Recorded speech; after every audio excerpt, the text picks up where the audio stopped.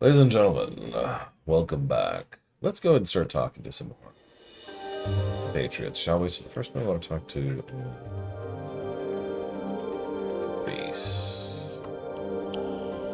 I guess that would be here.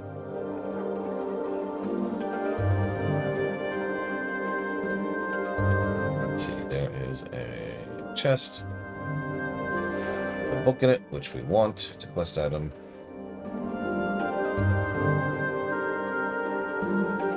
Really? I didn't actually know that poses no. Negative to gameplay.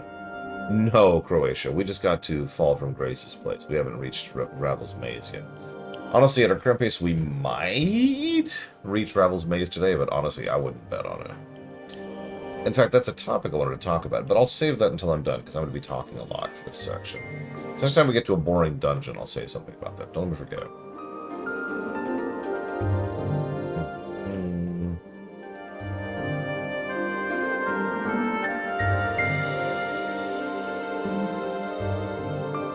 As you try to search the armoire, its handle suddenly yank out from your grasp as the drawers slam themselves shut.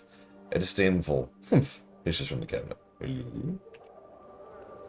Hello indeed. What have we here, a rogue after some lady's frilly undergarments? You talk? Do I? Well, yes, I do. Who are you? I'm Louise. Who are you?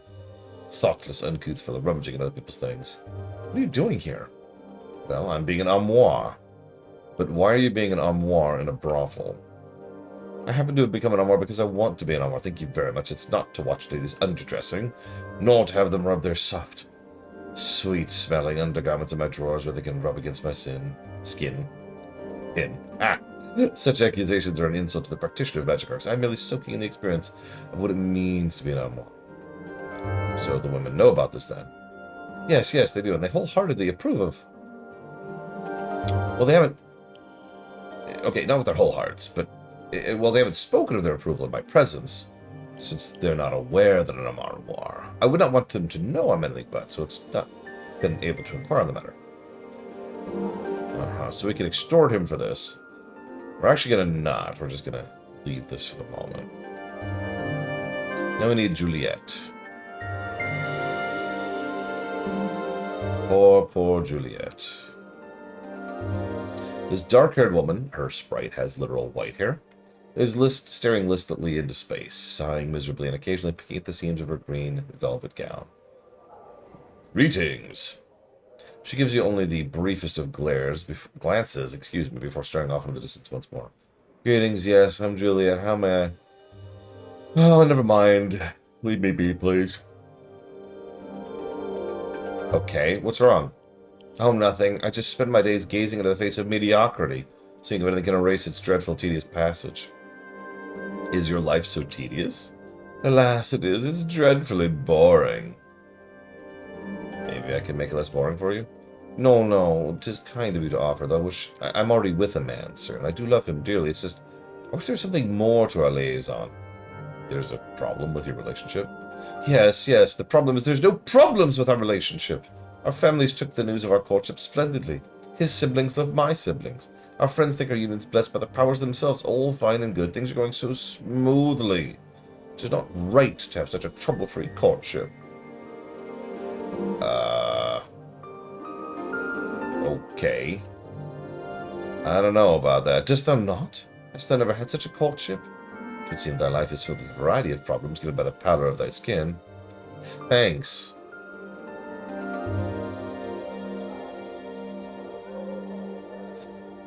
I honestly don't remember any of my courtships. 'Tis just that all my friends have had such interesting relationships, fraught with turmoil, feuding families, daggers at one another's backs, poison-mad siblings, irate fathers with large swords. I have a lover whose family loves me and whom the world loves, a great source of annoyance. Oh, I wish I could formulate some way to spice things up. I feel sorry for a lover. He doesn't know how bad he has it. Shit like this is nothing but trouble. I'm with Morte. What do you have in mind? Some element of danger or jealousy or something intense. Why don't you make up a fake affair? Excellent notion. Most excellent, but he knows my handwriting. Wilt thou write some for me? No. But I can find some for you. Oh, wouldst thou? Excellent. When dost thou find some? Please give them to my love Montague. He's within the Civic Fest Hall. As for lovers, try Scofflaw Pen. He runs a print shop. Updated my journal. Updated my journal. What? Okay.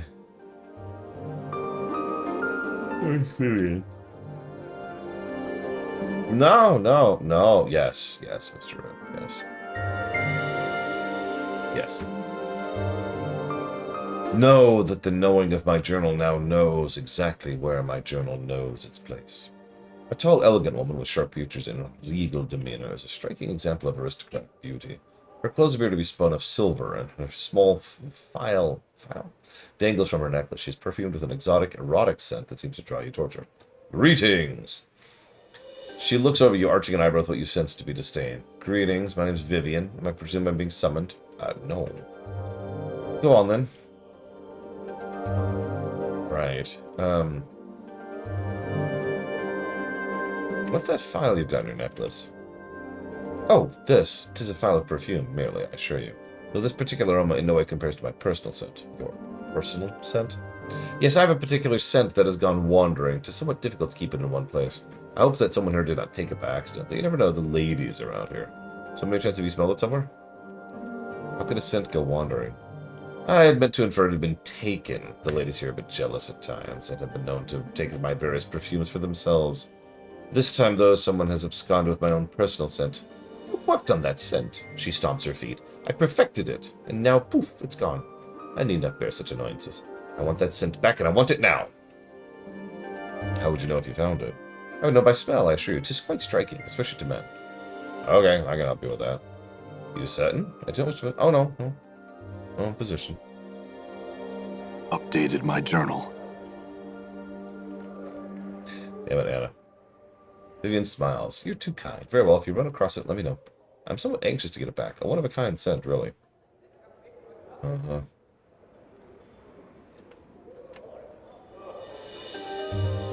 Okay, you know how we have that problem? About how there's a game with a decent soundtrack, but it loops too much? You know how we've had that problem 3 games in a row now?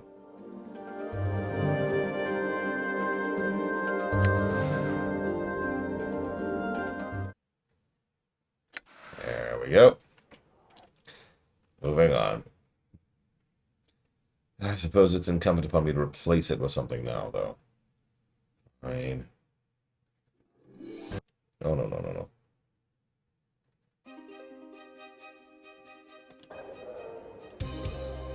Yeah, we're going to be here a minute. So that's why I'm pulling the plug on that. Let's see. Okay, now we go to this room. Stuck in your head. The Persona 5 block. Or the I'm a shapeshifter block. This petite, attractive young woman is smiling blissfully and humming to herself. Her pale blue eyes seem to constantly drink in her surroundings. Greetings. Well met, good sir. I'm Nenny. Are you this fine day? Oh, you're hurt all over. Mortier spins around you, mock the girl's obviousness. How's above, Chief? She's right. I never noticed before. You're covered in scars. It's only slightly. I'll be alright. I had some questions. Huh? I can't seem to tear up my eyes from... She can't seem to tear her eyes from her scars. Oh, how shameful of me. Don't mind my rude staring. My name's Nenny. Makes a curtsy. It's my great pleasure to welcome you to the brothel for slating of intellectual lusts. Parents are staring at your body. Oh, you have tattoos of those scars. What's that one? Well, that one's... it looks fascinating. Look at the way the lines of ink... I think that's ink. Okay. I think that's ink. She traces a finger on the edge of the tattoo. Is it ink? What a pattern! Look at the way the lines intersect here. It's simply amazing. I could make it out better if there weren't so many scars. I don't... Oh, the second game in a row where everyone's thirsting after us. Which is funny, because we do have a decent charisma score. And we know everyone likes Geralt's scars. I'm sorry, pox me for even mentioning them. Oh, I have to know. Are you absolutely sure you're alright? I'm looking at you and I can't help believe you're not in some pain. None of the physical variety, really. Oh, you hurt inside? In the head? She clasps her hands eagerly. Mayhap I can help. In fact, I know I can. Part of a sensate's training is learn how to draw hurt from others. My mistress says a sensate may draw pain from a wound to bring it into oneself, but nonetheless, I can try. Okay. Sure, whatever. I like how each step, when someone tries to touch us, we have the option to tell them to piss off. I'm not joking. I like that that is an option. Thanks. That felt nice. He seems ready to burst with joy. I have a question. You know anything about Ravel Puzzlewell? My journal. No, sir. That's a great name, though, huh? I bet she's a really interesting person. You can ask Yves about her. Yves collects all kinds of stories. I'm trying to find Vivian's scent. Well, I can't say anything bad about anyone. I'm no good at it. It's not bad to point out a thief. Oh, but I don't know if she's a thief. Look, why don't you try and say something not nice about her? Oh, all right. She puts her hands on her hips and frowns deeply, almost exaggeratively. Exactly, Entity. You resist the temptation to laugh. Ooh, I dislike her very, very much. She pauses a moment, then looks at you out of the corner of her eyes, gauging her action. Was that convincing? No, not really. I knew I wouldn't be any good at this. Do you know how hard it is to say bad things about someone? It feels so wrong. Yeah, actually, I do legitimately get that. 1 second.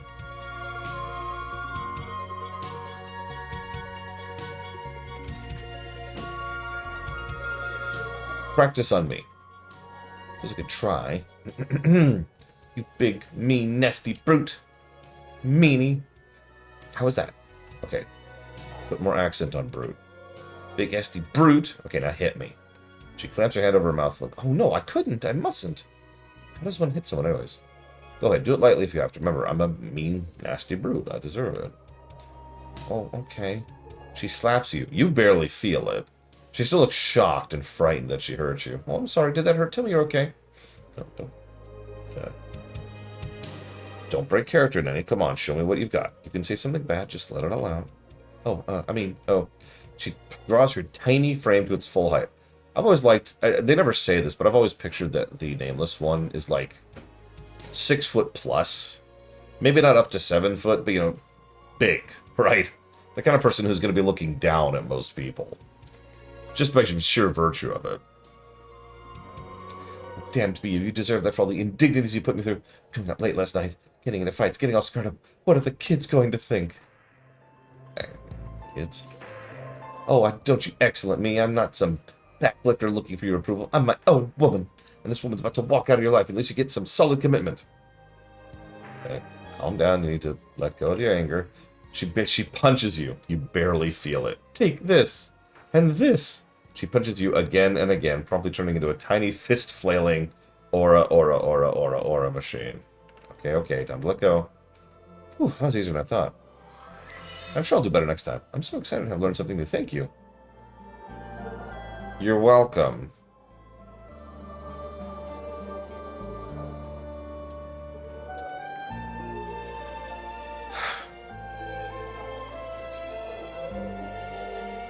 No, Mr. Red, we did not. So, about Vivian's scent. I mean, I saw mean Marissa sneaking out of Vivian's room one night. I'm not saying she took it, but I know Marissa's not a very nice person. That sounds suspicious, huh? I'd go ask her about it. Thank you, Nenny. Yes, Andity, we have. Congratulations. We're making the world a better place, Rainbow.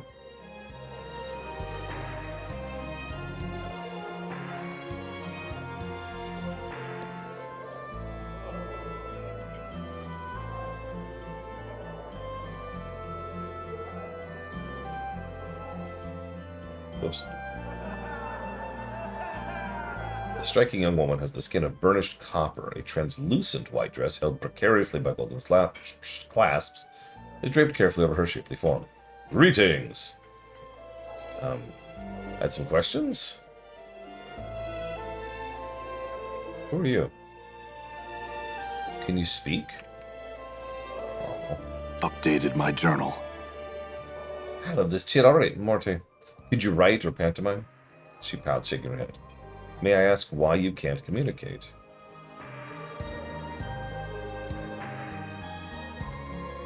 Never mind. I'll work on that. We'll come back to that.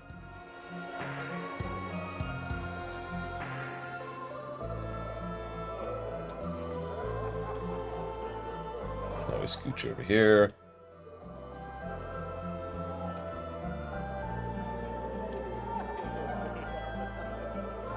There she is. Squinting at the figure behind the partition, you can barely make out a shapely female form in the darkness. She turns to you, but you can see nothing on her face. Greetings! She speaks in a voice that's slow and deadly, like a steel dagger drawn across stone. Yes. Come to speak with Marissa, have you? Quite rude to enter our darkened room, storming behind my partition like so rude and foolhardy. Whoa, ho, ho, creepy. Marte, let's just work with me here, okay?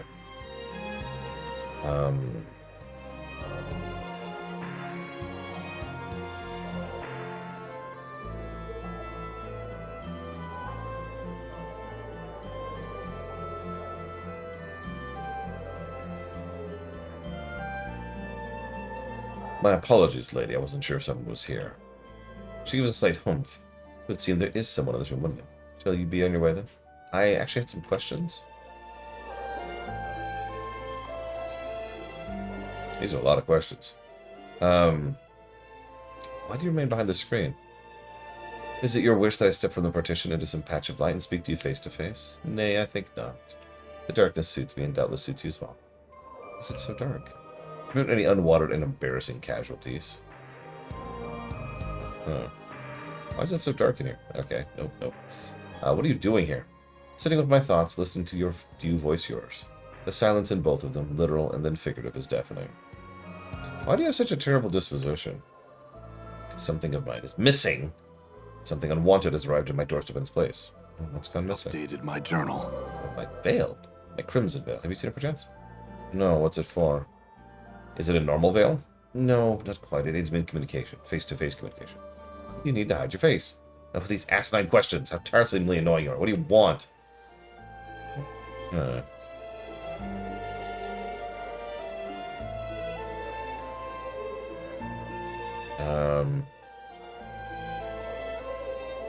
Hang on a sec. Nay, the addition of please will not serve to persuade me. What do you want? I do want to see what you look like. You have no such one. Oh, I do. What do you look like? Let the darkness guides us both. Let's make it a game. I'm frightfully bold. Are you human male? I think so. You think so? How can you not know? I really don't know what I am. Truly, that's almost interesting. Describe yourself for me. Tall, muscular, and very horribly scarred. How are you so horribly scarred? Wait, never mind. I don't wish to know. Now describe yourself for me. She describes herself as a shapely, pale-skinned, beautiful woman with a forked tongue, hair made of writhing asps and glowing eyes, which you must assume she is keeping shut. Updated my journal. No, hardly, though I've powers some might call fiendish. My glance turns living things to stone, for instance. Good afternoon, Neon Synapse. From beings of flesh to statuary with the bat of an eyelash. Did you turn a limb to a statue? I suppose. Had you a limb, and were I inclined to, and I might be so inclined if I had my veil. Okay, so now we've got the key part. Okay. Why do we want to turn a limb into a statue?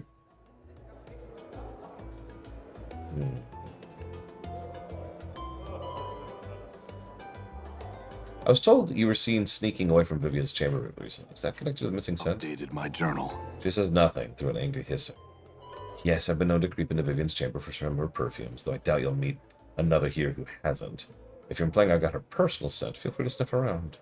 You'll not find it on me or in my chambers, I assure you. Perhaps whoever took my veil took hers as well.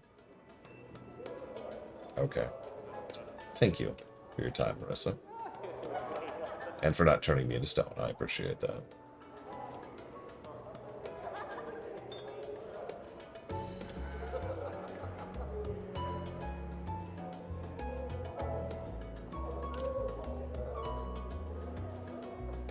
There she is.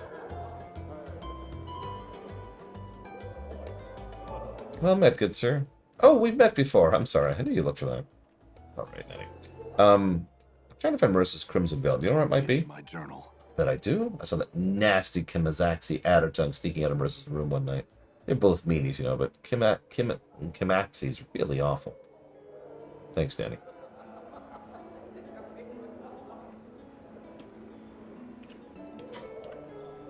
Hmm.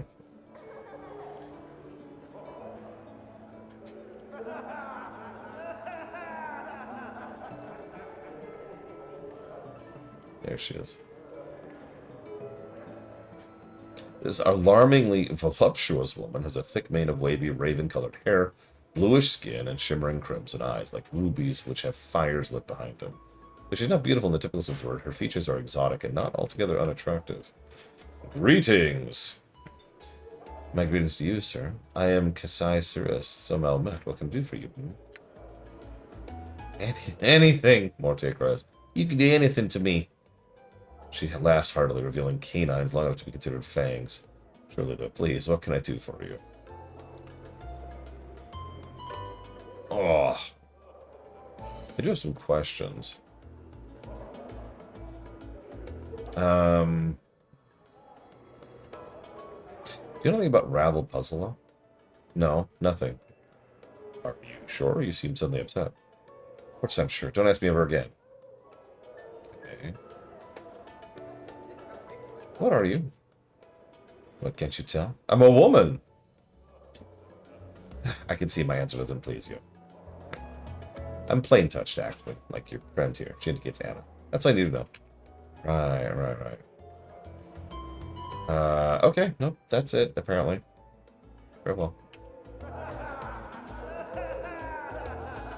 Let's go talk to Delora. Target her. There we go. Just like in real life, it's so hard targeting a woman. This dark-haired, pale-skinned woman has a culture-refined look about her. When she turns to you, you note her eyes, which you previously thought to be gray, are the colors of brushed steel. Greetings! The woman's voice is soft, calm, and without inflection. It has a certain faraway quality, as if somehow not attached to her. Greetings, I'm called Delora. May I serve you? That's a good question.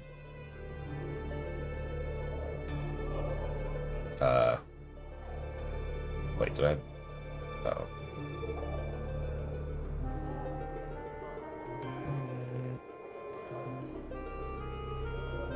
In what ways could you serve me? She blinks her eyes, then touches her hand to her heart, bowing her head slightly. I'm able to debate any scholarly or academic matter quite proficiently, if that's your wish. I'm also well versed in various games of strategy, should you wish to play, although I have the materials for a few such games here. Oh man, you ever play Dungeons and Dragons? Debate, you say? That's correct. I'm neither tome nor tutor. I have no desire to educate. Should you have a matter to discuss, however, the 15 factions and their effect on Sigillian politics, the most effective battle stratagems for warring in Acheron, the meaning of existence itself, I'd be pleased to choose a counterpoint and engage you in debate. Let's do it. You choose a topic and begin. The debate lasts a long time as the two of you exchange points and counterpoints, each attempting to methodically undermine the other's position. As you speak, a strange memory comes over you. Memories of a great hall forms in your mind, a vast place full of well-dressed elites, a formal ball taking place. Before you is a small, impeccably dressed fellow who wore a golden medallion. It was emblazoned with a symbol you dimly recall as the sign of one. Two of you stood in a circle of onlookers who gathered to listen to your debate. But that's impossible, the man was saying. Oh, but it is. I've made several inarguable points and given you a number of examples. You simply don't exist. But you can't. Right to accept that, You'd cease to exist. And without a flash of light or a puff of smoke, with no fanfare of any sort, the man was simply gone. The onlookers oohed and awed and clapped. Remember giving a flourishing bow and walking away, a small, satisfied smile on your lips. You suddenly realized Dolores watching you closely. Are you feeling well? We might finish our discussion another time. No, let's continue. Though Dolores was extremely hard-pressed to beat you, she eventually prevails. Her infallible sense of logic at last wins out over even your most brilliant arguments. She seems to take no joy in her victory, however, merely nodding in approval. You're a most skilled debater. There's no denying that. I feel that had you time to perform some research... Yeah, if I literally had one more int point, I would have beaten her. Thanks. If you'd like, we can debate more on the same topic. I can argue your position this time. But first, thank you, speaker, for this up. As always. And if you give me a moment...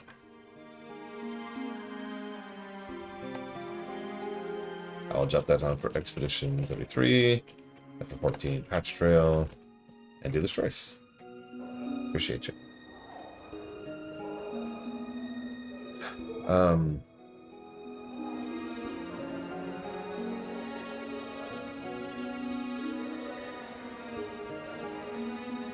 That's alright. I had some questions, though.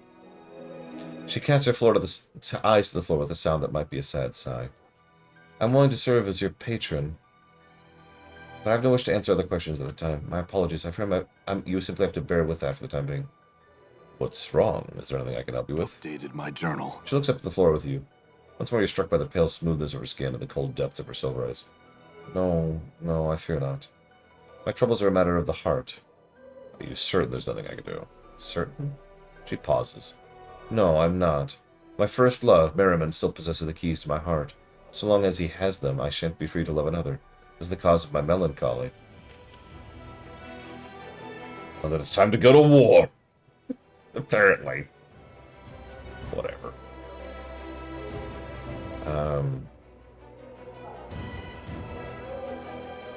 Why don't you seek him out and speak with him? I may not leave this place. The reasons why are deeply personal and not to be shared with strangers, even ones who might bestow a kindness on me. But suffice to say, I cannot seek out Merriman myself. Then I will seek out this Merriman and speak for him on your behalf. Updated my journal. Laura nods, the slightest hint of a smile appearing on her lips. She bows her head. Were you to find and speak with Merriman, I would be most grateful. He's a member of the Society of Sensation, so you should ask after him at the Civic Fest Hall. I feel stronger. That's right, I talked to her so much I leveled. That's not even a joke. And 24 whiz, finally.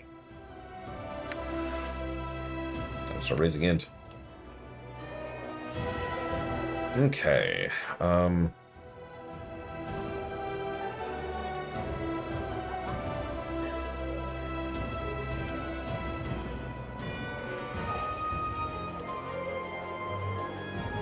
There she is. Himaxi Addertug. The wild-looking tiefling girl meets your gaze with an angry scowl. Her tattoo body is practically naked. Oh, so she's Karlach. Covered only by a narrow leather thong, a black cloth brazier, and armored shoulder pads appear to serve as more decoration than protection. Her spiked hair, as well as the thin fur that covers her goat-like legs, is brassy white, and numerous silver rings dangle from her ears, nostrils, lips, and brow. She wears a leather collar. Greetings! Ugh, just what are you looking at, you banged-up sold? My friend here thought you was attractive, but whoa, was he ever horribly mistaken? She sneers at Morte and then looks below him, where a body would normally be. Sharp tongue from a stemless debtor. Like I'd let mine anywhere near you if I had one. What, did you hear the word brothel and think you make some jinky, you flea bit gutter whore? Can't believe they even let you in the door with all those ticks hopping off your shaggy legs. Ticks? The only annoying insect rider is you. Hey, are you here talking to me or what? Right, yes, questions. What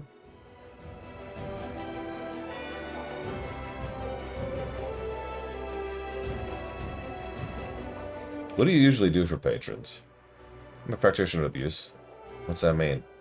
I'll show you. Her hand lashes out to slap your face, but you manage to dodge the blow. She pouts visibly.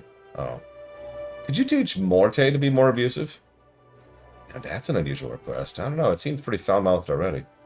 He seems pretty foul-mouthed. Moxie Bladderdung, you scruffy goat-gammon harlot. Oh, you wish you had legs like mine, you pitiful wretch of a bone box. I can walk, dance, and run. What can you do? Bob around wishing you had a pair. Goats or otherwise. The two of them lay into each other, exchanging barbed, blistering insults and clashing with a razor-edged tongues. At last the two stop their bickering, and eerie silence settles as they eye each other hatefully. Finally, the tiefling makes a grudging admission. You're not bad, really. Not bad at all. Better than you, perhaps?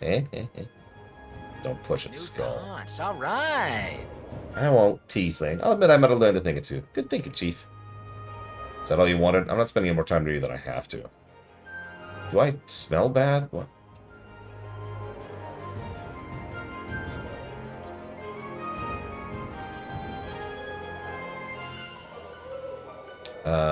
Okay, we have to ask about the veil. What makes you think I cared? Why don't you lick my backside? My tongue's not wide enough and I don't like hair in my mouth. You seem to like the taste of offal in your mouth, you dumb brain. Only because it's like kissing you, you mangy stinkpot. Kiss me? I'd rather kiss a bloody mass of phlegm than lips on you. Oh, don't thank me. Thank the part of someone who actually wants to kiss you. She looks at a loss for something to fake. For an instant, a smile threatens to crack the grimacing mask. It becomes more of a basilisk than her. Alright, what do you want? Questions. That's all I care about. It's questions.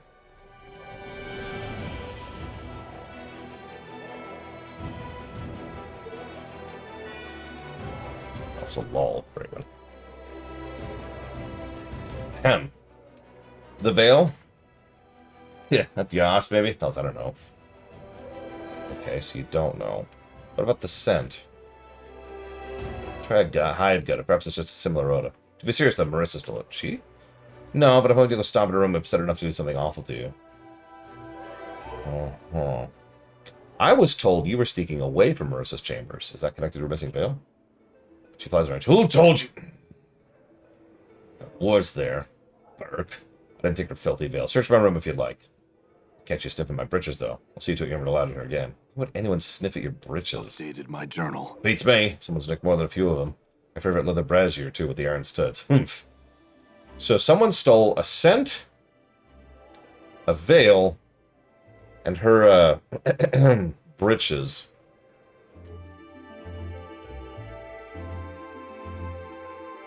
Interesting. Let me double check some things here.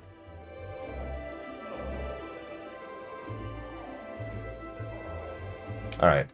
Thank you. With iron studs, very important. It's gotta be uncomfortable.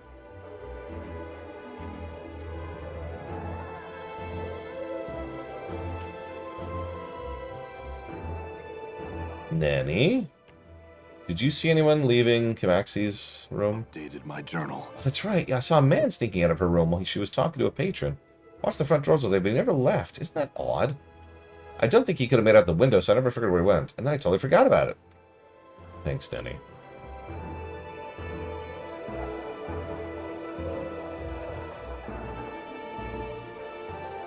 I could make a really crass joke here, Kennex Cal, but I'm not going to. Let's see.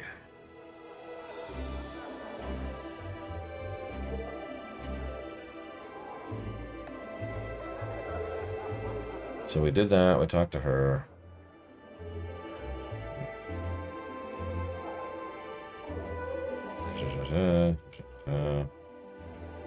Okay, so let's go to the next door, which is this one.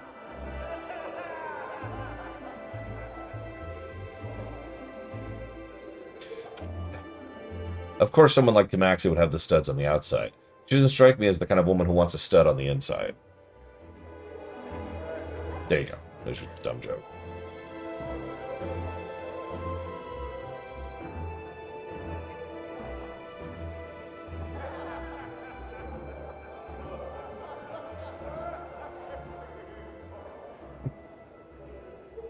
See, I can tell it's a crass joke because Bregwin liked it.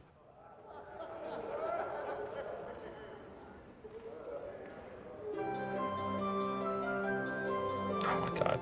Come on, get out of my eye. Get out of my eye. I got a lot of reading to do. Meanwhile, I just lost Kennex Cow's viewer.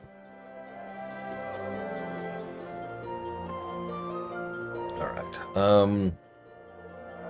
So much to do in this frickin' room. Alright.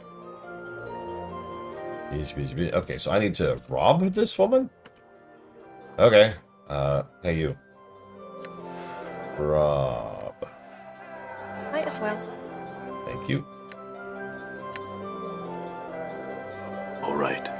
I didn't even think about that, Bregwin. That's a good point. I can get out of the way. Okay, so a love letter, which is what I really want. Yoink.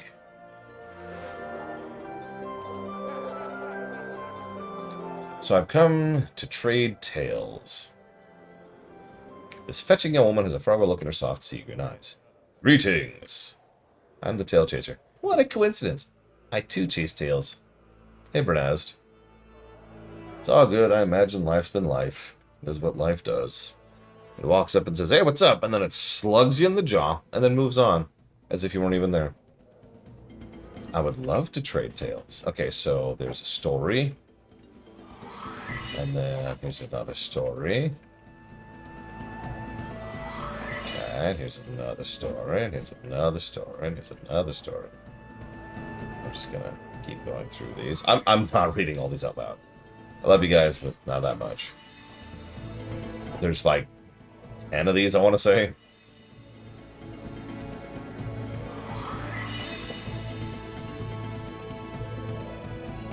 Most of this is just repetition because we're mostly just sharing some stuff.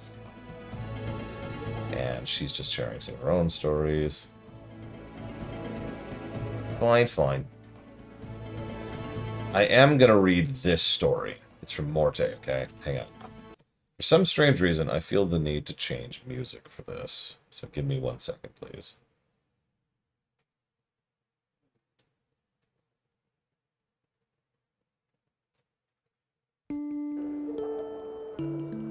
An elderly man was sitting alone in a dark path. He was uncertain which direction to go, and he'd forgotten both where he was traveling to and who he was. He sat down for a moment to rest his weary legs, and suddenly looked up to see an elderly woman before him. She grinned toothlessly, and with a cackle spoke, "Now for your third wish, what'll it be?" Third wish? The man was baffled. How could it be a third wish if I haven't had the first and second?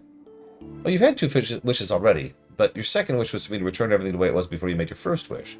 That's why you remember nothing, because everything is the way it was before you made any wishes. So it is you only have one wish left. Right, I don't believe this, but there's no harm in wishing. I wish to know who I am. Funny, said the old woman. That was your first wish.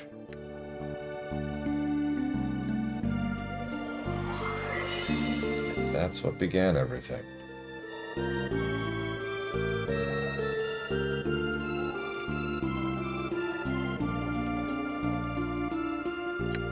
Alright, Anna has no story.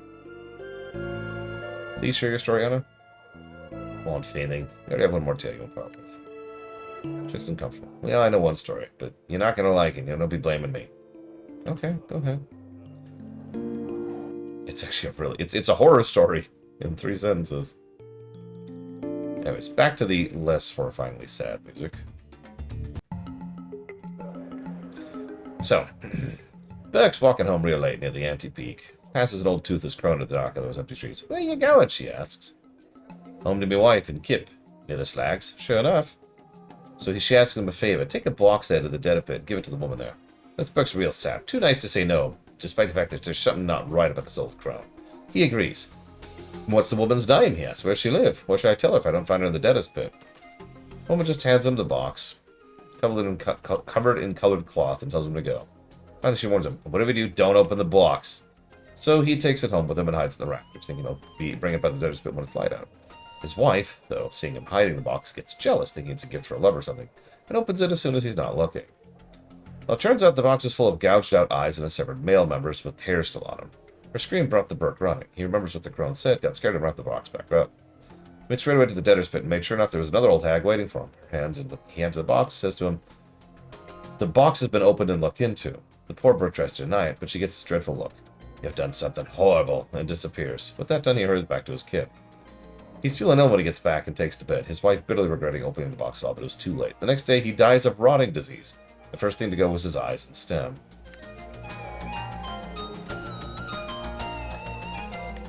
Hags, am I right? I hate hags. I was actually talking about this during the Baldur's Gate 3 stream. Hags are worse than demons and devils. They're just awful.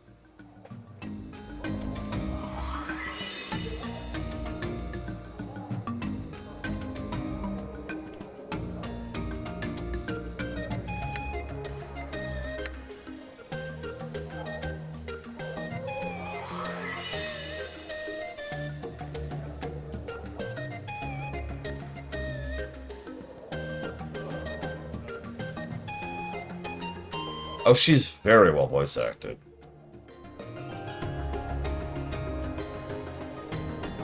How so, Mook, if you don't mind my asking?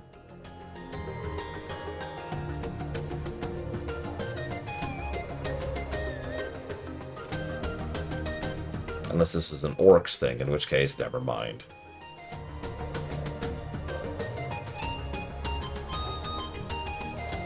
Okay, so he did all the stories.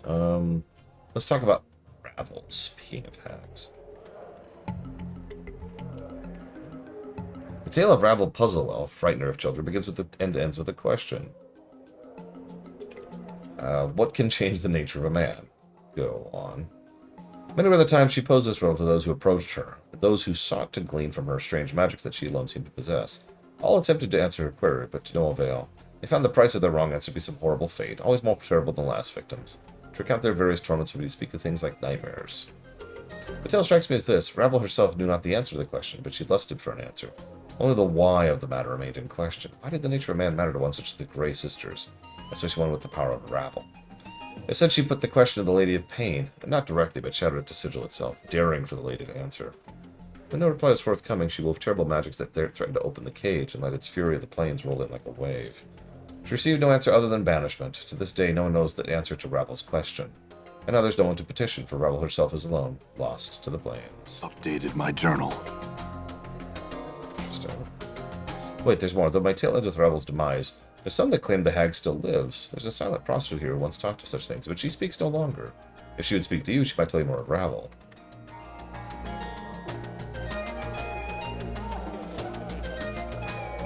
Something I honestly don't want to talk about, Master, if that's okay with you.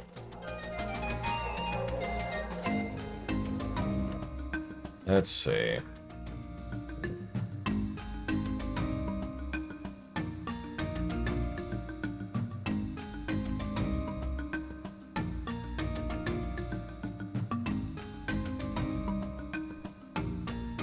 Okay.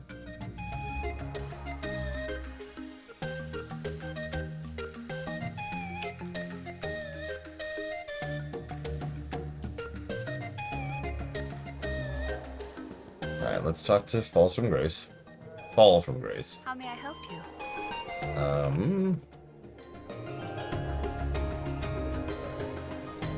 I spoke to 9 of your students, but I couldn't find the 10th. Hey, Blaytall. I had a comment I wanted you to think about.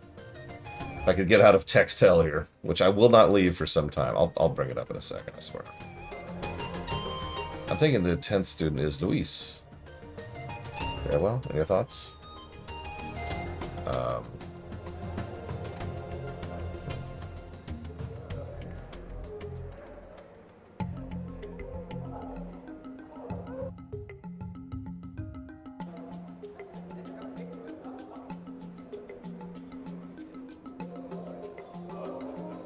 Luis is in serious need of a carpenter to trim that libido of his.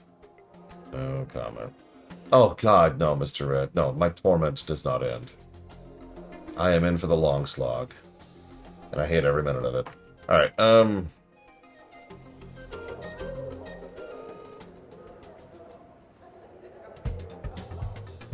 let's go with 4. Very well. You know, I've learned some new tricks. Oh, Mistress High and Mighty will be joining us. What do we need her for? You couldn't possibly understand. I wish she would fall from a great height. I might even bump her off myself. Jesus, people. Anyway, so now we have our first priest. Finally.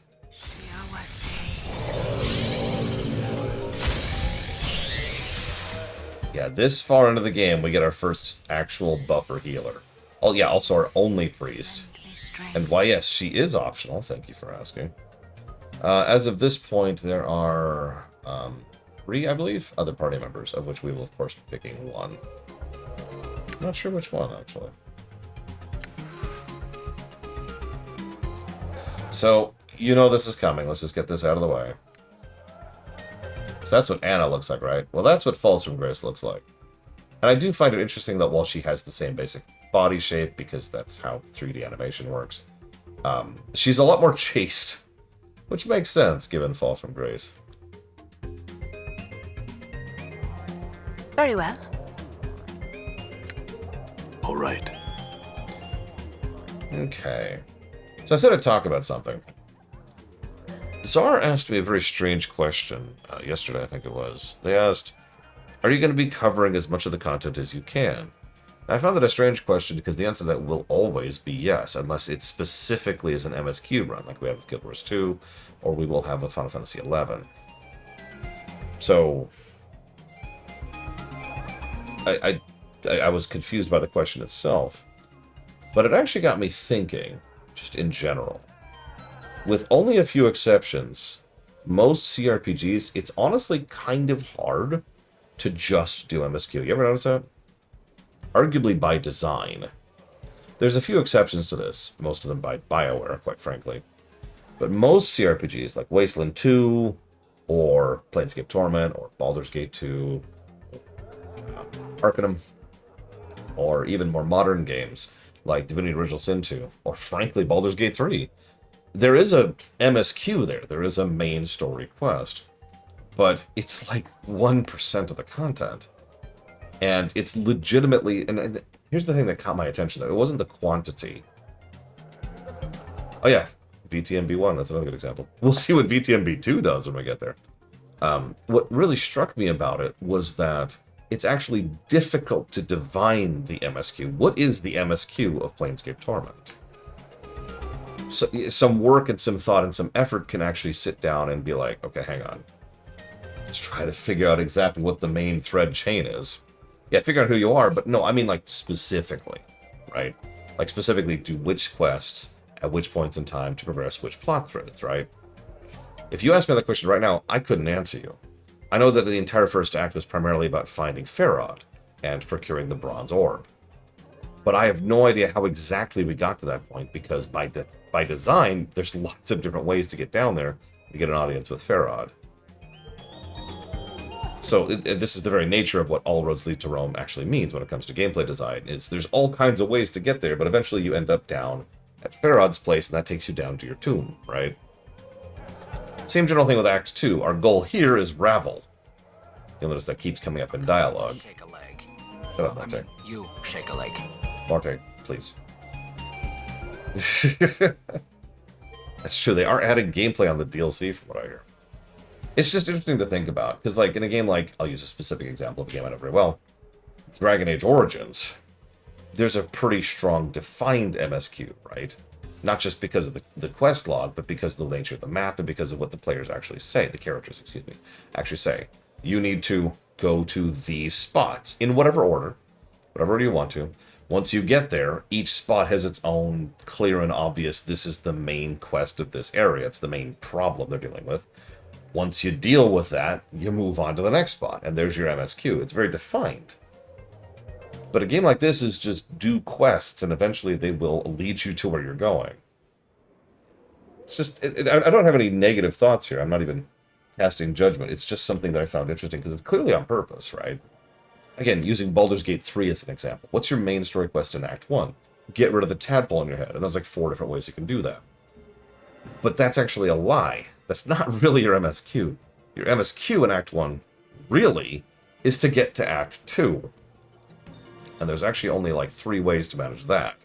And what you do on the way there is all kinds of other stuff, right? Exactly, Lord Hermon. So it's just interesting to see the difference in philosophy. DOS 2 is kind of infamous. There's a reason the DOS 2 speedrun is like 20 minutes. It's because the MSQ in almost every act is go immediately to the end point of the act, and then do the quest or encounter at that point, and then leave to the next act. Because everything else is optional. Anyways, sorry. Food for thought. Just something was bouncing around my skull. Okay.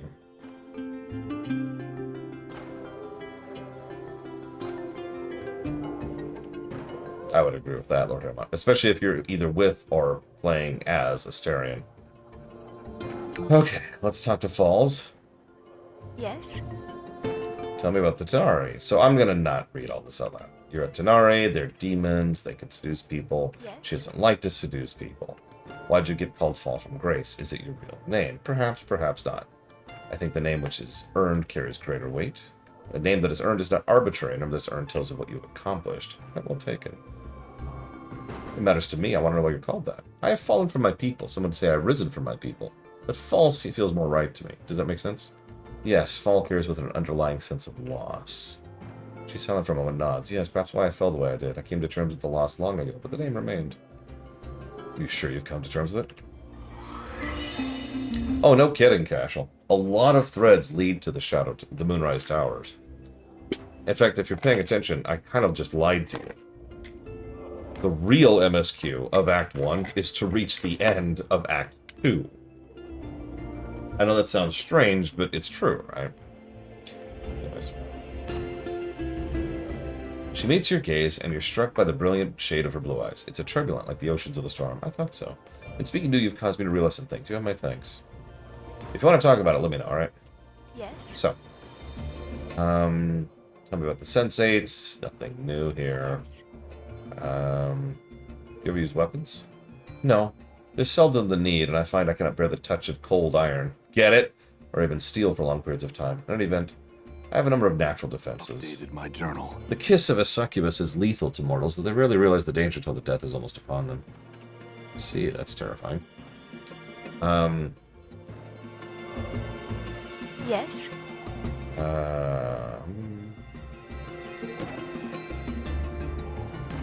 How'd you end up in Sigil? Bunch of evil people. Her mother sold her into slavery. She escaped from the person who did it.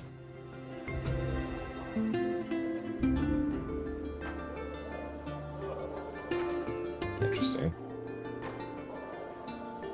Depends on the settings are. That's basically what that's a reference of. Oh man, Baldur's Gate 3 Will. I was actually explaining to a friend of mine who's never played Baldur's Gate 3 last night why Will is such a terrible character. As in badly written, as in negative to story. Because you could argue the others. I do still think Gale deserves it as well. But Will is the most objectively, I hate to use that word, badly written of all of the characters in Baldur's Gate 3. I think it's everything? Yeah, no kidding, Adam Suda. I always wondered if they'd kind of re-add a bunch of his stuff in all the patches. Yeah, Will is a better player character. I actually agree with that.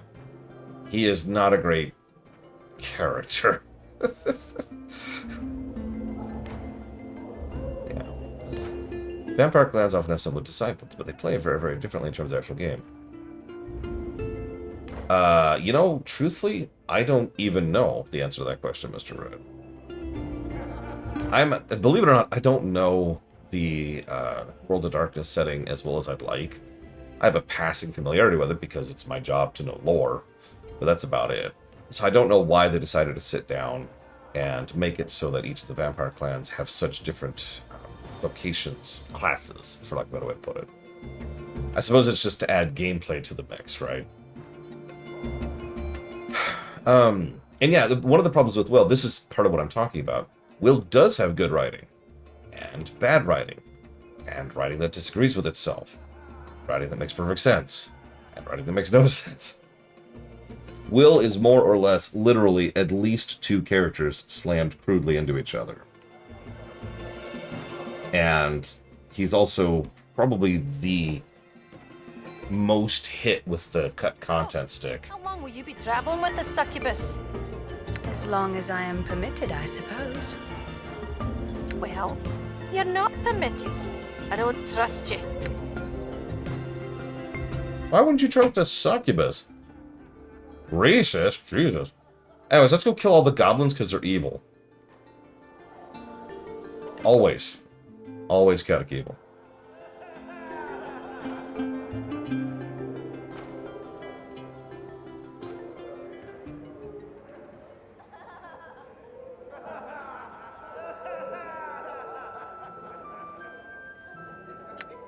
Yes?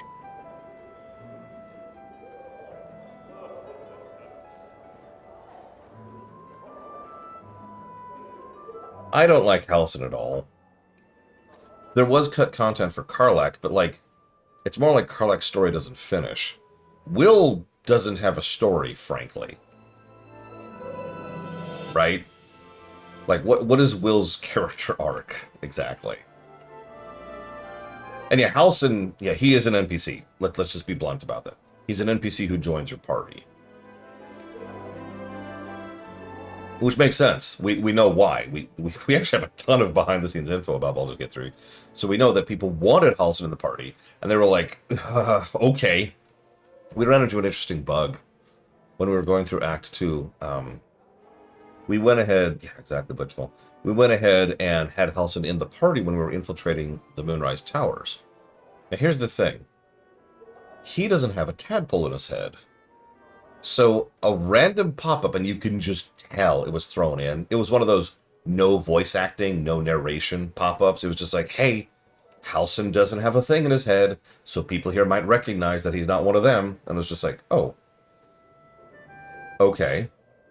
So we went through the towers, and we were like, okay, whatever. Nobody cared. Nobody noticed until they did.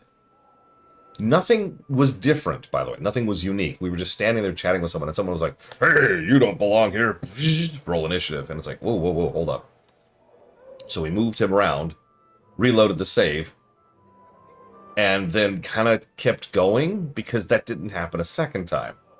Now, it did, I'm lying to you, it did eventually happen a second time, but like an hour and a half later, in a completely different spot, which we had gone back through the second time. And then it was like, shut up, we spotted you. So, like, it's weird. There's either an invisible dice roll going on in the background to determine if someone tells Halsin is there, or, far more likely, the trigger for having him be detected is incredibly bugged, because he was never intended to be a party member. They didn't code for Halsin to go to the Moonrise Towers.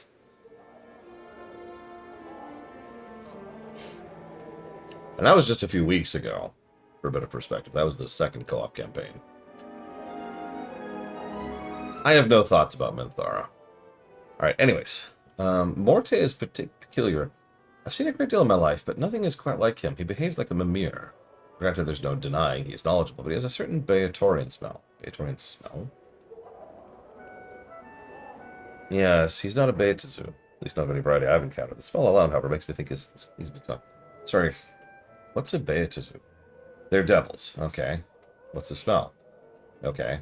What's a Mimir? Encyclopedias of knowledge. The owner may ask them questions, and if they possess knowledge, they'll inform use what they know. Okay, is a Mimir? I think so. He lacks the silvery metal in Mimir's customary have, and he seems to have an attitude of his own. I don't think he's a Mimir either. Alright, thank you. Alright, Morte. Hey, what's eating you, Chief? Listen, you've got a tadpole, Mook. Alright, so, let's go do some adventuring on the Sword Coast. The main thing that pushed me off of BG3, and this is still true as of this moment, despite me... No, the DuckTales music is definitely in the game, Blake 12. Despite the fact that I still legitimately like Baldur's Gate 3, and it is a great game, the tone of the game is so hilariously teenager. It is so gore and blood and cussing and tits everywhere. And it's so juvenile. The whole tone of the whole thing is so adorably grimdark. But you can tell it's not trying to be funny about it. And that pushes me pretty far out of it.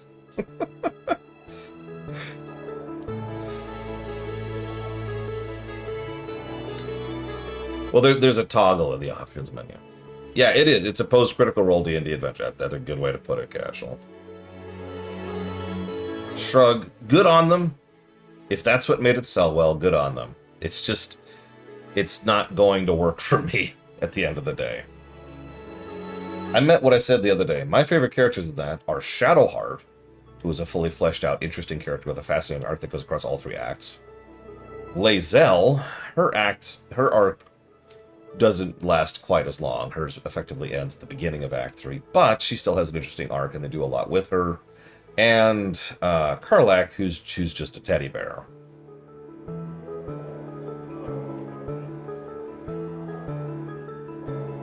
And there's a few villains and NPCs that I like too. I will also admit, one thing that I think is one of Baldur's Gate 3's weaker points is all 3 of the main villains are...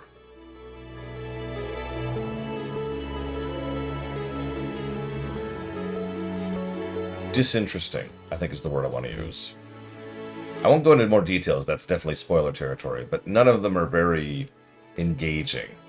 By contrast, someone like, say, Raphael, much more interesting character.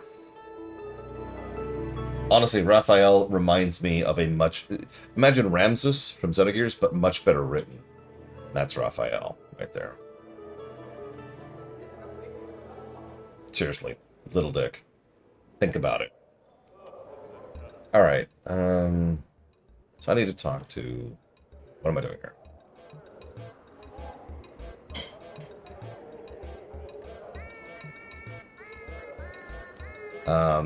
You said you're a Mimir, right, Morte?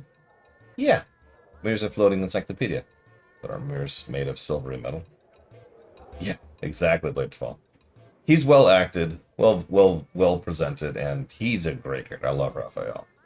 He also has clearly had a lot of time and effort put into him. You can always tell. You can always tell which characters have had time to massage, to nuance, to add detailing to them, because that's what really tends to make a character shine, in my experience. I don't think you're a Mimir, Morte. What are you? Enough with the interrogation, huh? What do you know about Mimirs, huh?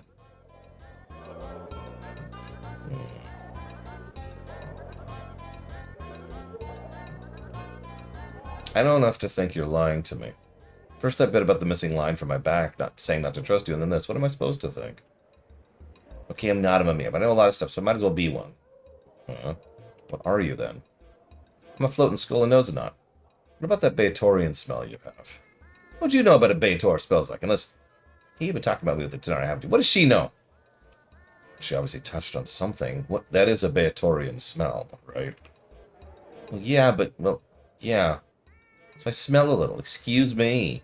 But why do you smell like Beator? I was in the Hells for a while. Kind of a long while. The stench grows on you. You were in the Hells? What were you doing there? Okay, look. Hang on, I need to switch playlists for this because there's actually a good song that suits this. I can find it quickly. Nope, that ain't it. There it is. Well, see, there's this pillar on Avernus. First lay of Beator. It's called the Pillar of Skulls. It's more like the Pillar of Heads. To hear some bashes tell it, it's supposedly made of the heads of boiks and sages and scholars who use their knowledge of this and knowing of that when they were alive to stretch the truth a little. So much they might have hurt or, killed somebody. When I died, I ended up there. Funny, huh? Not really. Yeah, you're right. It ain't funny at all. See, I think I knew a lot of things when I was alive, and maybe when I did know something, I didn't always tell the truth about it. Thinking I'd get bent to the truth once in a while, it might have led to someone getting penned in the dead book sooner than they should have. Can't say how I know it, Chief, but I think it was you. At least once. Thing is, I can't remember what happened. I don't even remember being human or what it was like before I woke up in the pillar. Why'd you forget? Well, that's pretty much the way of things when you die. As I'm sure you know, strange to you just forget. I figure I wasn't a sterling member of the community when I was alive, but hells, who is? Just I can't help it. Nothing's worse than being honest all the time.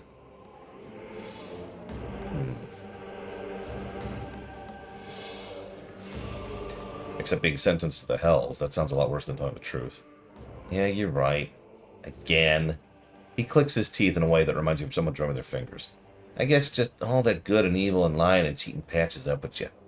When I got penned in the dead book, it was my turn to pay the ferryman. So, how did you escape the pillar? Updated my journal. Well, you helped me, Chief. When you showed up at the Pillar of Skulls, I pushed my way to the front. My obvious know-how and charm attracted your attention. You knew I was the head that knew the most, so I cut a deal with you. As Morte speaks, your vision seems to bleed into fiery red. You hear a horrible, howling, screaming tower of voices, chittering, screeching, hammering, all of them begging to be freed. And Morte's voice, faint, almost lost in the horde. He sounds desperate, frightened, and pathetically, tragically lost. You, skull, speak.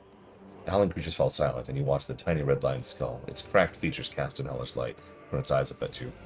Blood and ichor streamed across its features, and its teeth chatter. I can help you. I know what you seek. All these heads, all they're knowing. Just please, I beg you, free me. Let me help you. I'll tell you anything. I'll tell you everything. Will you? Swear it, skull. Swear you will serve me until my end days, or here you will remain. I swear. Just please, free me. You watch as Morte sickeningly swallows his pride, almost a tangible thing. I beg you, let me help you, please. Very well, I shall free you. Your vision slides as if you are moving, and the howling, screaming cacophony begins again, a nightmarish horde of howls and catcalls and taunts and insults. You feel of your hands sliding into the filthy quagmire of the pillar, the biting of fangs and mandibles in your hands locked around the tiny skull, ripping and tearing it from the pillar like a scab. You look down at the bloody skull in your scarred hands, its eyes covered in ichor from the pillar, and its teeth chatter once, twice. It reminds you of a wailing newborn, helpless. The eyes of the man you once were, pathetic. I have freed you. Now your life and your death is mine, Morte. And we talked for a while, Chief, you and me, seeing whether the arrangement would work. I think we were both impressed with each other. So you invited me off the pillar, and I've been kind of witchy ever since. What happened then? I didn't know I'd lose most of the pillar's knowledge once I was out of it. I mean, how was I supposed to know I'd never been off the damn thing, but you were pretty understanding about it. You lost all the knowledge you had? Your vision swirls again, making you dizzy, and you feel your gut churn. You hear a cracking, snapping of bone, and Morte's howls in pain, screaming for someone to stop killing him. And your hand lashing out over and over and over again. Damn you, Skull, you lied to me. I'll thrust you back in that damnable pillar and leave you to die there. There's a clatter of bone against what sounds like metal, a floor or a wall, and a skittering of teeth knocked free. You hear Morte mewling like a beaten dog for you to stop. You know that your suffering on the pillar will be nothing to the torment that will make you suffer.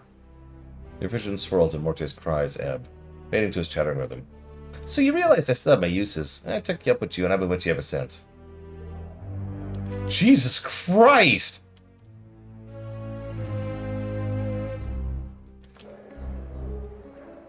Morte, what did I want from the pillar? How long ago was it I freed you? As for how long, I don't know the exact count, Chief. Ages, I suppose. 50 years, by the way. I've done all I can to help you each time, but it's not easy. As for what you wanted of the pillar, I don't know. Once you pried me off, I couldn't remember. Morte, why didn't you say something when we were at the mortuary? He suddenly becomes defensive. Because I never know who you're gonna be. Some of your incarnations have been stock or even mad. Yeah, they have. One time you woke up obsessed with the idea that I was your skull and chased me around the spire trying to shatter and devour me. Luckily you were crushed by a passing cart in the street. Another good and lawful you tried to thrust me back in the pillar because it's where I belonged. That's why. Besides, no harm's ever come of you not knowing. So you stayed with me this whole time? Well, yeah, Chief, I said I would. Morte keeps his promises. No. Most of them. There was this one shit in Arborea who, You suddenly realize Morte's tone has changed. Past the joke, he's trying to hide something. Morte, seriously, why are you still traveling with me? Why are you still traveling with me? Chief, I said it's because I promised her, right? What else could it be? I don't know. You didn't need to stick around after I freed you. Well, of course not, Chief, but... You feel guilty. Because you led me to my death, isn't it? You've been suffering ever since. Oh, come on, Chief. Me feel guilty? No, I think that's it. When I came to free you from the fate you deserved, you couldn't help but try to help me. When you could have left after I freed you, you remained because you felt indebted. Maybe. You know, it's funny. First, I don't know what the feeling was. Kind of slowly eats at you, you know? I mean, at first I thought it was a side effect of some enchantment that bound me to you, but after a couple hundred years, I realized it was more than that. Something deeper. I just felt drawn, connected to you somehow. Maybe it's all your suffering, Chief, your torment. I don't know. Maybe I felt responsible for whatever it is I did. Or if I did something that brought you to state. Thing is, I don't think me or whoever it was really had to see the consequences of all the lying and cheating I'd done. When I saw you for the first time when I was trapped in the pillar, I knew that you was the one I betrayed. That's all I know. Thank you for coming clean, Morte. Updated my journal. Yeah, don't thank me. Some of the cracks and fissures in his skull have vanished as if healed. Oh yeah, also, his strength just went up by 4, his dex went up by 2, and his constitution went up by 2. Yes, that's right. Our super tank is even stronger. Thanks to you. I feel like I just had the plane moved off my shoulders, so to speak. Achievement got. Trust the skull.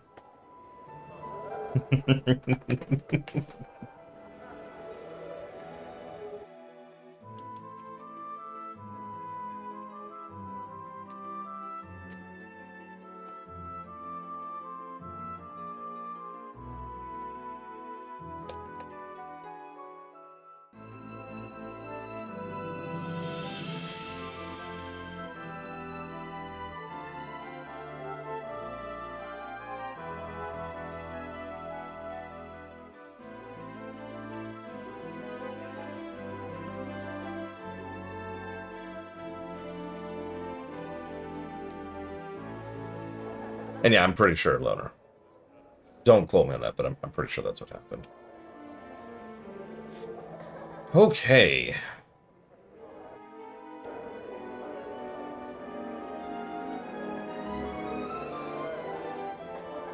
It shall be done. Whoops. Oh. I'm gone.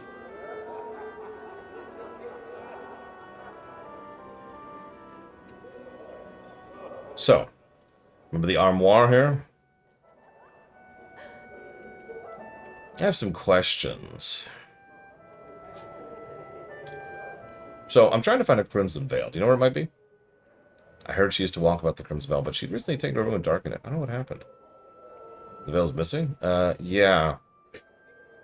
And then he told me a man was leaving the Addertongue's room. I think it was you. You think? You think?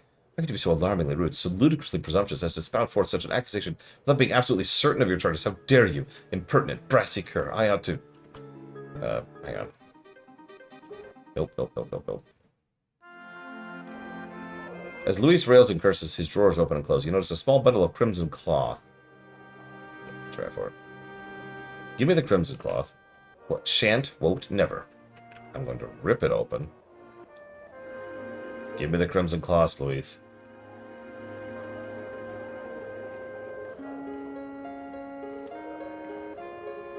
Damn it, my strength is too low. Oh, please stop that rubbish. It's quite tiresome and turns all no meanings of the word boredom. Tirelessly dull. You're making me quite drowsy. The armoire yawns, exposing the crimson cloth where it rests snugly against some undergarments. You dart your hand in, sneeze it before it can close itself. You notice that it's perfumed with a light, exotic, and most pleasant fragrance. Yeah, but you rogue, blackguard, scoundrel! You give that back this instant. That's not yours! That is an exceedingly personal garment that belongs to the lady of the establishment. They would appreciate you not to... Oh, yeah. It's alright for you to have it, you wooden pervert. I'm not doing anything so criminal and malicious as you are. I am merely soaking in the sensations necessary to my growth as an individual. Yes, you're on, perv. I guess you could say the brothel gave him wood.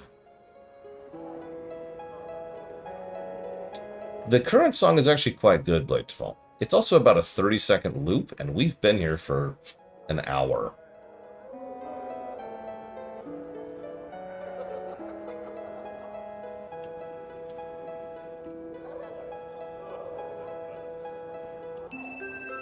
That's not my joke, by the way.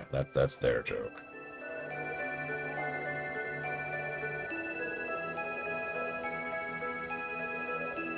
I brought like your veil. Here you go. My journal. Ah, much better. 2 shining points of red light appear before you as she opens her eyes. So that's what you look like. That's what has been better off with my eyes shut. Not your forked tongue. Don't even get me started. Whatever. Will you turn my pet Lim into a statue? There you go. You take the happy little creature from your hands. It chirps happily, unaware of its impending fate. Why am I doing this to this poor thing?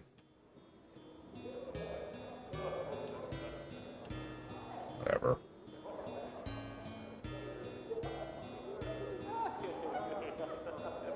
I don't know. I'm just following the walkthrough. I'm sure it's needed for some dumb thing later. That's how this usually goes. I believe she has your sense. Journal. Yeah, that sells this. That smells great. It does it not? And you have done me a favor, so I wish to perform one for you. Stand close to me. Okay. She takes your hand and turns it over, and with a single cautious sniff of your wrist. Ugh, vinegar or embalming fluid? Here, I will remove the scent from you. She mutters, and a few syllables and a slight tingling sensation spreads over your skin.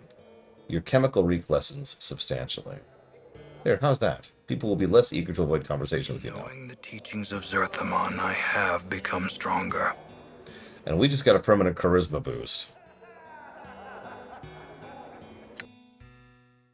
Putting our charisma up at 16 now. We are officially charismatic. Here, level up really quick. Thanks. You level up too.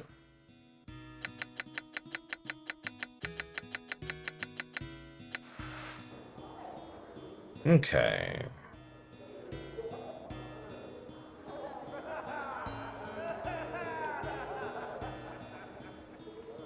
Yeah, she cast Febreze. It's super ineffective. All right.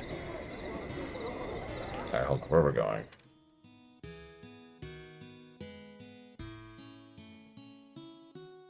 I'm not actually sure. But I am sure that we could turn on the in-game music again.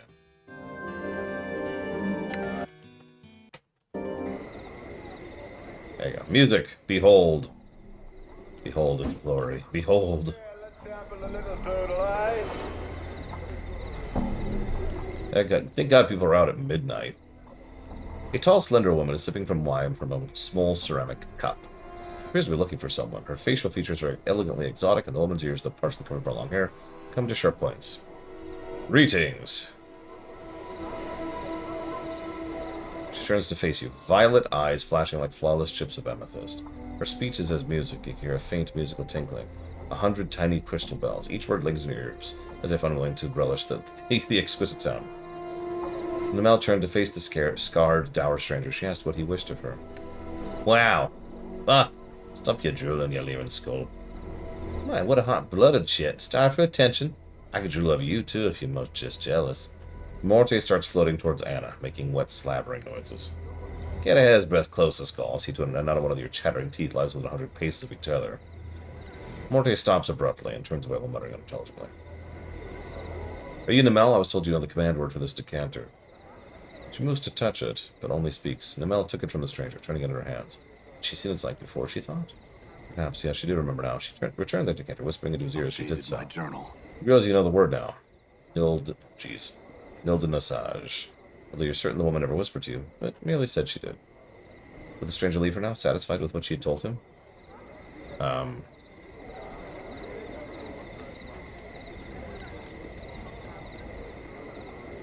Hold on. Are you looking for someone? Where could she be? Namel wondered. Her companion, Elwyn, was supposed to have met her here days ago. He sighs miserably. How long must she search this vast foreign city? I could help you find your friend. What'd she look like? Namel clasped her hands together and bows her head. She would be so pleased to hear news of her friend. She would told the kind stranger what Elwyn looked like, so that he would know what to come across. An image forms in your mind, a woman who resembles Namel, but with golden eyes and hair of crimson. I'll return if I see her. Updated my journal. Updated my journal.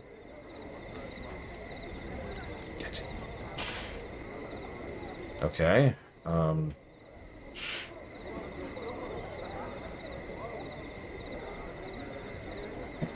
It's over here. It's so dark.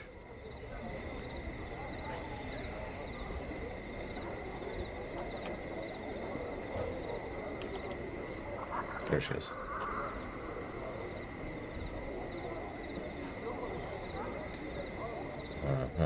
Greetings.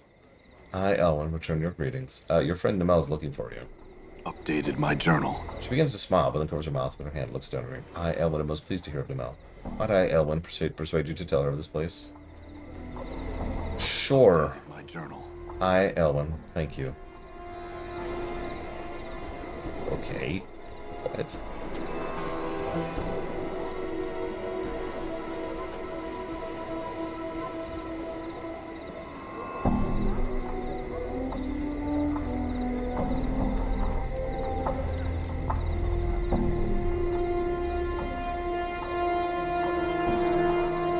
Found Elwyn. She was looking for you, too. Updated my journal. Namel was overjoyed to hear of her friend. Was Elwyn close by? Yeah, she's right across the board. Namel thanked the man for his wondrous news. Soon she would go to visit her old friend, although she would reward the stranger. No, it's alright, I need her. She makes a shushing noise. She would draw the stranger close, laying her hand on his chest and kissing the pale leather skin of his cheek. Life would flow to him, invigorating him. This, then, was to be his reward. As you wait, there is a light tingling sensation on your cheek and chest. You have gained max 3 HP. Thank you. Namel listened to the stranger's questions, but could answer none. He would have to find his answers elsewhere. But I haven't even asked. Frustrated, confused, he at last gave up. It was clear this woman possessed no more knowledge that was of use to him. Or if she did, she would not be persuaded to share it. What? No, just let me... You open your mouth, but no words come out. Try as you might, you cannot question her. It's straight up just another GM walked into the room and just took over for me there.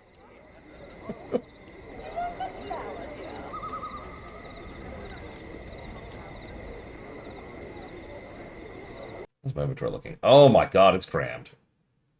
It is turbo crammed. Okay. Okay, okay. Could you do me a big favor, Falls from Grace, and just carry all my keys? I have several. I'm just gonna drop that.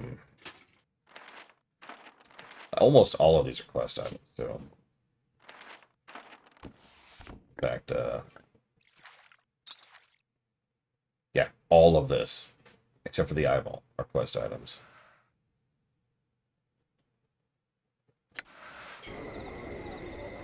Okay.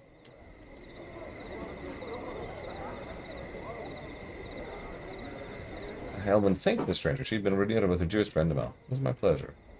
I, Elwyn, would like to tell you something now. Updated my journal. The name I, Elwyn, chose for you, stranger, is not so fitting. You and I, Elwyn, have met before in Fest Hall.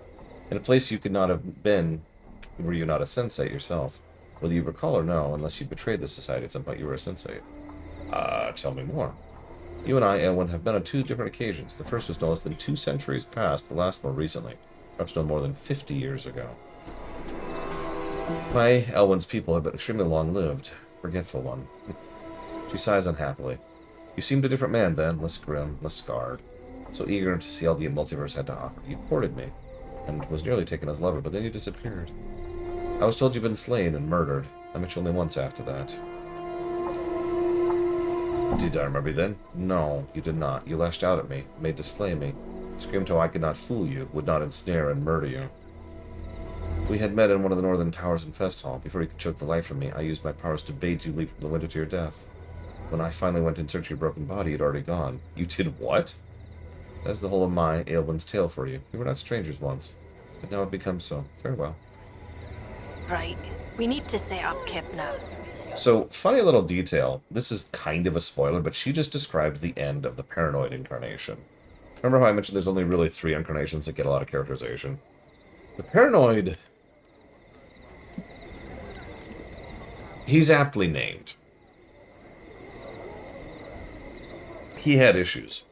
Really, really severe issues. And he was medically, mentally unwell, right?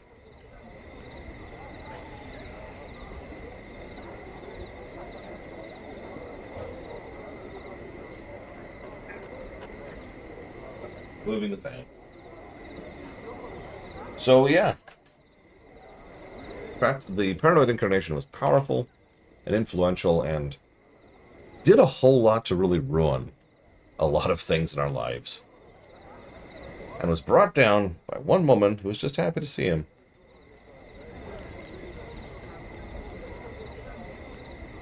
I must I rest. find something about that really appropriate.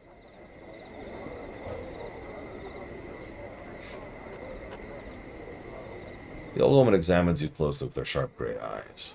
First your face, then your arms and various tattoos. Greetings, scarred one. Yes, tell me my fortune. Some rare folk are what they call fateless. They wander through their lives doing as they see fit, creating their own destinies. You have no fortune to tell, none at all. I've nothing to tell you, so here's your coin back.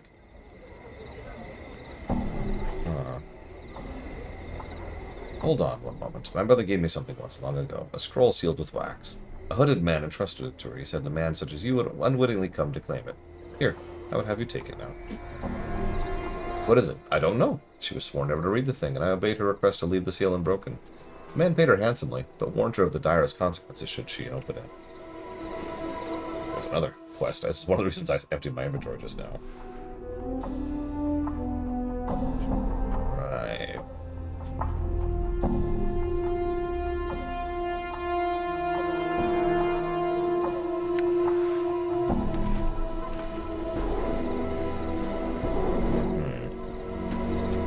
So if we open this particular scroll, what happens? Updated my journal. This may not kill you, but it will slow you down, I'm sure. Stop chasing me, you thieving bastards. It's my body. Mine. Mine. Mine. Now die. The rune stops. The rune suddenly throbs, and the entire scroll begins to dissolve into a stinking black mess. The fluid seeps directly into the flesh of your hands. In seconds, the magic hemotoxin begins to render your blood into black bile. For a moment, you clutch at yourself, howling in agony, and then the pain subsides. You've survived whatever horrible magic was placed on the scroll. Yeah, this was the Paranoid incarnation right here. And you know they placed this right here next to when we learn about him on purpose. Nice guy. I don't need your healing, Falls from Grace. Really, I don't. I have regen. Thanks, Falls from Grace.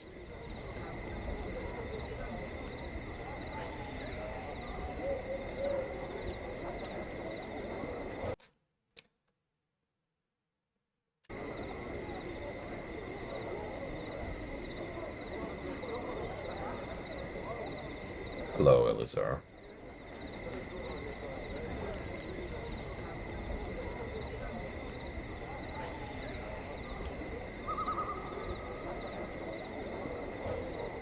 Do you like Sonic games or Mario games? Yes. The thin, sharp man rushes towards you, calling for your presence. Sir, a moment of time. Will you pretend here to visit the tailor? Well, I asked, sir, because I seem to have offended the man. I commissioned the hot-blooded fool to make me a costume. He's thrown me out of the shop and won't speak with you. So, what I have done to deserve such treatment? Nothing, I say. I was a patron. It is his duty to serve me, the churlish buffoon. What do you want from me? Huh? Oh, yes, you. Can I beg of you to enter and fetch my costume for me, sir? I have a masquerade to go to, and not the time to commission another tailor. Is there an evil party member of this team? Ignis probably qualifies. Other than that... I'm gonna go with no. Ignis is probably as close as it gets. It's debatable. Almost all of their alignments are listed as neutral, though, with one exception.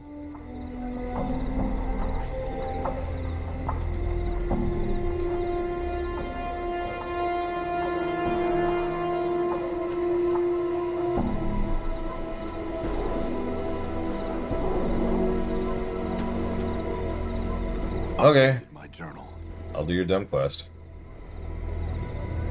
You're probably thinking, which character doesn't have neutral? Well, let's see here. We're lawful good, but that's player choice. He's lawful neutral. She's chaotic neutral.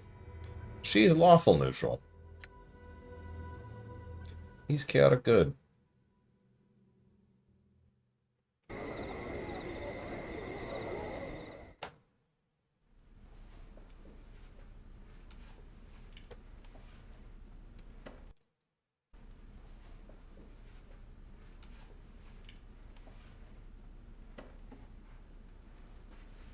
The short, heavy-set, middle-aged man is wearing clothes that seem to be spun with glittering gold.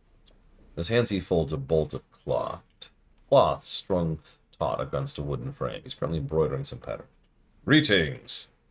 The man doesn't seem to acknowledge your presence. He continues to work at the embroidery. Good sir, did you hear me? Master Goncalves. He immediately turns from his work. Ah, Lady Grace, how is I can help you today? The order's almost complete. There's no need for haste in my request. Your skill demands time. And no doubt what comes from your hands will be pleasing. I'm not here regarding that matter. This man wished to speak with you for a moment. Of course. And so, sir, what was it you need to see me about? Hold on. So, I need a dustman costume. I'll take it. Okay. Hang on. We're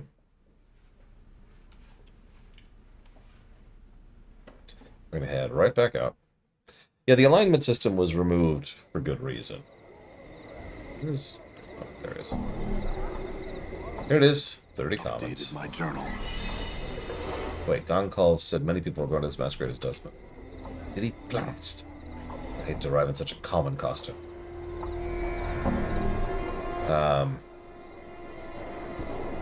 I could go see if he has another ready. Get all quickly. See if that portly nincompoop has another. Updated my journal. I have a quest to go in and out of a door several times in a row.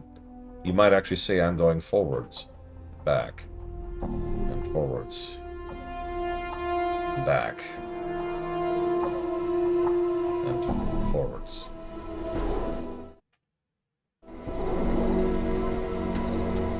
Updated my journal. He makes a disgusted noise, snatches the costume from you, and shoves 50 coins in her hand. You're welcome. So, I have seen the Evil Dead trilogy. I really actively dislike 1 and 2. 3's fun, though. I like Army of Darkness.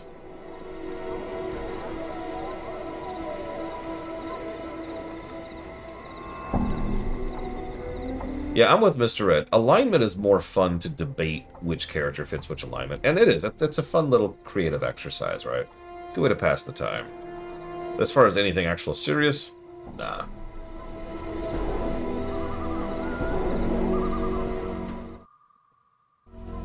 Okay, so save.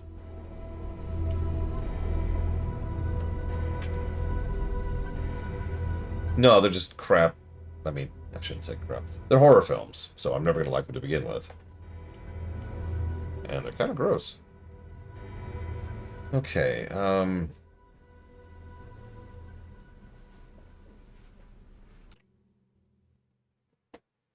okay, so we need, I think it's the Jerkin of the Brazen Robe is what we're looking for here. Nope, Flitted Shadow.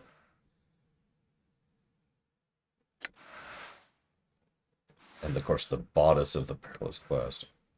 Well, either way, we can afford that, so we're going to go ahead and grab it. Sell it, I mean? Yeah, let's buy that first and foremost. Sell anything. Nope. What's funny, we got into a whole discussion about the whole goblins always evil thing recently. And what's funny is someone brought up that there's like one not evil goblin in something. I don't remember what. I think it was one of the Dritz books. I was like, okay, fine, there's one. And then someone was immediately, of course, brings up Deacon, which is the not evil kobold. And I decided to check the 3rd edition book just for the hell of it. And fun fact, in 3rd edition, they started using slightly different terminology by using the phrase usually lawful evil instead of always lawful evil. I thought that was interesting.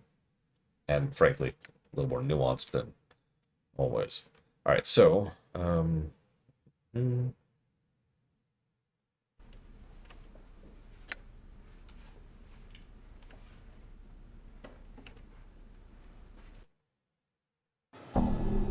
Alright, let's steal. Let's see here. Those babies are very evil. And lawful.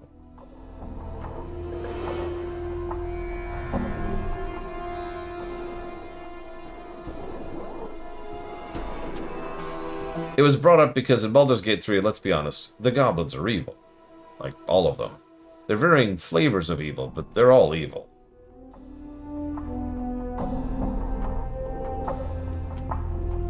No, the real issue, and I mean this, is most settings have all this. There's a usefulness to have a designated target faction, right?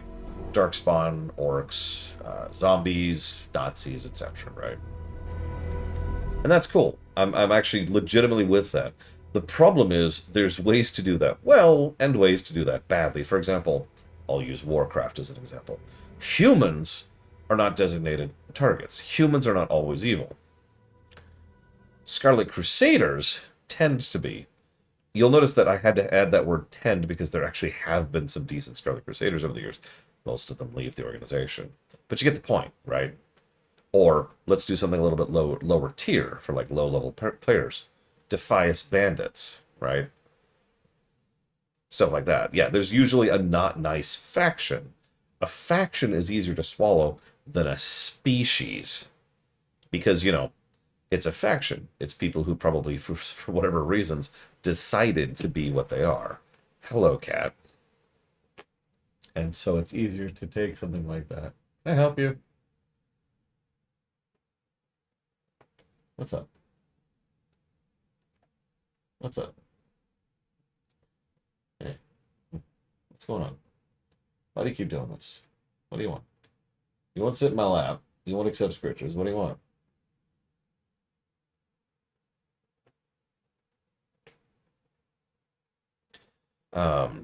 Food. Not for 3 hours. 2.5 hours. Okay, no more scriptures. No more scriptures. Anyways, that's actually all I have to say about that. It was just an interesting topic because, yeah, I'm with you, basically. Always evil species is a little bit problematic just because of basic logic. And, excuse me, even the 2 examples I just gave, the Defias Brotherhood and the Scarlet Crusade do have exceptions to that rule. As they should. What? What? You want me to get you something taller? I'm not going to. Because I've spent way too much money on you already, Cat. I'm sorry. Please don't hate me. I tried to get you something tall and I failed. I'm sorry.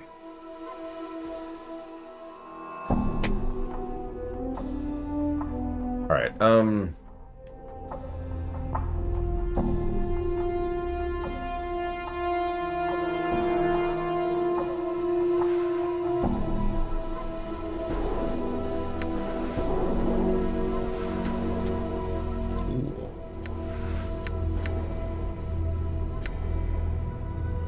Steal. Do it. Why can't I? Why can't I? Why is it not letting me steal? Oh, it's because I'm not her? There we go. Yes, here we go. Alright. Let's try to steal both. Nope. Okay, just the one. Steal! No! I've been spotted. One more try. One more try. Just for funsies.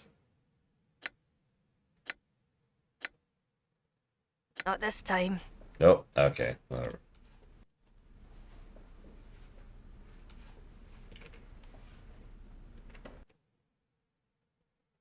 Actually, literally cannot afford that either. That sucks, because that's actually a really nice thing. One more try. One more try. You, this. Hey, there we go. Thank you for your patronage. Why not? Now let's get out of here. Right now.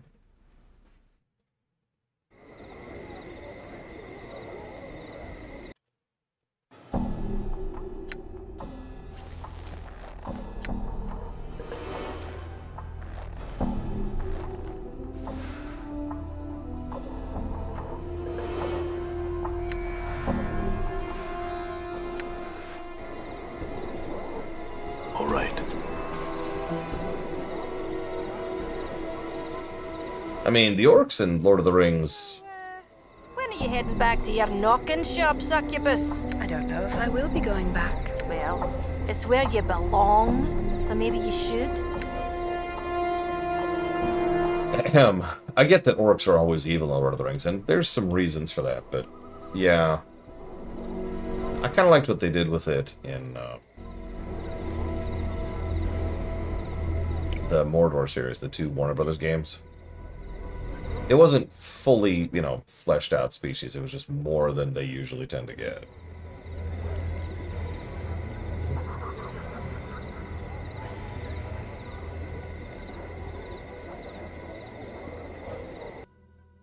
Okay, back to the lower ward. Done. Yeah, the Shadows of, that's them. I don't remember where Giltspur was. Where was Giltspur? Does anyone remember a Giltspur? Yeah. Yeah, he does. There he is.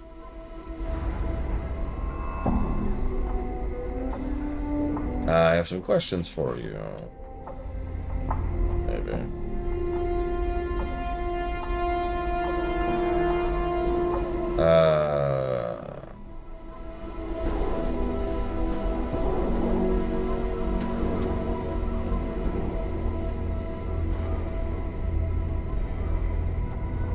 I have a stone limb. For some reason. This expression becomes somber. I can give you a secret password and tell you where to use it. Tell me the password. He deftly snatches the calcified limb from you and whispers. Password is Eclipse. Gets you into the warehouse. Tell them the password, but don't tell me to tell you. Got it. Okay, so We need to set up Kip now. we just tortured that poor creature. Well, killed, really. For no reason. I must rest. Blah, blah, blah. You're so tired. Whatever.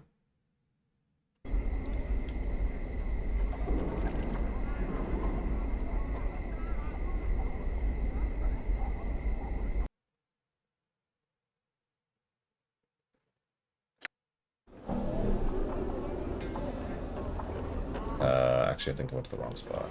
Yeah, I did. That's okay. I can fix that. Yeah, honestly, not to get too much into the weeds on something that nobody has ever thought about, but you know how so many of the undead in Warcraft are evil, not really because they're evil, but because, you know, they were horribly abused and misused when they were raised up from undead? I'm just saying, orcs, right? From Lord of the Rings.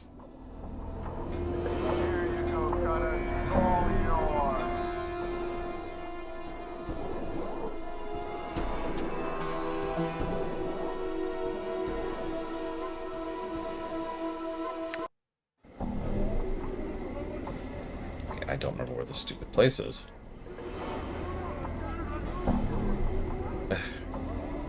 Screw it. You ever get the feeling you're being watched? Yeah. No. Hi, Huthor.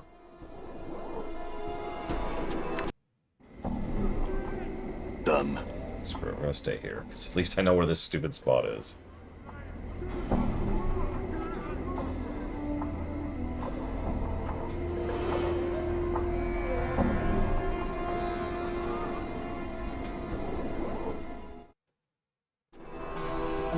Is there a rest here, please? Thank you.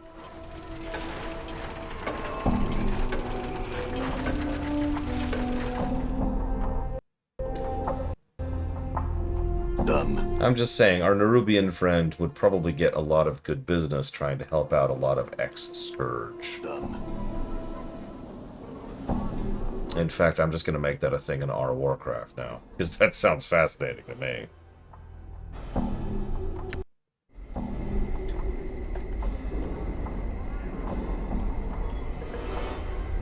All right.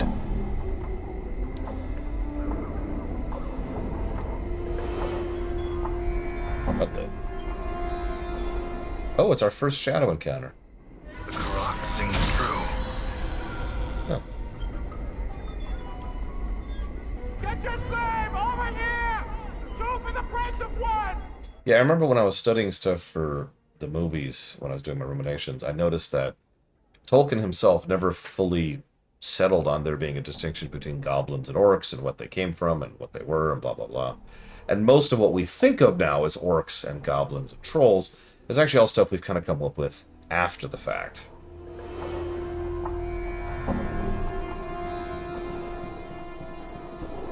I mean, a lot of us tend to think of them as distinct groups, as distinct origins, and blah, blah, blah, but at the time,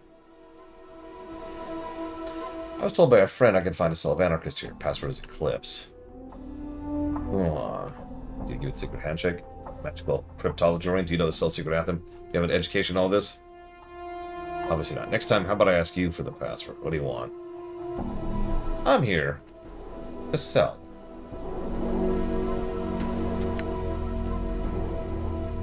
Nothing, apparently. You seriously buy nothing? The whole point was to get a vendor. Although, there's some more poison cheese. Some nice scrolls, too. I'm gonna go and pick up Cloud Kill. Where's these earrings? Here we go. What are those? Ooh. I can afford that. Let's grab it.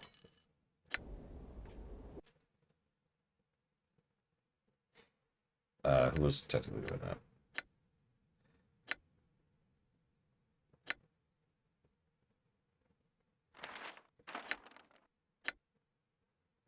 Do you have any earrings? You do not. He doesn't have ears. So she already has two, so we'll put those on fall.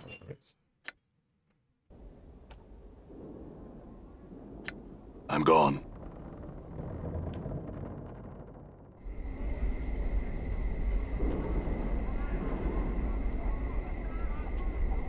I'm gone.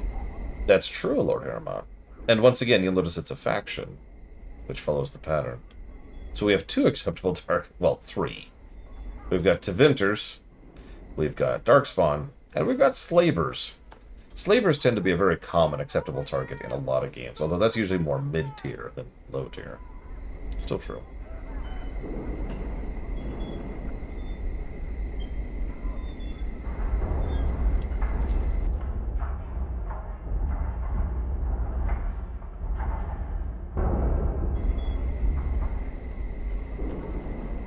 Then Inquisition came along.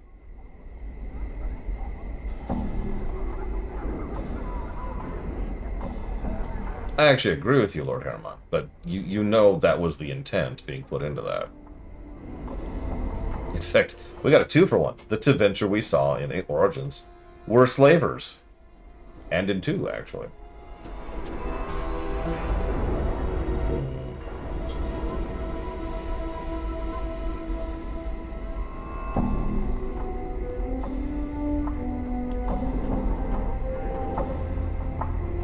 And there's the Kunari.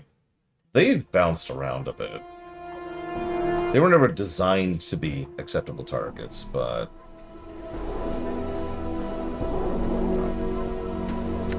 what more can be said about them? Let's get rid of all this. Existing. Actually, hang on a sec.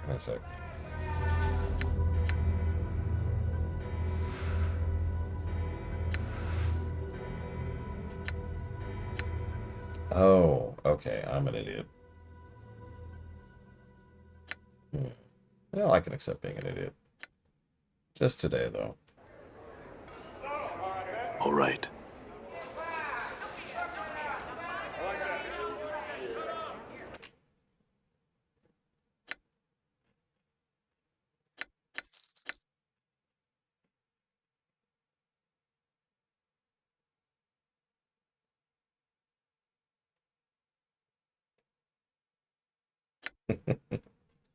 He ran into the same problem every writer runs into. He'd written himself into a corner. He had multiple conflicting things he wanted to do with his narrative.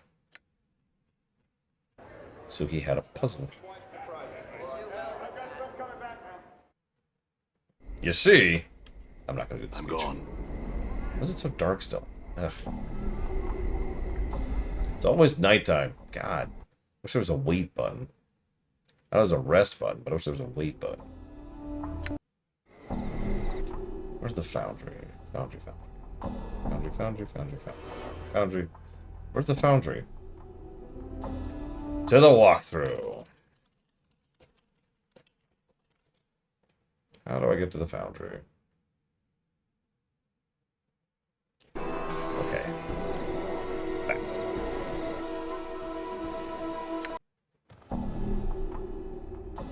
Foundry. Doesn't exist. I'm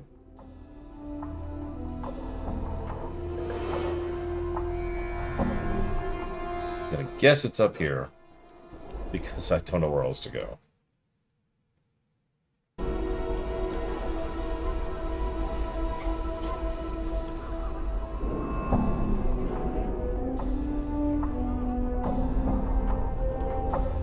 Excuse me, could you let me in, please?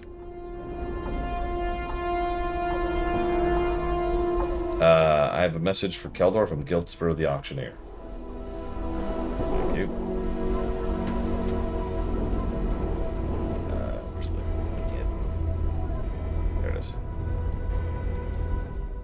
Oh, I don't know, Master. Done. That's a good question.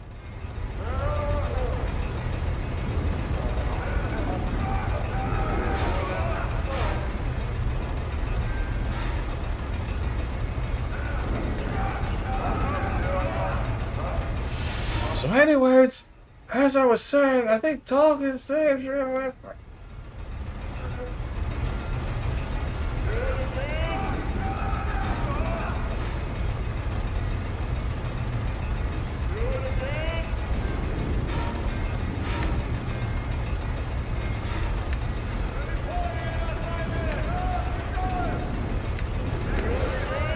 Why not?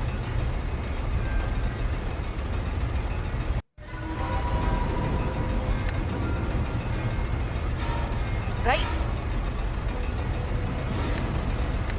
That's actually a good question.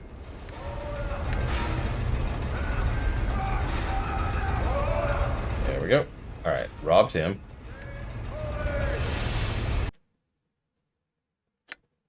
Of his thing. Somewhere. Where is it? Where is it?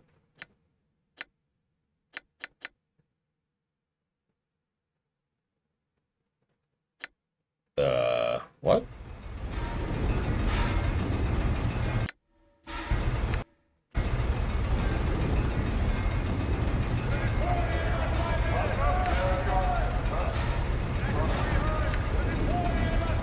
It says pickpocket succeeded. Okay. Hang on. Why not?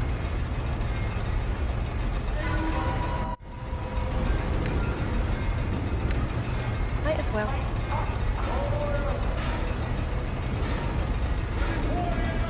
So, like, steal from him.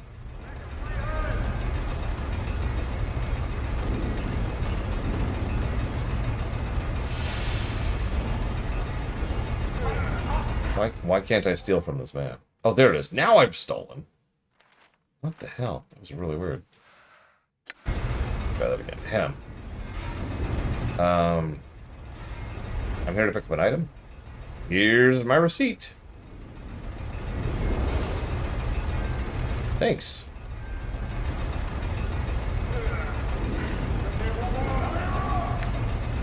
What are they making? That's actually a good question. I don't know what they're making, but it's a good question.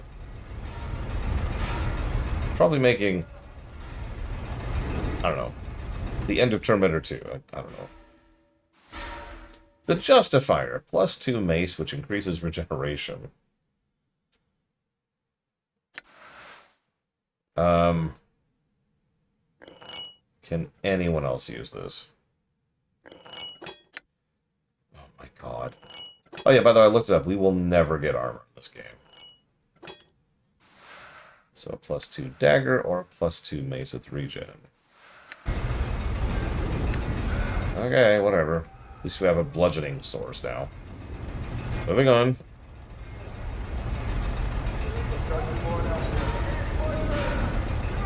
Anna, were you raised in the hive? Mind your own business, succubus. I've nothing to say to you. Very well then. Could you two stop catfighting, please?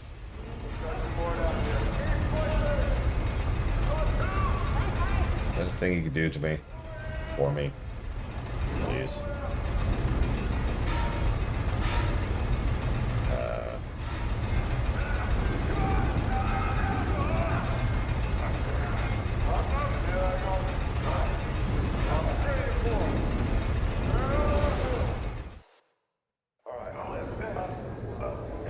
Alright.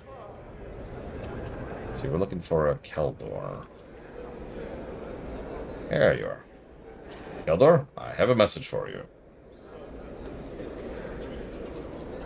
I have a message from Giltspur, the auctioneer.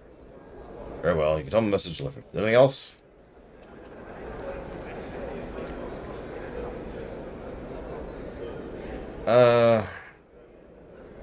Do we have to join the Foundry?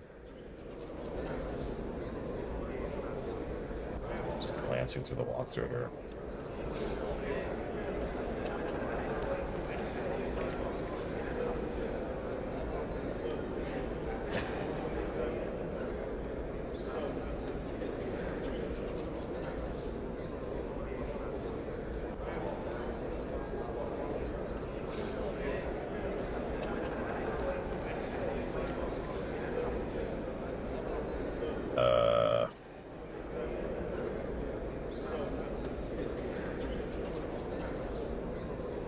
We could join the Anarchists. That sounds like a terrible idea.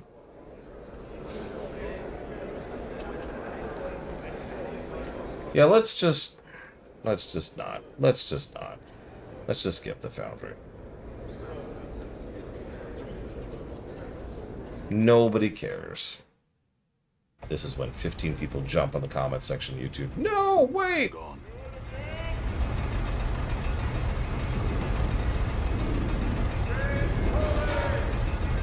Thank you, Uthor. Appreciate you. Done.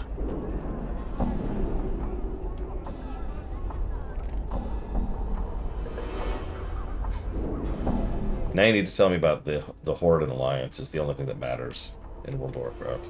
No, in Warcraft in general. Like, all of Warcraft is just HVA. Okay, so, message is delivered. Certainly was speedy. Thank you. One more task. For the princely sum of 200 coins, take this handbill to the smoldering corpse. Updated my journal. The teachings of Zerthamon, I have become stronger. My blade has changed. Congrats, you're level 7 now.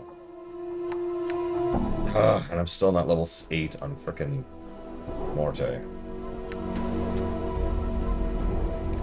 Why are you throwing rocks at me? You know what? Lord Harriman's right. Gotta go back to the basics. The really, really, really, really basics.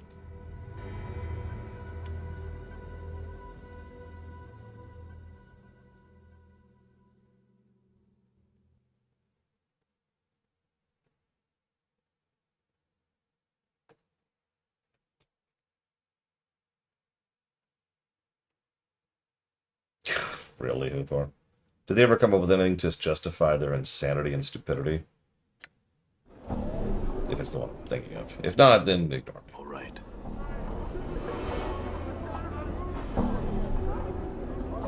So you're probably wondering, why did we bother to get a decanter of water in a tomb, and then, totally separate from that, talk to a woman who was able to actually unlock its power for us? Well, here's the guy who's infinitely on fire. I'm gone. But first, we're going to turn in this handbill.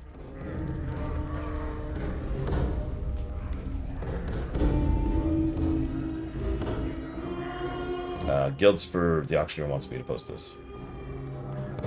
Alright, thanks. So I guess this is going to be our last party member? Not the choice I was going to pick, but here we are.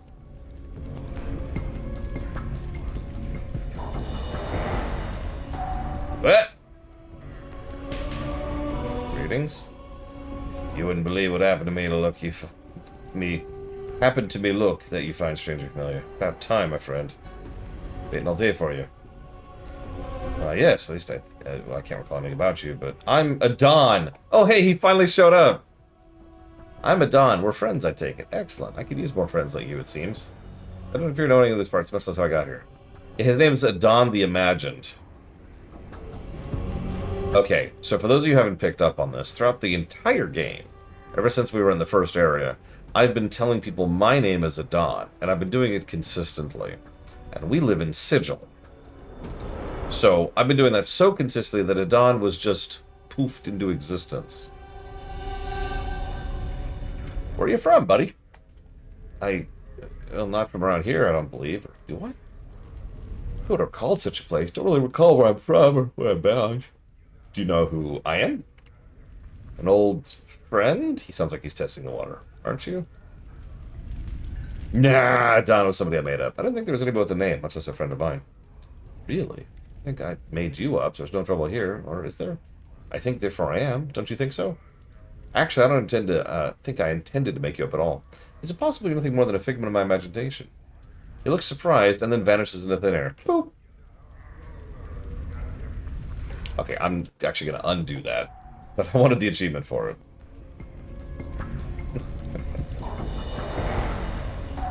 So, we'll be nice.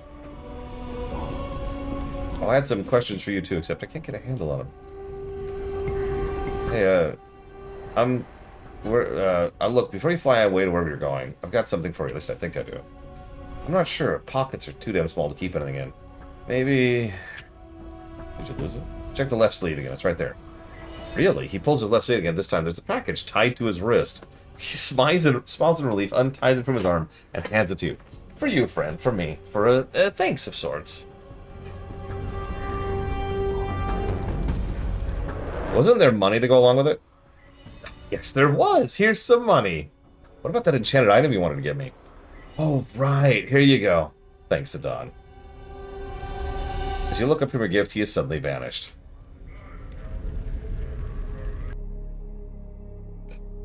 We just robbed the universe. So we got Adon's dagger. It's actually not great. You can make Adon show up much earlier. So that's why it's not super great. The ring is weird. We'll hold on to that for a minute. The dagger we're probably going to sell. I don't know. I'll think about it. Universe. Yeah. Okay. So let's rescue Ignis. So use the decanter and a small stream of icy blue. Oh my God! Kill me, Spartan. Icy blue water pours from the decanter and touches the flame of the grill with a violent hissing and a rush of steam. As if in response to the challenge, the decanter lunges forward, falling under the grill and shattering. Hissing billows of steam and furious crackling noise rushes from the grill, spilling over you and forcing you to cover your ears and run away. There's a scream, a cackling, a terrible sound like 100 buildings burning. People screaming, their flesh being cut short by the roar of the flame and melting flesh. As you put your hands over your ears to block the sound, you feel the cat, who is now pure evil. I wonder if you ever think I'm talking to you while I'm sitting here streaming. You feel a stickiness in your hands, like hot cheese or candle wax. Your ears are bleeding from the sound. You throw your hands back and see them covered with chunks of melted flesh filled with bloody swirls. You're about to run from the bar, anything to get away from the sound, when it all falls silent. Except for the jagged crackling come from the grill. You turn. On the grill lies the decanter of endless water, now nothing but shards and steam, and above it, flame still trailing from its body, floating on the bar's floor, is staring at you. I know you. Yes.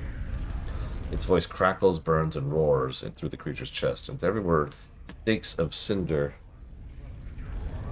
and ash spit from its mouth and drift in the air. You can barely stand to look at the thing. Yes, long have I slept dreams of flames. I am yours, till death comes for us both. Well, Ignis joined the party.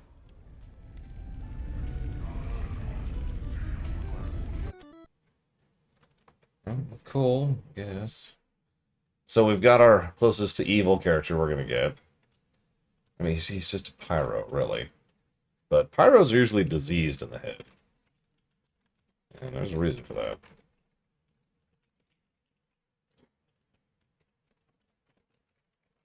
So let's see. This is going towards 0 escape. 909. Shadow Hearts 1. Final Fantasy 11. And then Hayseed Knight, Classic Sonic, 2D, and Shadow Hearts 1. Thank you for being part of the show, Czar. Not you, you're not part of the show. You're not. What do you want from me? And thank you for the donation, Mr. Red. Hi. Can I help you? Can I help you? You know, the viewers are going to miss you more than I am when you finally go home to your family.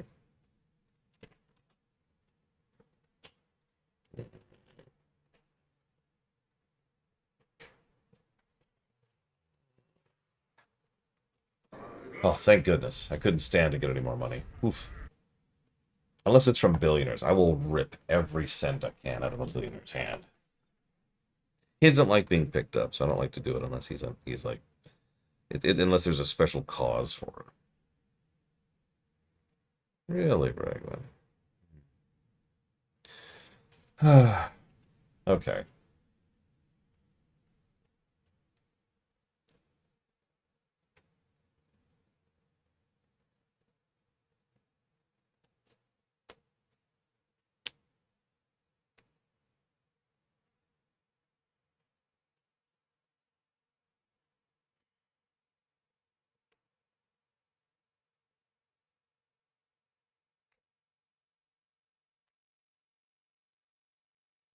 Sorry, I'm looking at the options here.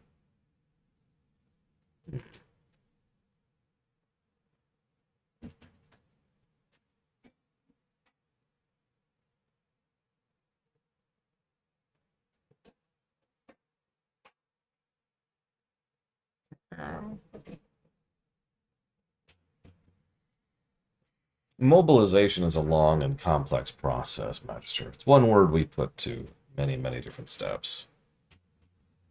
Formally making sure that people know that large groups of forces may be moving through territories is one of those steps. Okay, so let's go ahead and talk to Ignis. Yes. What happened to make you this way? This way. A small pocket of flesh on his cheek pops and runs in a streaming trickle down his jaw. This way Ignis always was. But you look human, or at least you were human. Still Ignis, always Ignis. Okay. As you open your mouth to speak, Ignis suddenly whirls on you. You are forced to choke back your words as the heat from his flame overburns you. Ignis might you be. Sparks in bodies, always seeking to rise. Sparks in bodies? All things burn inside. Only need to be kindled with flames to become Ignis, so that you have been Ignis. Actually, if you end up trying to kindle flames, people usually end up killing them. Yes. Right. No more talking, questions, silence. But I wish to speak of flames and burning. Yes, flames. Yes, yes. Okay, I spoke to a storyteller in the Hive. He mentioned someone taught you those things. Who? Learnings and teachings you know. You have always taught Ignis, Master. Me? Updated my journal. Yes, it was the only reason Ignis obeys you. Till death comes for us both, your words to me, to your student Ignis. Ignis has not forgotten, Master. You sure it was me? Yes. Okay, so we can permanently lose health.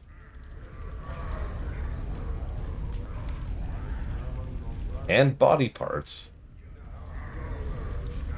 In order to gain flame resistance and a spell. That's not really worth it, I don't think. Remember Drusilla, the woman who's like totally hot for him? Well, if you talk to her with him at the party, he will kill her. If you talk to Grace about him, she will say, you should not travel with this person.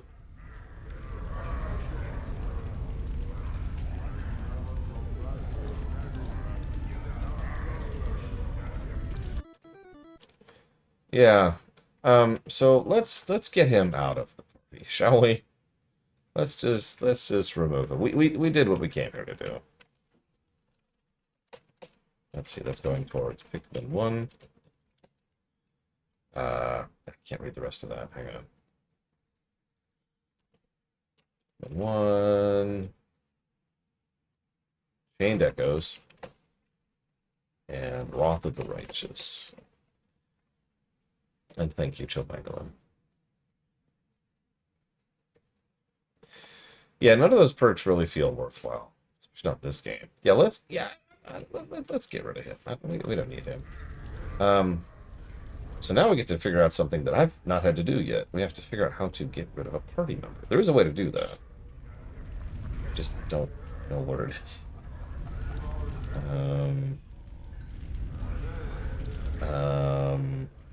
Yeah, we can have the horrifically evil pyromaniac who loves burning people to death for no reason. Or a Modron.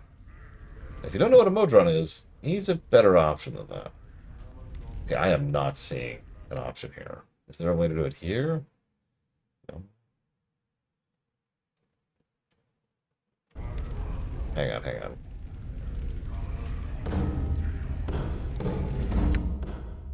I wonder why, Huthor. I have a consistent connection to Twitch, but it wouldn't surprise me if Twitch was like, you know what, screw you. Oh, there it is, Reform Party. Except, it won't let me click it. It won't let me click Reform Party. No more talk and wonder. Ignis wishes to burn. Burn. Burn. Once Ignis knew nothing of flames. He set small fires, tiny flames, tiny flickers. The fires grew. Ignis set fires in the streets and lit fires of anger in their hearts. They sought to punish Ignis, the small flies from the hive. They wished to see Ignis burn after Ignis set fire to their streets. Tiny mazlings, hedge wizards, runecasters, tiny sparks of magic come to punish Ignis for hurting their loved ones. They sentenced Ignis to burn, make Ignis a torch, a spitting flame, burning and burning. It was justice, they said, but it was not a sentence. There's so much flames, pain, and is no pain. There's light and heat, and flesh runs as tallow across my bones. And for the first time, Ignis was pleased. When the plains burn and all life is torched, then Ignis shall at last be at peace. He is chaotic neutral. See you around, Geludo.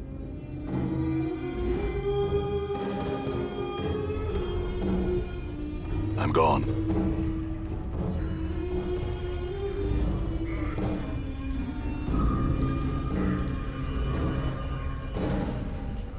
Well, we're stuck with him for the moment, because I don't have another person. Yeah, there's no malice there, Gone. Mr. Red. He doesn't hate you. I mean, the practical incarnation is probably one of the most evil people I've ever seen, but he's not malevolent. He just doesn't care about you. Studios, is it not? At all. Get anything new? +1 to 8 armor, +1 to strength, +3 to hit points. Nice. Fighter only, though. Anything else good? Yeah, no kidding, hear what noise. Hang on. Yeah, he's still got a tattoo slot, but I'm not sure if it'll work for him.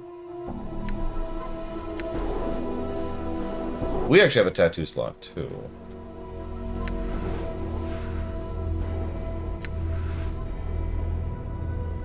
Let's save before we do this.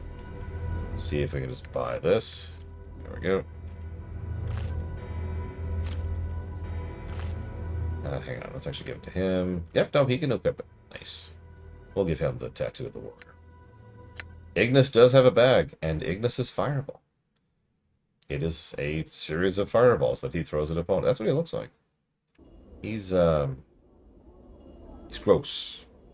That's what is the word I'd use for Ignis. He's, I mean, I know, he's been burning for centuries, whatever. No sympathy. Right. Has anyone been happy in this game? Would you like to know the 2 ending choices we will get, Mr. Red? I don't even feel like this is a spoiler.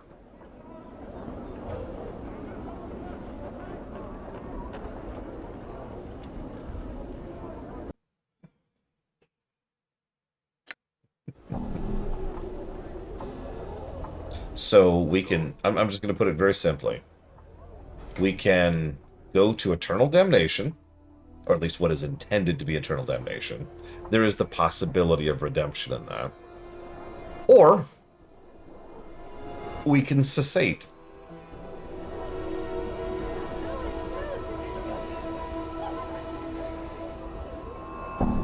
Now, here's the fun part. Which one of those is the good ending? People have argued that for a long time. Hey, Nordame. Thank you for being part of the show. Give me a moment. I'll jot that down really quick. And we'll put that towards Guild Wars 1, Xenoblade X, Xenoblade 3. See, it's interesting you say that. I kind of disagree a little bit, as weird as that sounds. Well, the problem is right now, we're at a weird part of our pseudo-immortality. This is a small spoiler, but there's already been hints of this, so I don't think this is a huge spoiler.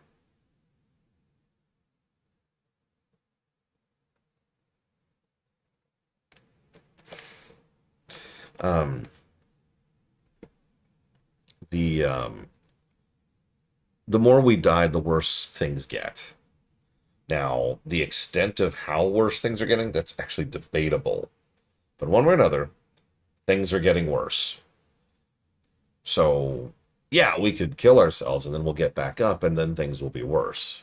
And we can do that pretty much infinitely until it gets to the point where we no longer function as a thing. Yeah, there's also another caveat, which we definitely have not heard yet, which I am staying tight-lipped about. But from what we know right now, things are getting worse.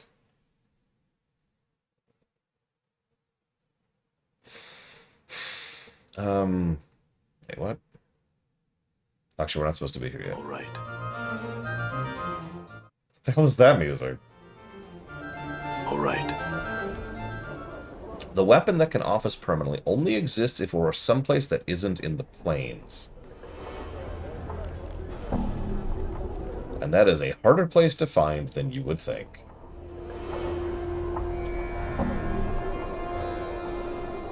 Greetings.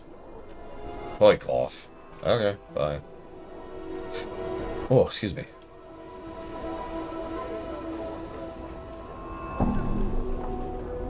I'm a messenger. I'm looking for a man who's scarred, who cannot die. That's me. Please talk to Mistress Jolmy. Updated my journal. Thanks. Okay, now we go talk to this guy.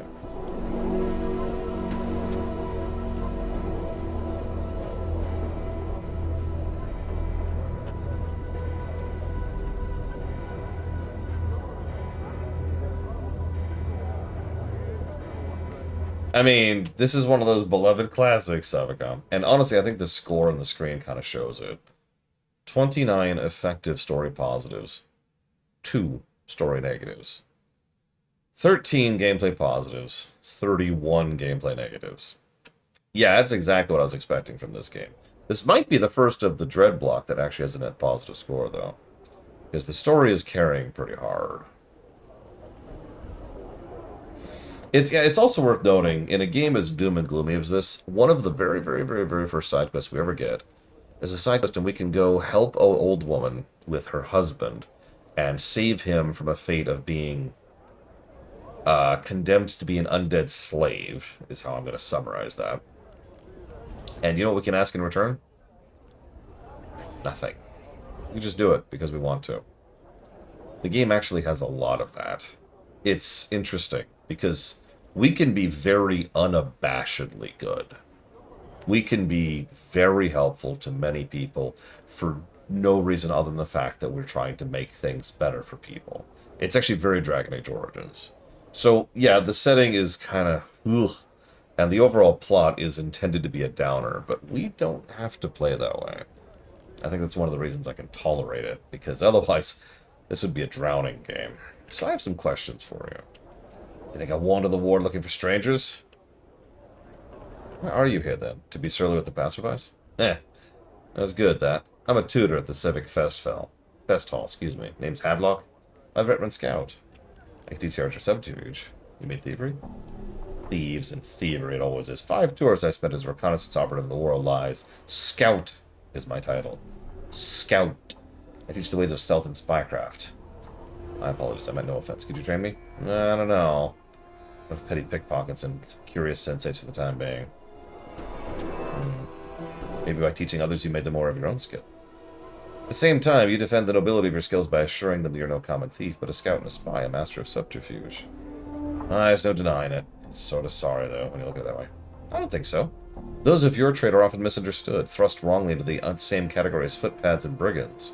There's nothing wrong with dispelling false notions. Right you are. He gives you a friendly punch to the shoulder. Thanks, Blood. Well, enough wasting time out here. I'm heading back to the fest hall. Peace. Yeah, we just helped that guy chew through something that was bothering him. You know why we did that? Because we could. Technically, we did get rewarded for that. We got 12,000 experience. But I'm going to be real. 12,000 experience is a drop in the bucket at this point. In fact, 1, 2, 3, 4, 5, 6. So we just got 2,000 experience. And 2,000 experience. Well, we need 75,000 to level. So okay, now we scooch up here.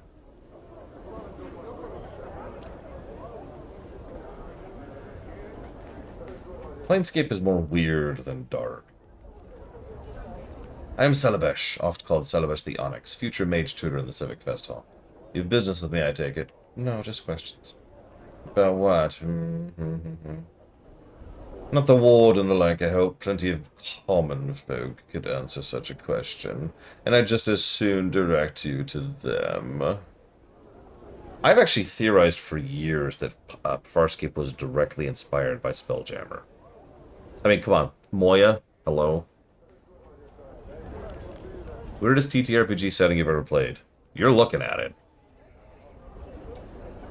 So, why are you called Onyx? Why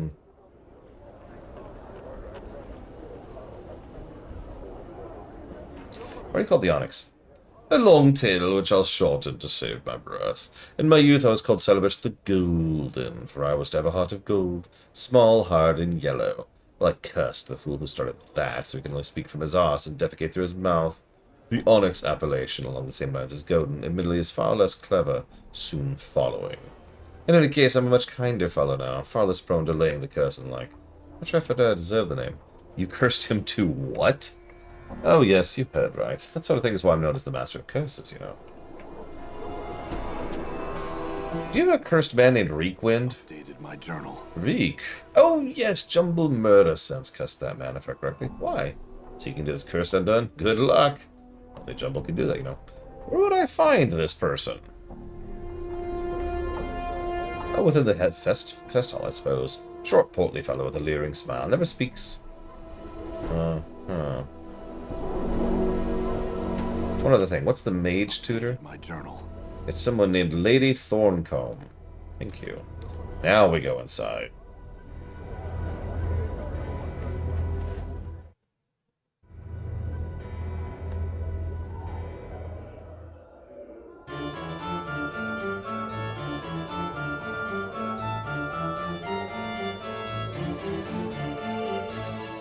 Do I have 16 charisma?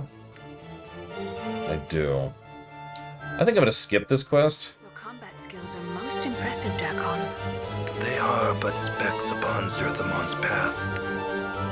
Right. Hello, cat. Hey. Hey. Hey.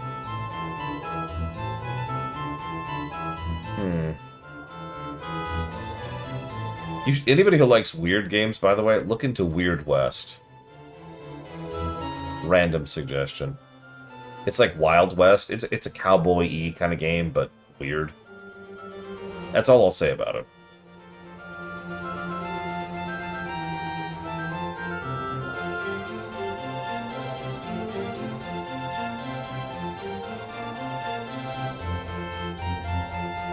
So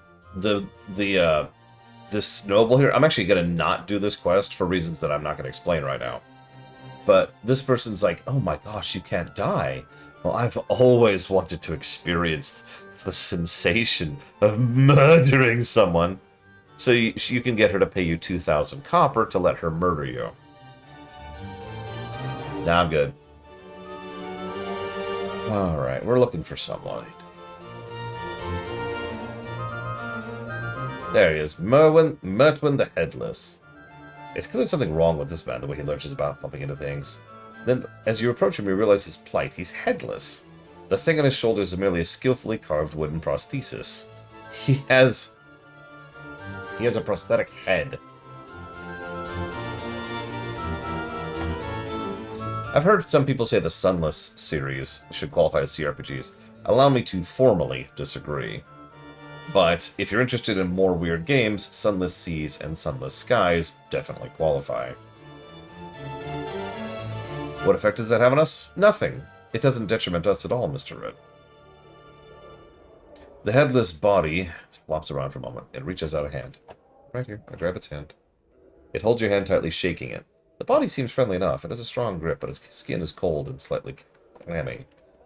I do not recommend Tides of Numenera. I actually think that's a legitimately not good game, as in a game that would score below 0.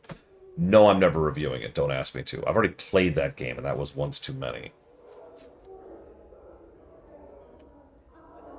That game is actually a long and complicated story, but imagine if someone sat down and, like, didn't understand what's good about Planescape Torment, and then made a spiritual successor, or what was intended to be a spiritual successor to it, without understanding what made this game good.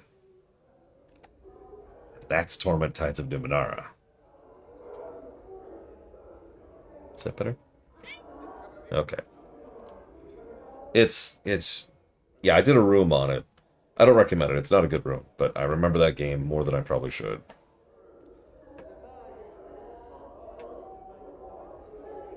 Okay, where's your head? Can you understand me? I don't understand.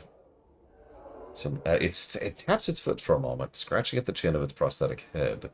Suddenly it raises a finger as if struck by an idea. It points at you, then the eyes of its head, then at you again. It indicates the wooden head with both hands, shrugs, and points at you. No, I haven't seen your head anywhere.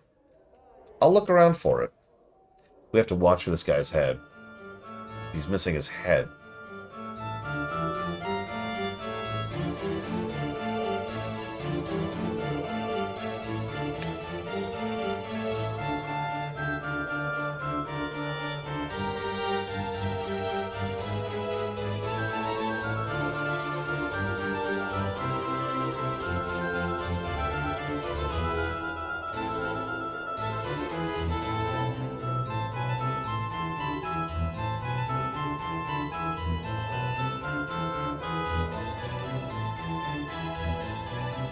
Yeah, soul is what defines an individual in this setting, so... The soul's alive. He's alive. Oh, there's Jumble. We'll get back to him in a second. Oh, I need to go up here. Whoops, wrong place, wrong place. You like this song, right? Ask me again if you like it in about an hour.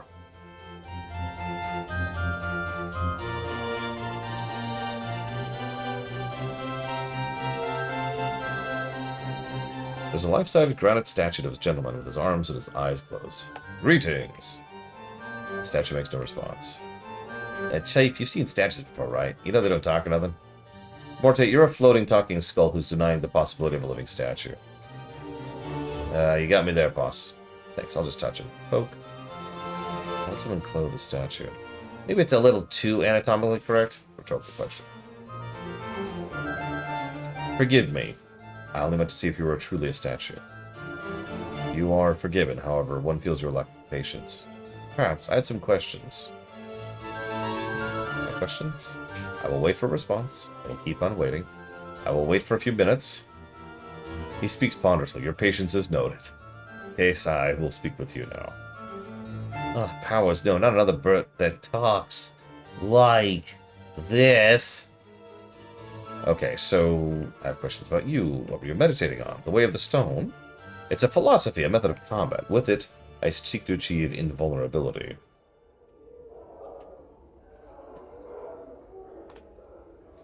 Invulnerability? You'd be unbeatable in combat.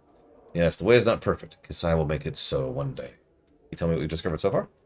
No one has asked Kisai to share his benefit for knowledge of the way. Updated my journal.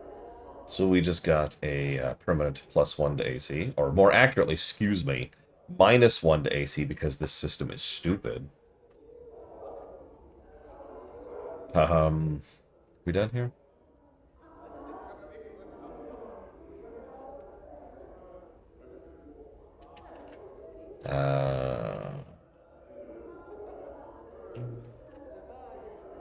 Can you train me? Here we go. Break this stone. Okay, smash.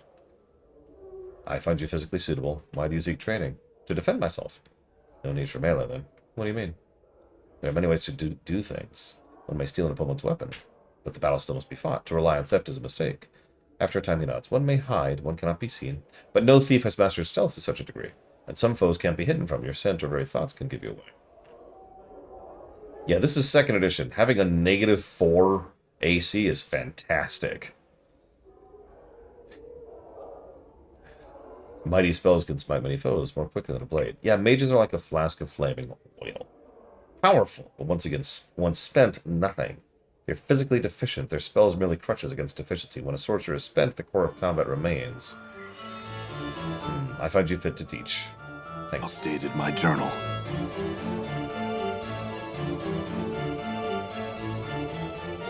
I love you have to have a high int to raise your stats as a fighter. No, I do like that, unironically.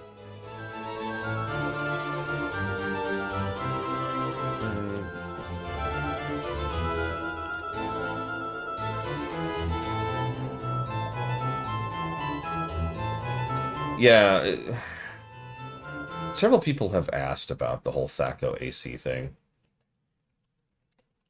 So you know how nowadays you can just look at AC and look at, you know... just a second. Here we go. You can just look at AC and you can look at your to hit and you can just math it, right? There's no need to consult a picture. There's no need to consult a table. It's just, oh, well, I rolled a 15 and you have 16. We're good, right? And that's it. Super easy, right? Barely an inconvenience. Well, back in the day, that hadn't quite occurred to people yet. So back in the day, back in the gravel age, we're going to call this is what you use to determine if you hit somebody. There we go. Now, notice half-elves use the same attack matrix as elves do, while non-player characters and half-orcs use the attack matrix of monsters. Now, dwarves, elves, and gnomes are never lower than 1st level, unlike halflings and humans, which can be of 0 level. Bards fight at their highest level of their fighter experience. And there's your chart.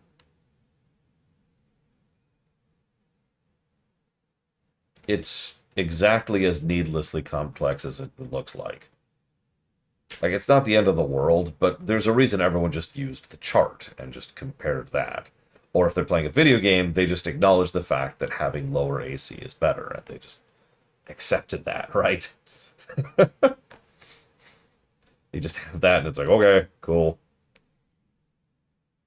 Yeah. You know how everyone constantly makes fun of grapple rules? This is worse than grapple rules. Although old grapple rules were funny. You can tell they weren't designed because nobody actually thought about it, so it just kind of became a thing. But I'd rather play this or the original King's Quest. King's Quest, 100%. It's shorter. But for 2, I've already reviewed King's Quest, haven't I?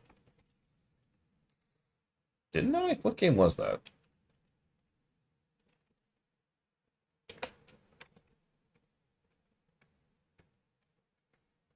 No, it wasn't.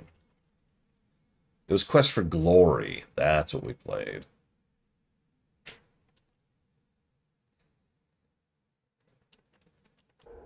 Anyways, I should stop screwing around. I would like to get at least another chunk of Act 2 out of the way. So, we need to find Montague. Montague.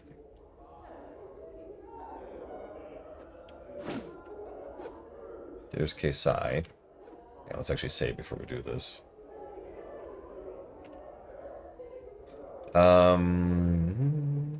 Blades?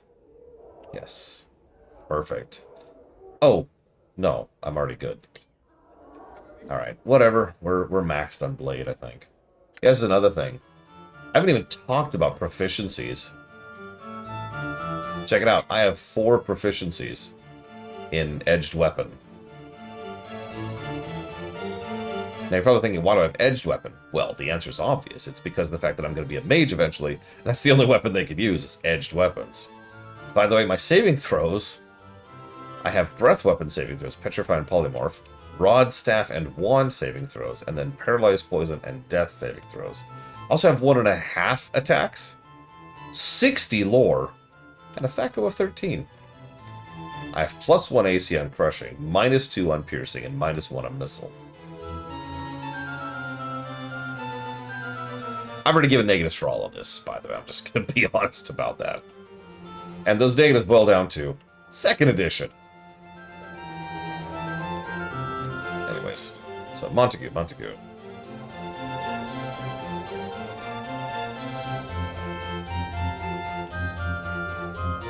That's hilarious. Frequent.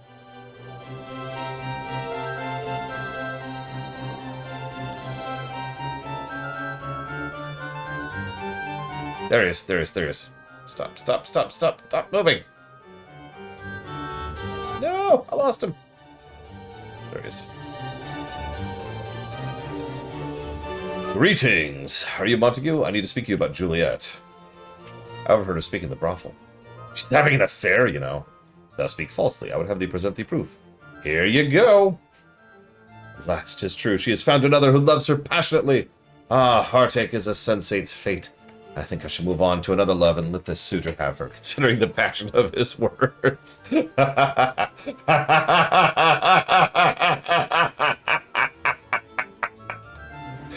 Okay. For those of you who just poked your head in and don't know the full context of this quest, let me elucidate. So early on we found a woman who was bemoaning how absolutely boring it was that she had a perfect husband who has a perfect family, who perfectly accepts her, and her family accepts him, and everything's completely awesome. And she hated it. So she wanted to come up with like a fake love affair to add some spice to it. So we turn it into him, and he's like, oh, I shall leave her immediately. And it's like, what? Hold up. Yeah, it was just a ruse. What? She's trying to trick you into being more passionate. Why'd she not say something? I honestly don't think it occurred to her. What should be done? Turnabout is fair play. I say ignore the chit. Act distant and unconcerned. That'll spice things up considerably. Truly.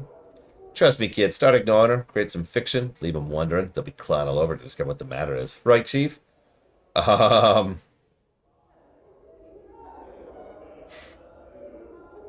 apparently am supposed to agree with this. She'll think something's wrong, and for once, he'll be playing the game instead of being the target. Good luck!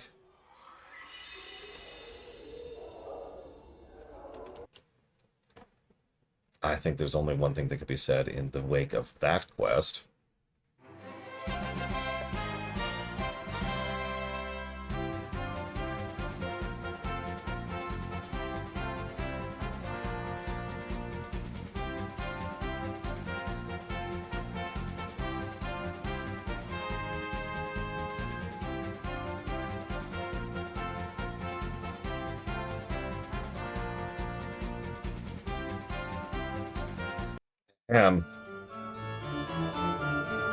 Alright, let's get rid of a curse, shall we?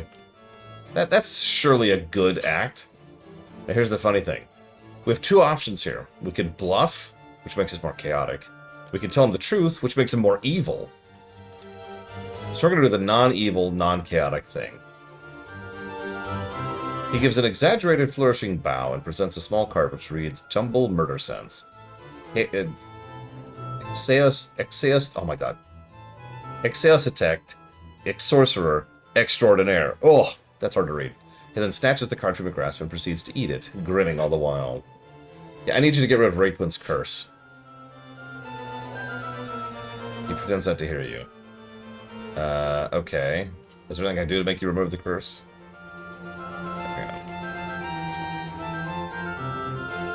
Wait, really?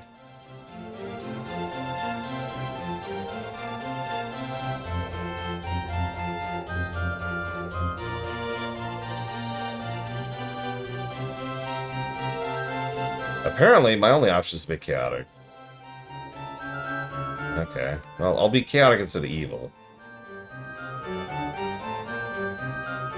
He raises one eyebrow and takes a step back. He opens his mouth abruptly, and though his lips and throat don't move in any shape or form, a torrent of incomprehensible babbling begins to pour forth. My journal. Jumble shuts his mouth and the babbling ceases. He peers at you through narrowed eyes, and a self-satisfied smile. Suddenly you hiccup, and hiccup, and hiccup, and hiccup. He turns his head and waves you away. Uh-oh, looks like you just got a curse thrown on you, Chief. I'm gonna murder you. Okay, hang on.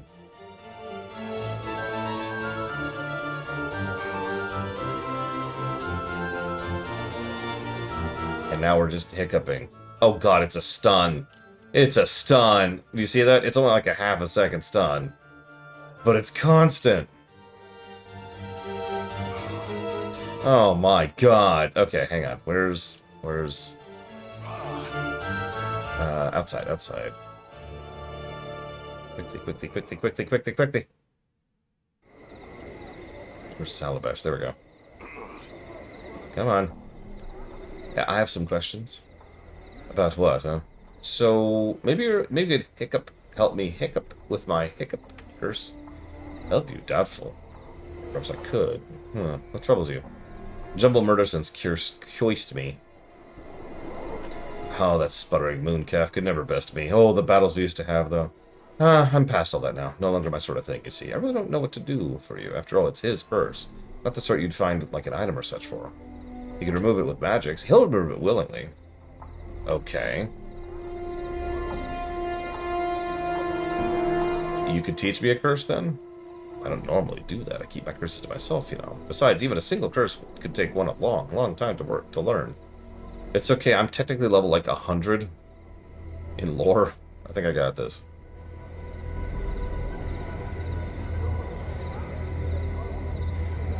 Maybe you're just worried your curses aren't good enough to best him any.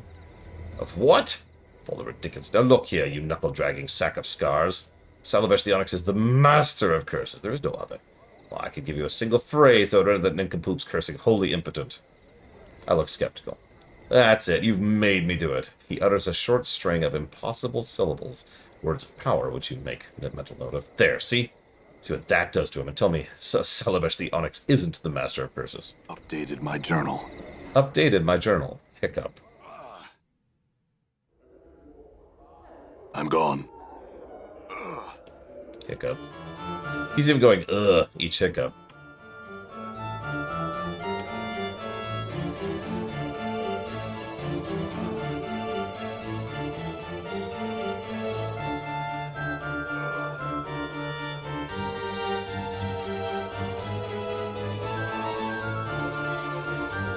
Yeah, we could just go the rest of the game hiccuping, and God, that would be awful. I throw the curse at him. He stares at you with a somewhat skeptical expression as you speak the arcane syllables of the curse.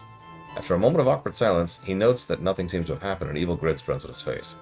He opens his mouth to retaliate with another curse of his own, only to realize he has no voice. Salabesh's curse has removed his ability to speak, thereby destroying his ability to curse others. He clutches at his throat, panic.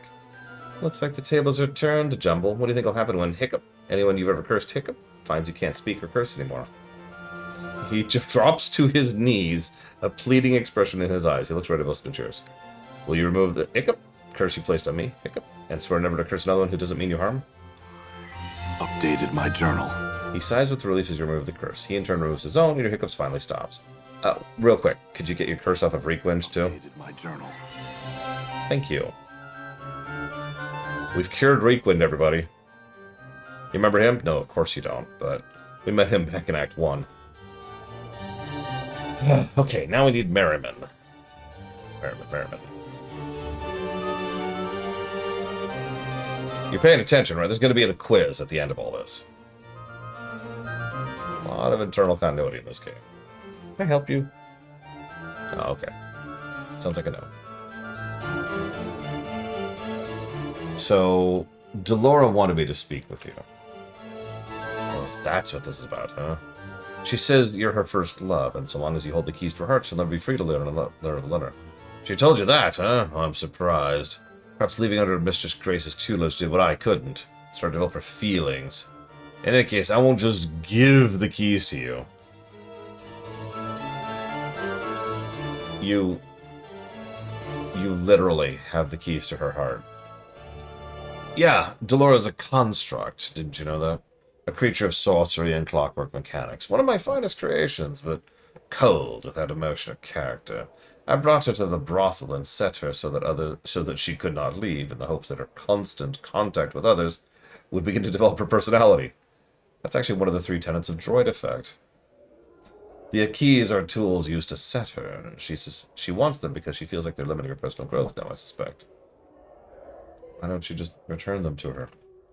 Because I've become a cruel and bitter old man who wants to see he can get something out of you. Okay, that's honest, I suppose. What do you want? I want to forget. I've lived 150 years. Is that it? And I've seen every sensory stone I've cared to in this grand hall. I've little time left to live, and I'm too weak to go in search of wholly new experiences. So I need a way to forget them all. And I can start again in my final days.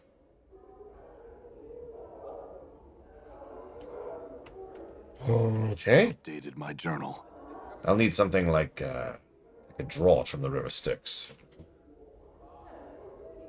Okay. Cool. I can do that, I guess.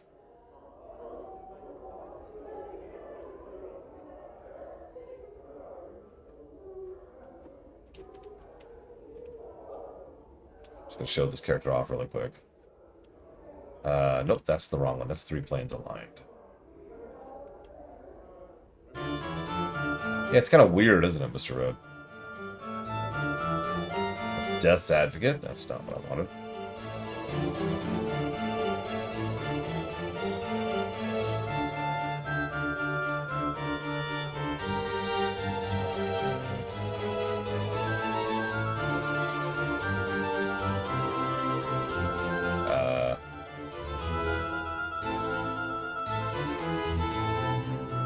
Oh, here we go.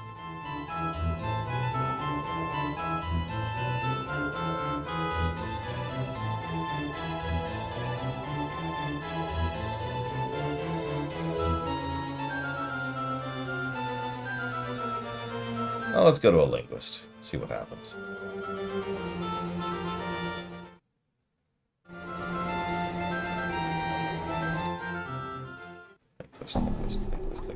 Linguist. There we go. Why is it always nighttime in this game? Oh my god. I don't think day exists in this stupid cage.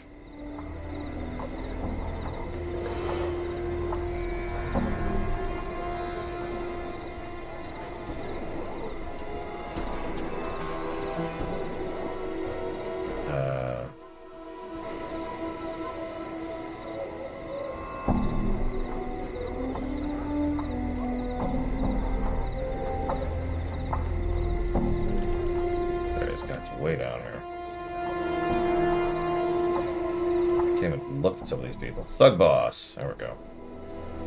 This young but well-muscled thug, while certainly well-armed and large enough to be dangerous, seems awfully clean for a typical street youth.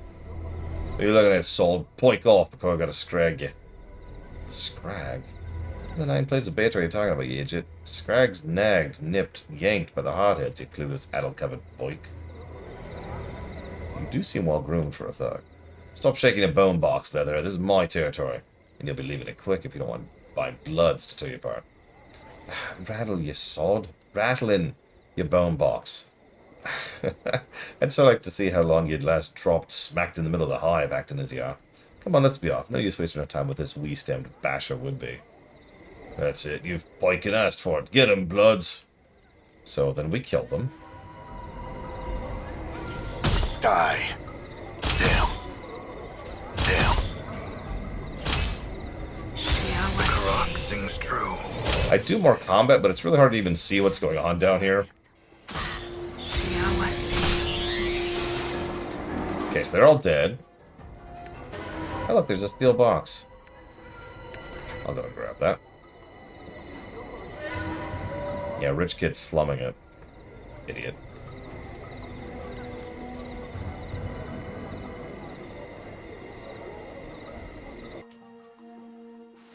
I wish to talk to this item. Hello, is there someone in there? My name's Wortman. Greetings. Oh, thank the powers. Have you seen my body, perchance? It's hard to miss him. He stumbles about with a silly wooden head on his shoulders. He might have worn his feet down to Stubbs looking for me by now. Yeah, I found him in the Civic Fest Hall. Oh, my good fortune. Could I persuade you to return me? Sure. Updated my journal. Splendid. Thank you, kind sir. If you don't mind, we'll hold off on speaking till I'm with my body again. Okay. Cool.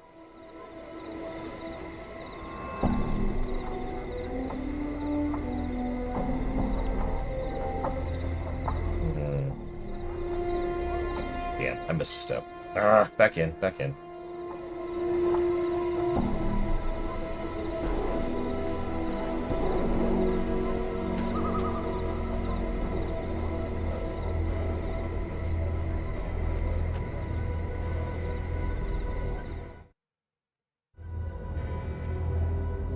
I'm gone.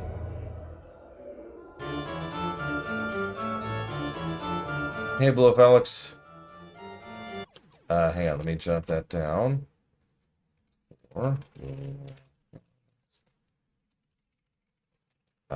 Trails of Crossbell. Trails of Cold Steel. Steel. Trails of Reverie. Thank you, as always.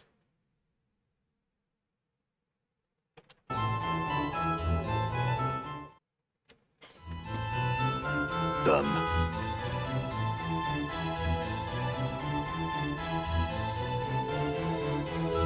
What's this one? Oh, let's try this one. Nope. Okay. Well, there's only 2 left to try. Now there's only 1 left to try. Hey! Okay, save. So this is Unfulfilled Desire. That's her name.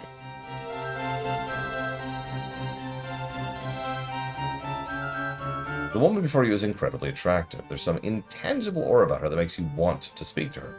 As you step up, she glances at you coyly and gives you an annoying smile.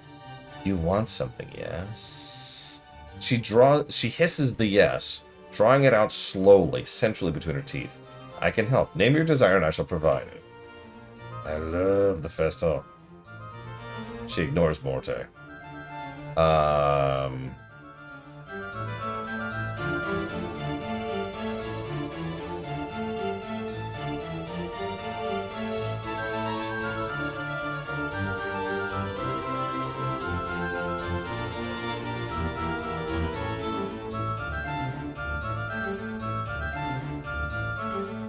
What do you have that I might want?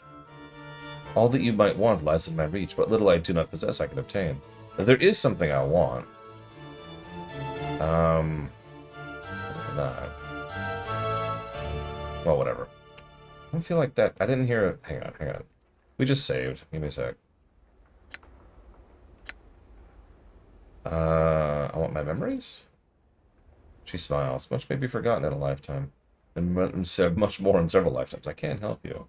Explain to me the ways in which you want these memories. Speak to me your craving. I shall speak to you the price.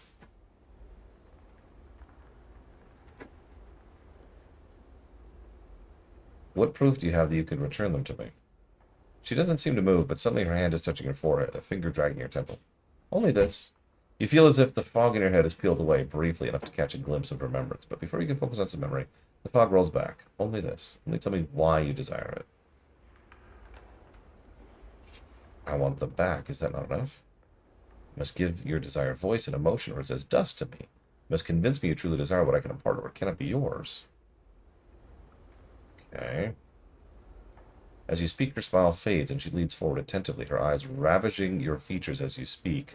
Her presence compels you to speak more than you normally would, and after a few moments her eyes flutter and she gets a sharp intake of breath. Suddenly the desire for your memories begins to wane. Your want drains out of you, leaving you with only a cold emptiness in its wake. She opens her eyes again as you stop speaking. What's wrong? Do you no longer want your memories returned to you? What have you done to me? What do you mean? Despite her innocent demeanor, you're certain something unnatural has occurred. She has siphoned off part of your desire. Sensates. Stolen away from some ghastly collection of wants, or perhaps to feed on. Had you finished speaking of your desire, you're certain you would have been lost forever to you. Right. Okay, so now we should know how she operates. Yeah, that's eldritch is the word I would use there. I know I've been calling this game weird, but no, that is just straight up eldritch. That is messed up.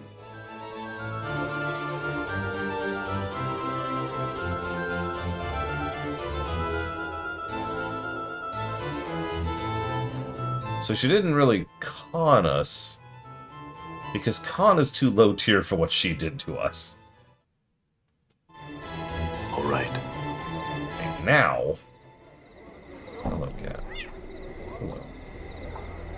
Hey.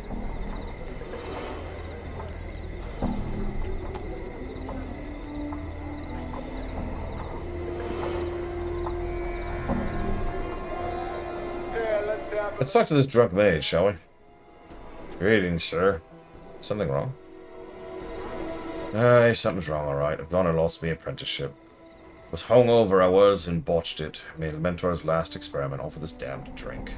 Ruins everything, this jam drink of mine. Why don't you stop drinking, then? Dated my journal. I can't. I want to, but I can't. I need to drink. Such a wreck I become. You know, there's somebody you should speak to. Her name's Unfulfilled Desire. You can find her in the Civic Fest Hall. Talk to her of your love for drink. You'll soon find you don't want it any longer. My journal. Truly? Thank you, sir. Here, take this. So we now have the Frost Ale mug. It keeps its contents icy cold, whatever the surrounding temperature.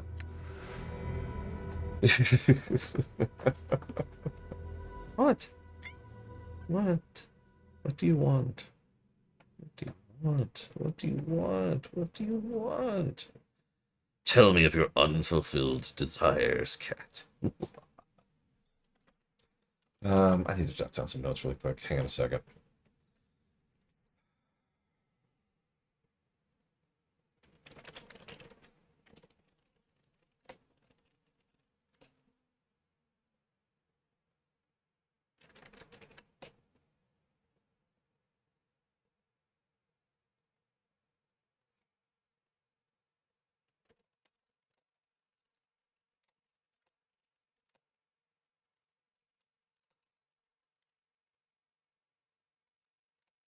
That's true, Savacom. That is a statement that is actually true.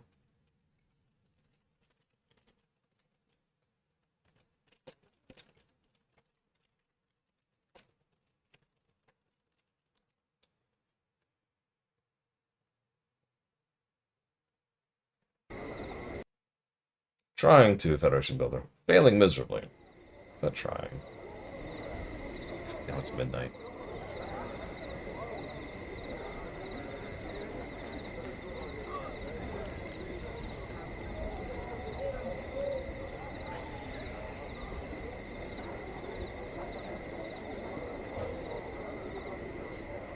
In. Okay.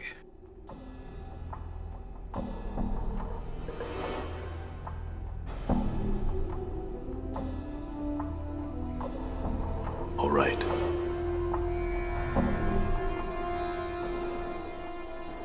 Oh no, this is the worst part of Sigil. The worst time.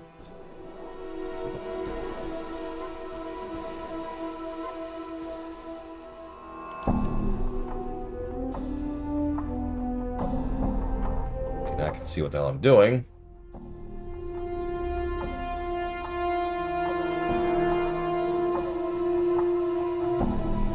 The statue is believed to be the final fate of Ithursian sorcerer Gangroid Haydn, attacked by the conclave of rival sorcerers at the height of his dream madness. He was imprisoned with a spell that turned his flesh to stone.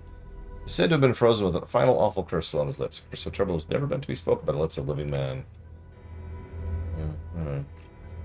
Okay. Nice thing to just carry around in a museum.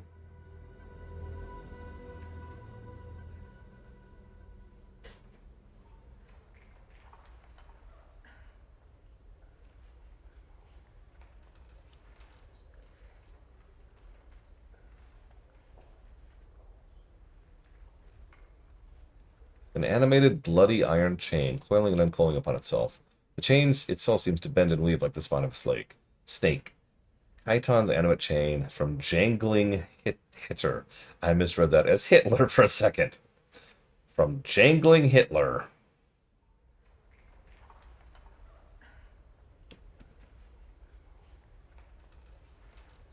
I mean...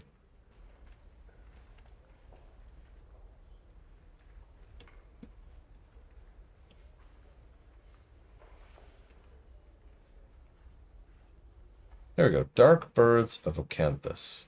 Several shards of black crystal or ice swirl within the freezing wind of this ornate pedestal. I'm going to grab one in that frost mug we just had. Go. The mug's magical properties prevent the shard from melting away. Where is the curator? Hello? Hello? Oh, there you are. Yes, I'm Yavanna. Welcome to my Galleria. Would you be so kind as to permit me to touch your face? Okay. So many scars, old and new. Pardon me, sir. I was curious to see how far they went. It's okay. They're everywhere. My whole body is scarred. So, I have some questions. Hang on.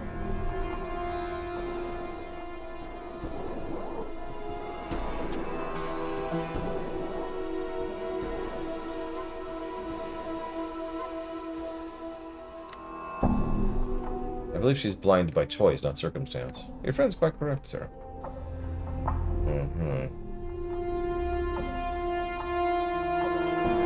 Sorry, I'm trying to find a specific dialogue option here.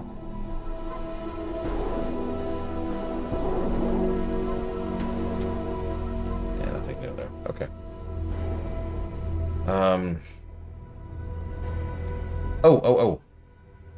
Actually, I do have a question about the Dark Birds of Acanthus. Here we go. So, those black infinite ice sheets are made of the river Styx. If the waters of the Styx destroy one's memories, would this ice do the same? Yes. That's all I wanted to know. Peace. Okay, now we can do some turn-ins. Hi, Colgrim. All right.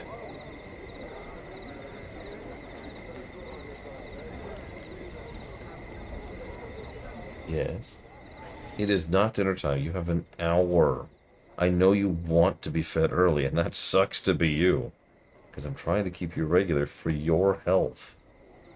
If it was my way, I'd just be like, here, have food. Plop, plop, plop, plop.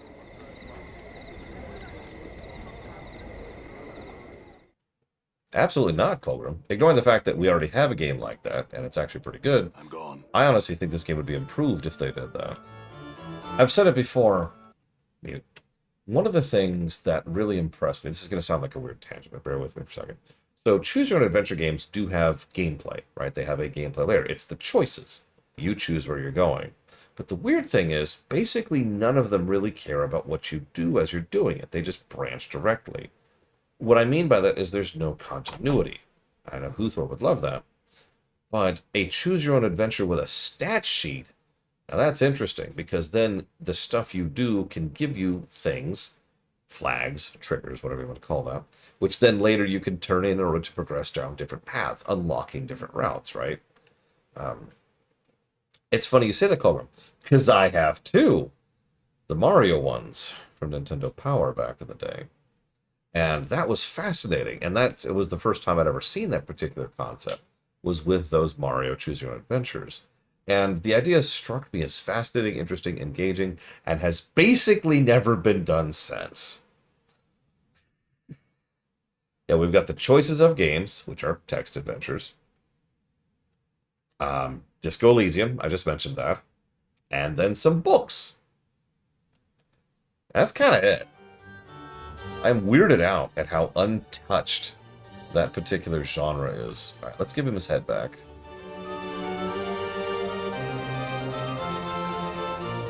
Oh, there it is. There's my body. Say, old chum, over here, over here. Much better. Probably because I didn't find this one's eyes. Updated my journal. Ah, much better. Thank you, my good sir. I imagine my body was getting restless without me. Yes, I missed you too, body. As for you, good sir, you certainly deserve some reward. Let's see, what have I got here now? Several handfuls of copper coins. Okay. Thanks, I guess. Okay.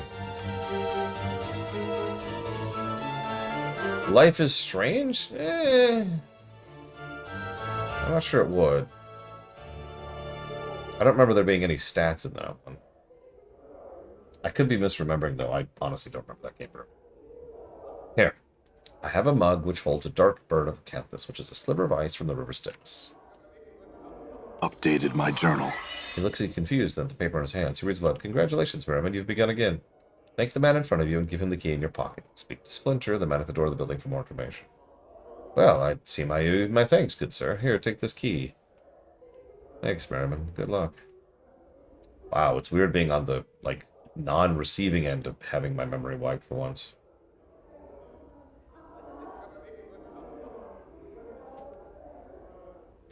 Anyways, Come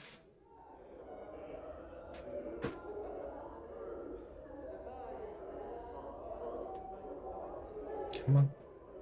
Come on. Oh my god, I'm literally stuck. Because the door is closed. Open the door. There we go. Go!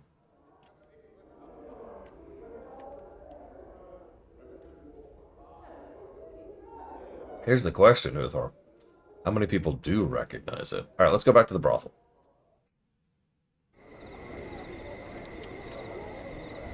Make a joke here. We spent enough time at the governmental office. Now it's time to go to the brothel.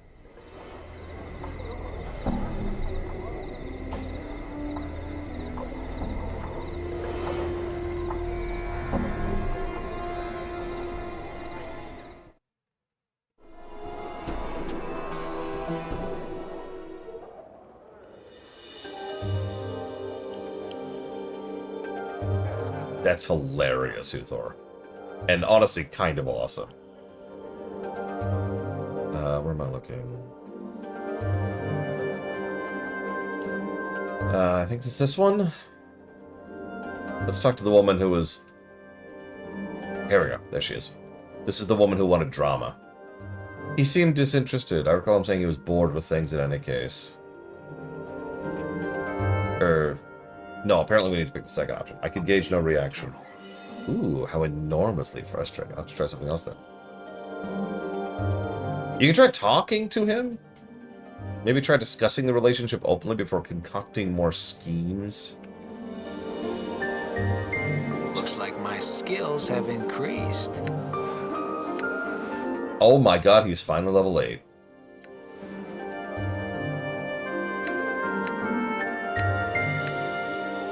I will wait for your return.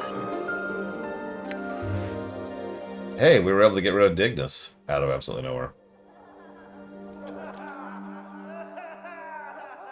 Hi, Sean. Hold on. What? Oh, whatever. You know what would make this game much better? If it had a B-listed celebrity in it. Maud, I'm curious. What happened to your body? Me? I'm the head of Vecna. Actually, there's a story about that, how Vecna came in and wrecked things so hard that the Lady of Pain had to rewrite reality, and that's why 3rd edition happened. I'm not making that up.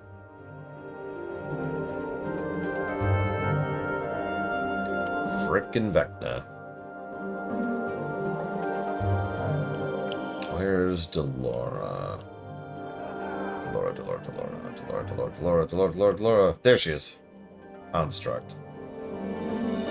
Actually, no, this is Planescape, Culver. So, here's your keys. My journal. At last, she takes the keys from your grasp, her hand brushes against yours. Her skin is dry but icy to the touch, like metal. This will be of great use to me, thank you. You're welcome. So, can you tell me about the silent one? My journal. Her name's Echo. Her voice and her very means of communication was stolen and destroyed. Echo's words once wooed away the paramour of a godling Paramisha. Paramisha, in a jealous rage, tore away Echo's voice, sealed it in crystal, and hurtled into a Megogalamedraga's maw. Echo's voice is forever lost to her. Only another new voice can return her the ability to communicate once more. I know this because I spoke to Paramisha's paramour myself once. Okay. It's just different settings. And yeah, back in the day, they were all kind of part of the same multiverse. And then that kind of drifted away as Wizards started ignoring everything that wasn't Forgotten Realms, and then their own setting, and then Forgotten Realms again. For a while there, right around 4th edition, they were really trying really hard to make their setting like the canon setting. That lasted like, what, 2 years? And they went back to Forgotten Realms. Okay.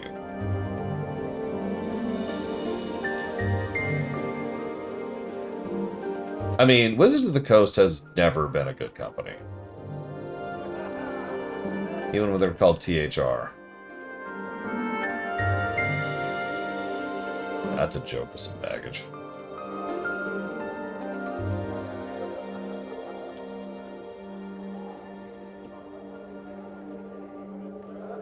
I might have actually gotten the acronym.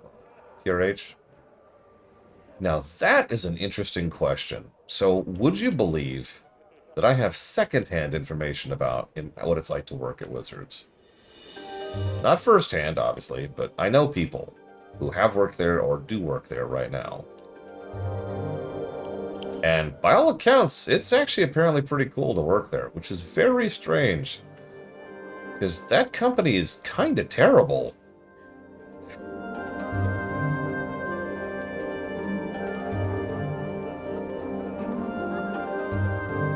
Where the hell is Yves?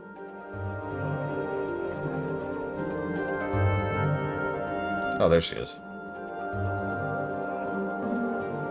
Oh, it's a whole mess, Loner.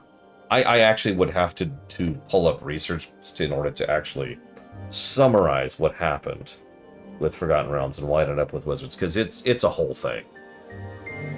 The rights to Forgotten Realms bounced around, I want to say about 5 times before they landed and stuck with Wizards.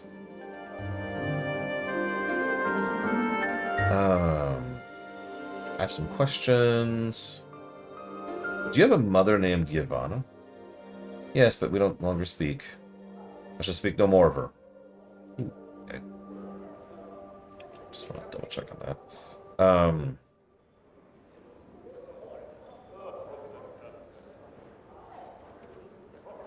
Alright, never mind. Yeah, we gotta do a quick side thing.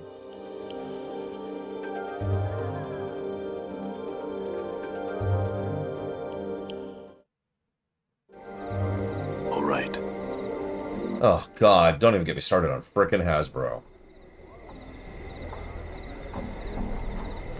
Hasbro, by contrast, does not treat their employees particularly well. Jackasses. Like, they're not as awful as some companies. They're basically a typical company to work for. But we all know where that bar is nowadays. I have some other questions. Do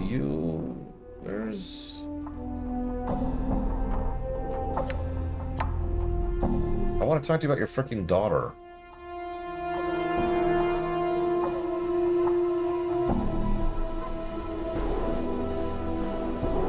Oh, whatever. I don't even care. I don't care. Screw you. Hey, Linnea Ruth. I would say I hope you have fun. I'm gone.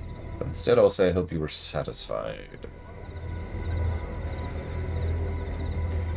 Because we exist within the Planescape Torment, where there is no fun to be had. Done. Alright, let's go talk to Echo.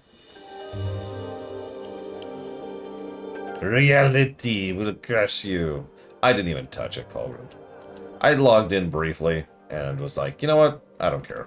And I logged back out.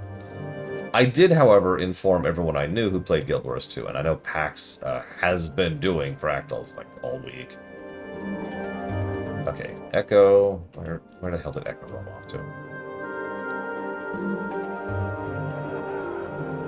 I mean, I can't speak to how good of a singer you are. But I know you're a good voice actress, so I can say that professionally at this point. Greetings again. I have some questions. Is your name Echo? Can I cast why you don't communicate? Was your voice stolen? Is there any way to get your voice back? I swear I'll look for a way to return your voice. Updated my journal. Okay.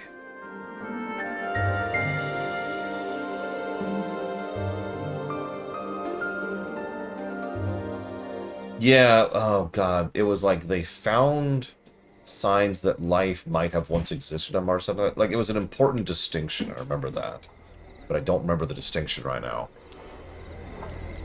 Either way, I did see that crossed my radar briefly. And then I immediately ignored it and said, nope! I don't want to be killed by Martians right now. Because we all know that if we go to Mars, we're just going to find a bunch of tech priests. What's a hug box? Okay. Sweet, we can sell companions off into slavery at this point. Seriously, you can do that in this game, because as much as you can be a good person, you can also be pretty horrific.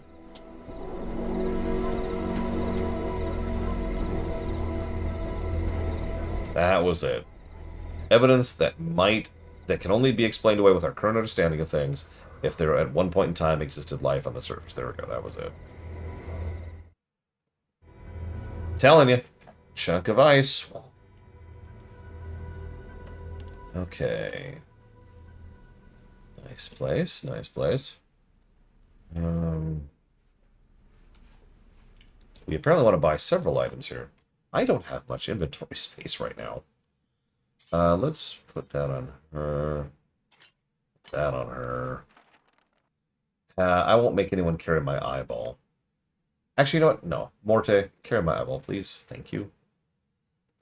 And the crutch. We're going to hold the Blade of the Immortal and the Bronze Sphere. And I'm going to give the junk to... Actually, no. I'm going to give the junk to her, because that's a quest item. In fact, that's a quest item, too. I'm going to hold on to the intestines for now. This is it. You're looking at the limit inventory space. So check it out. These are the only inventory slots you have. And there's a weight limit. This is much worse than it looks. I've kind of gotten into the swing of managing this. But this is Garbo. Yeah, this is not great. God. He has 100 health now? For those of you not aware, this guy, the Skull Morte, is my best tank by far. It's insane. He has -2 armor against all things. He has 100% cold resist, 100% magic cold resist, 75% resist to everything except for poison, which he also has 100% resistance to. He has 2 attacks per round, 4 fist proficiency. Jesus. Anyways. So that should be enough space, I think. Yeah, that should be it. Okay. We might be about to run out of money. We are about to run out of money. Enough money. Oh my god, I haven't run out of money the whole game. Hang on. Let's go pick up all the loot we didn't pick up earlier. See if we can sell some of it. Loot.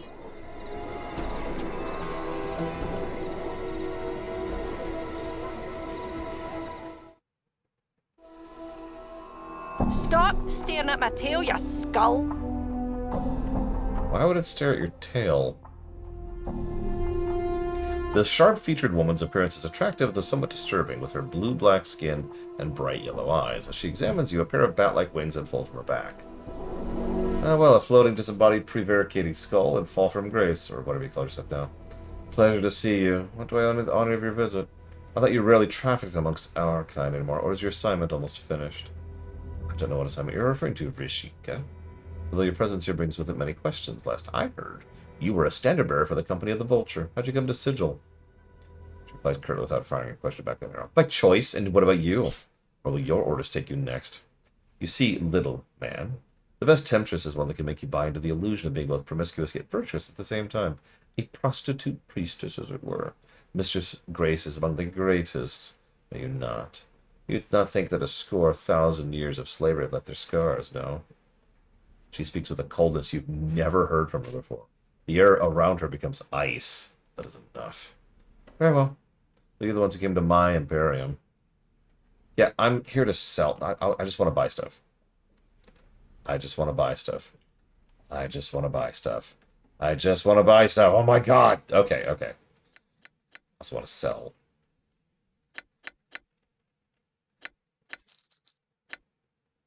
I'm gonna get rid of these. I've been sitting on this for way too long. Oh, I can finally sell the Mage's Guard too. Nice. That should be enough. Quite pathetically.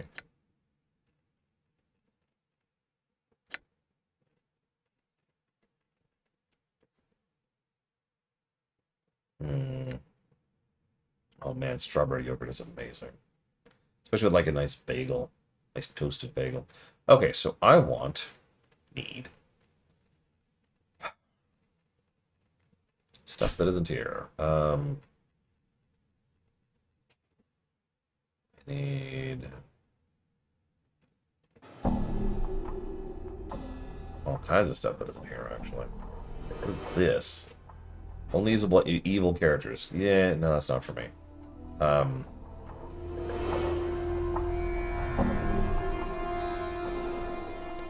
Okay, so I need to buy the Fiend's Tongue.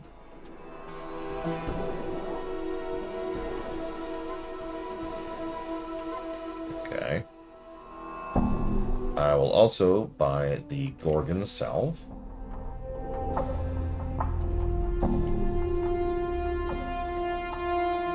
Sure. I'll also buy the Metallic Cube figurine. I will also buy the, the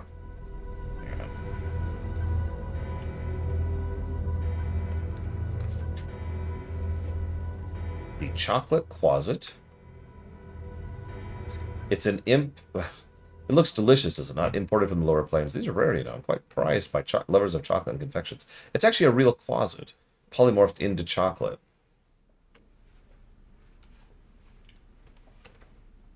Ew. Now I need a Deva's Tears. There they are. Collected from a Deva who was captured during the Blood War. In the eons he was imprisoned, he shed 12 tears. Okay, that's gross. Elixir of Horrific Separation. This stuff was compounded by a scholar who found that he possessed a darker half, a side of which her took control at times, and bade her to do awful things. This potion was to have split the darker half away from her. Mercy killers, however, found and executed her for a string of depraved murders before she could use it. Ooh, shawarma. Sorry. I'll take it.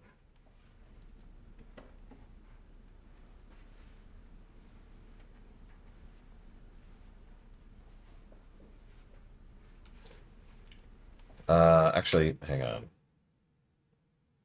What's that? Ooh, oh, I want that. I cannot afford it at all. Damn. Okay.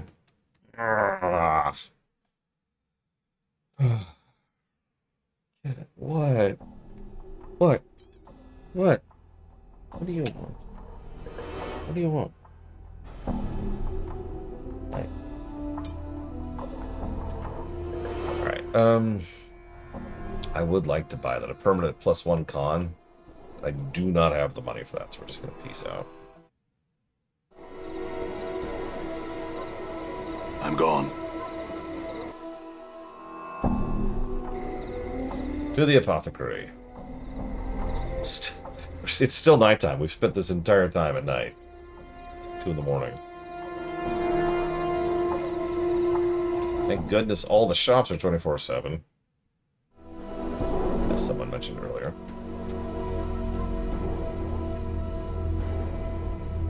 You see a wall-eyed fellow whose skin seems to writhe and ripple across his entire body. He is smacking his chapped lips with a blotched tongue as you watch his right eye moves independent of the left, focusing on you. A second later, the left one flicks to look that way and reverts to its original position. The right eye blinks. A strange gurgle comes from his throat. Greetings. Pestle, I'm called the alchemist.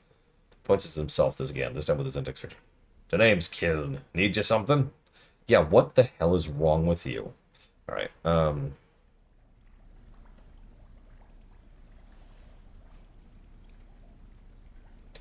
you alright?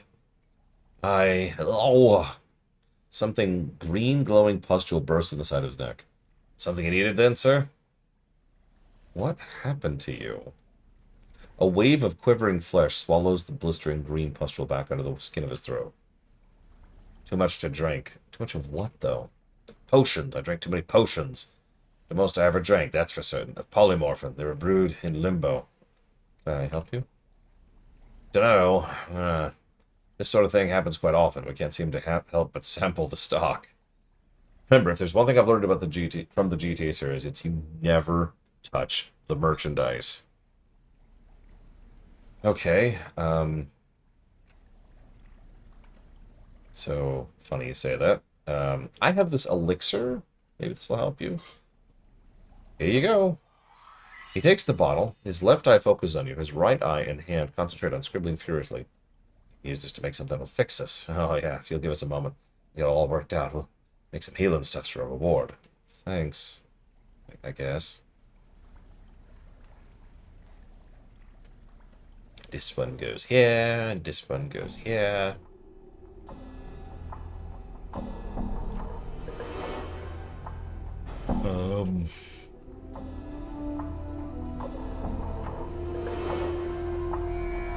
Greetings again. The name's Kiln. So did that work?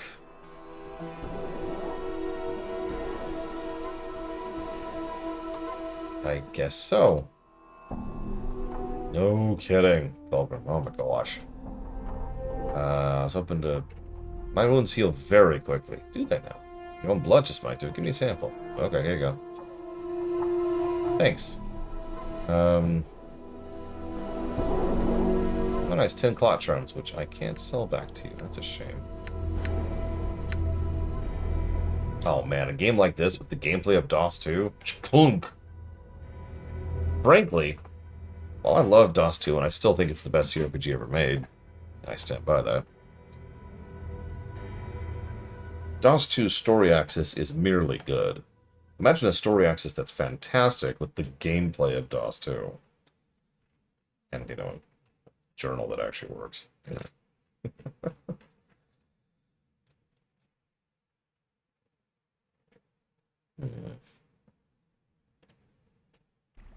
Okay, I need a sample. That is the hope, Bludgeon. Okay, he's useless.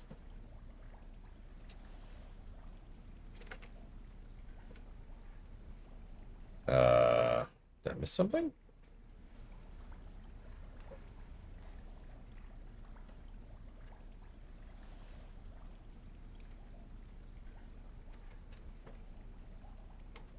I guess not. Okay, whatever. Let's just leave. If there's one thing I'll give BG3 over DOS 2, it's story. It has issues, but at least there is certainly a lot more story and better story focus. Yes and no, RJ. The trend is more... All gaming goes through this kind of bronze, silver, gold thing. I actually talked about this recently, because we were talking about Xenogears. And any games, any systems, Bronze Era, Also known as Wanker City. pretty much every gaming's Bronze Era is not great on the gameplay axis. They might have good story, because story doesn't care about era, but gameplay-wise, like early NES stuff was rough. And I anticipate the NES block will actually have a lot more games that are below 0 than are above it. But then the NES started getting really good, and people started figuring it out. Then the SNES came out, and then it exploded in quality, and then the N64 and the PS1 came out. There's another dip. And a lot of those games did not know what they were doing gameplay-wise, so there we are again. And that lasted for a while there. Yeah, no, the NES block is probably going to bring down the entire average gameplay. In fact, not gameplay, golden number down. For example, right now, the average golden number of every game, now this is truly every game, including MMOs that we've ever covered, is 90.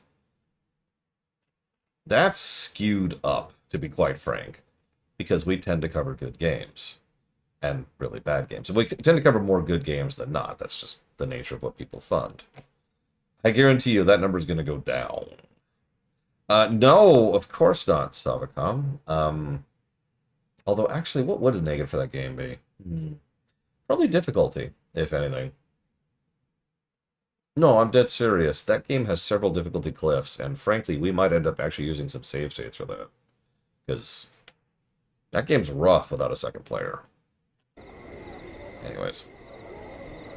Time is precious. Shut up. I'm trying to figure out what to do next. Wander it here. Shut up. Yeah, the life system, exactly. Honestly, if that game had infinite lives, I know that sounds strange. It probably wouldn't be nearly as frustrating to go through. Honestly, though, I'm not sure there's another negative there. That game's pretty solid, other than that. Yes, Mr. Red. Is everyone ready to go? Shut up. Jesus Christ. Okay, so I've got the Davis Tears. I've got the Fiend's Tongue. Okay. Done.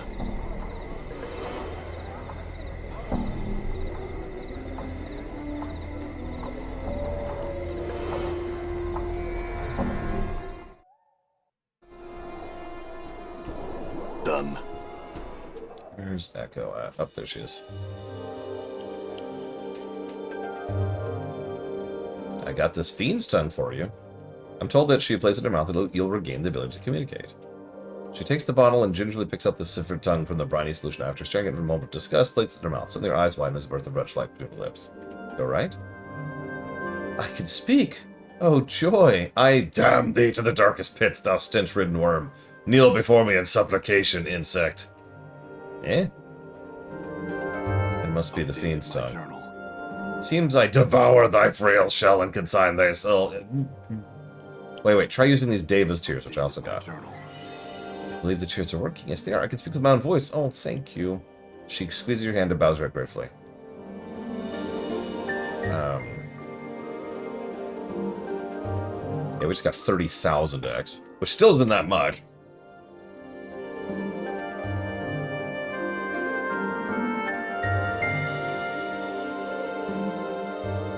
My pleasure to help you. Increased my skills.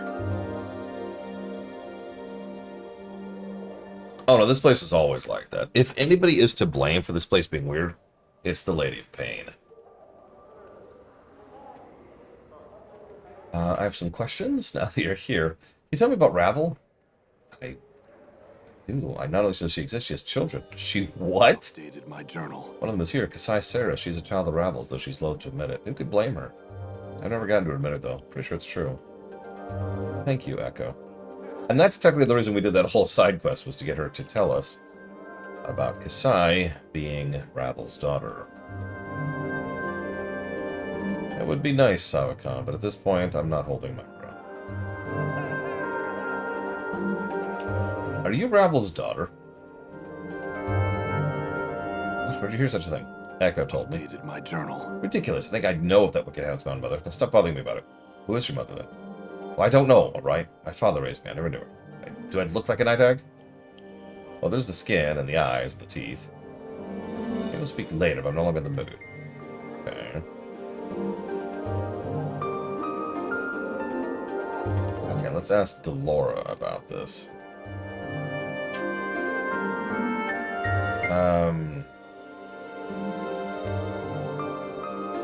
I heard Kasai Saris' Rebel's daughter. Is that true? Journal.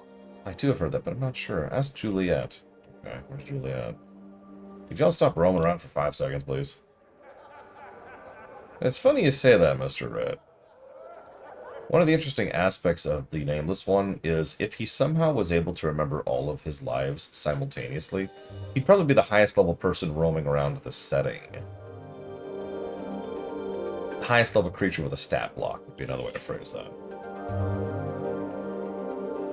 We'll go on. I've heard Kasai's Rebel's daughter, is that true? Updated my journal. Oh, I thought I heard that name before. I have heard such a rumor. You may want to ask Kimaxi the same question. They're half-sisters, you see. Thank you, Julia.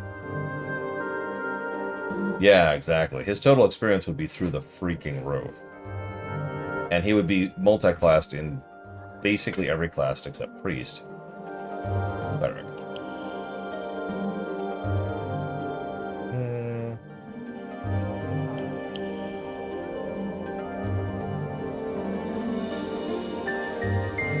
So, in this setting, the only way that you can be a priest to have divine magic is to have a divine being gift it to you. Every single one of the so-called deities in the Planescape setting has told you to piss off. All of them. That's why you cannot roll priest in this game. I heard that, hang on.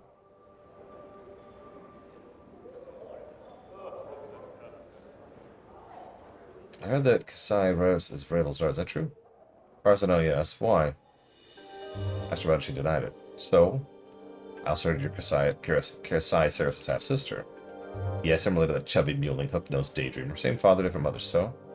I was hoping you could help me find out if Kasai is really Rabel's daughter. Updated my journal. Normally, I'd loathe to help you like this, but I have a feeling I'd insert that flirting, preening doxy good. Well, yeah. Tell her to ask our father. He's a powerful Cambion. So she had to be able to tell him right then and there. It's a Cambion. Did you hear me the first time? Your ears all stopped up with the last of your brains running out of them? Asking what one is. Half fiend. Like you, but you're half dung, I think. Better than that half of you, Kamaxi. You if you were half Kamaxi sod. If you end up with a goat's bum on your shoulders, it'd be better than the scarred up face of yours. Thanks. It has also been argued that they're afraid of him, and honestly, they have good reason to be. It's almost like we're a hole in the force, or I mean, in the setting, the art of the setting.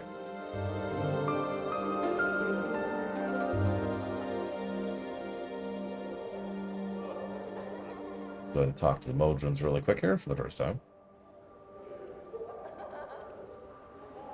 Identify yourself to us. I'm not sure who I am. I don't know why this is so. I don't know. I can't remember.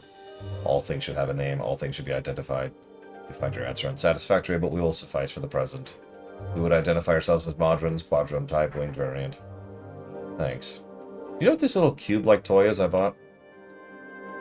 The object is a portal cube. The user is in position to position the appendages of the portal cube in such a manner that it will activate. Once activated, the portal cube will transport the user to whatever destination it was tuned to. What's the proposition for this one? We do not have this information. Over 97% of all portal cubes function in a slightly different manner. We're not present at the construction of the subject portal cube, nor have we ever been given instructions in its use. Should the subject desire to utilize the portal cube, they will have to determine the method. Thank you. Yeah, it's weird, Zeiss. I've never heard of such a thing before. I'm poking fun. There's nothing wrong with reusing ideas and concepts across games. It is funny, though. Avalon definitely has a type. I talk a lot about writer's fingerprints. You can tell his fingerprints in anything he's ever written. For example, if I told you he wrote one character in Pillars of Eternity 1, you could probably guess who it is just right off the top of your head, if you're familiar enough with that game to know the characters. Everyone I've ever asked that question has guessed it correctly 100% of the time.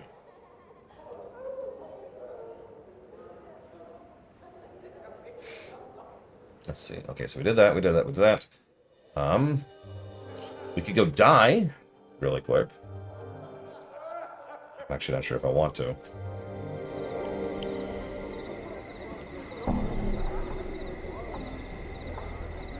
Technically, yes to both, Morganite, but functionally, no, I don't use either.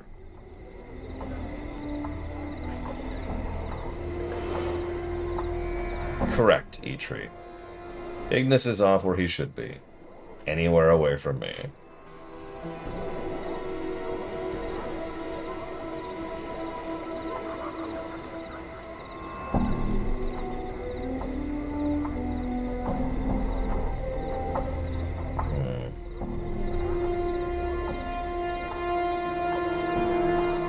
So I'm double checking things here. There's a whole quest chain we can't do because for some reason it's not triggering. I don't know why it's not triggering. We're just missing out on like another 20,000 exp. Exactly, E-Tree. Yep. He worked in Jedi Fallen Order, he worked on Prey. He did a lot of freelance work while he was working on games that were cancelled. I keep saying that kind of like coldly because it's just really messed up how many games he was working on that got, you know, full-time that got canceled. It was like 4 in a row. Like, for example, he didn't really write for New Vegas. What he effectively did was he handed over a lot of his Van Buren notes to the writing team and said, here, use these for New Vegas. And he wrote for a couple of individual people in New Vegas. And then... Grace, you, have any sisters? Thousands. Ah, give me a moment to be delirious with joy. Anyways, the one thing that he full-time wrote in New Vegas that was like his baby, can you guess? Can you guess? You probably can.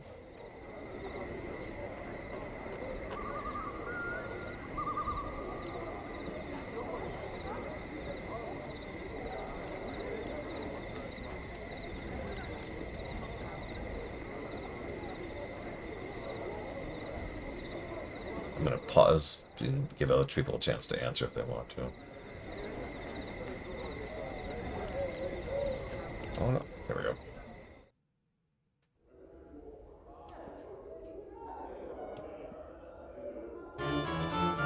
I'm gone. So you're making some interesting and good guesses, but what I meant was a whole thing that he wrote, not a character. Which by definition means one of the DLCs.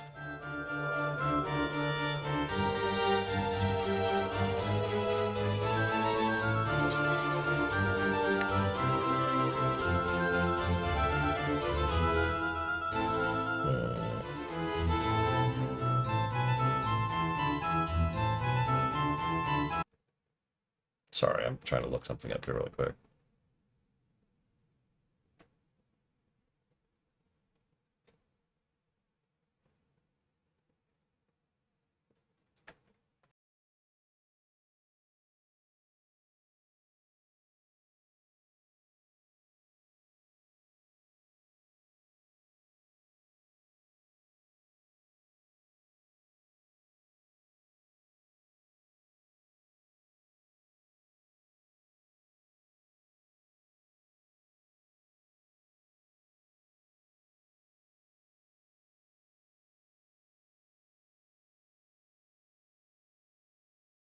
Lonesome Road was the DLC Rolling is Dukes, but actually, no.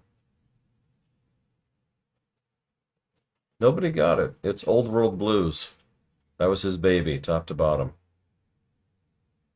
And it has his fingerprints all over it. It's very Avalon.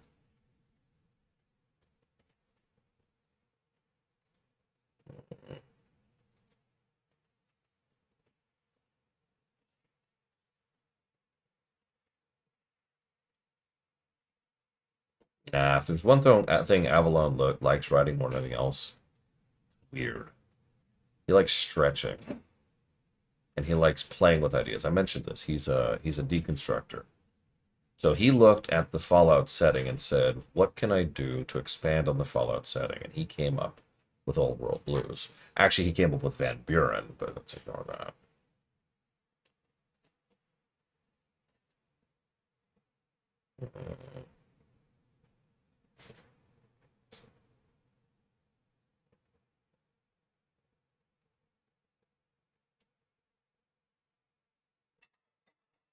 Okay. Excuse me. Where's what's-her-face?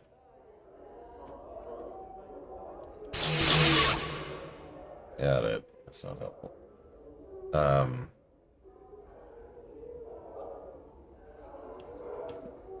Excuse me, sir. You, maybe? What is this place? This is where aspiring mages come to train and study. Where's the trainer? My journal. She's in the sensoriums. Okay. Thank you.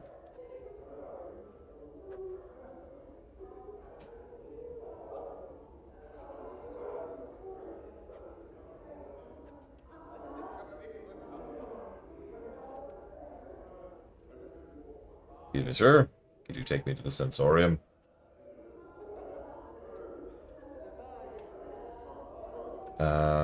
Could you show me to the sensoriums, please? The public sensorium, please. Okay. Here's the public sensorium. I'm going to not do any of these. But I'm going to explain this to you, okay? So, what you can do is you can walk into one of these rooms, you pay money, which we do not have to spend. We're almost skint broke right now. And I guess we could afford it, but I'm still not going to do it. So, what they do is they give a pittance of experience, but also an actual sensory, so we could experience unavoidable pain, tender love, mind-numbing tedium, sheer wonder, consuming impatience, tired surrender, supernatural lust, horrible regret, shock and a rise to rising vengefulness, slowly dawning horror, and my personal favorite, lycanthropy.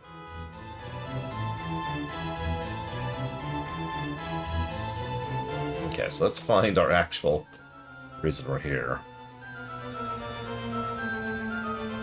We're weird people.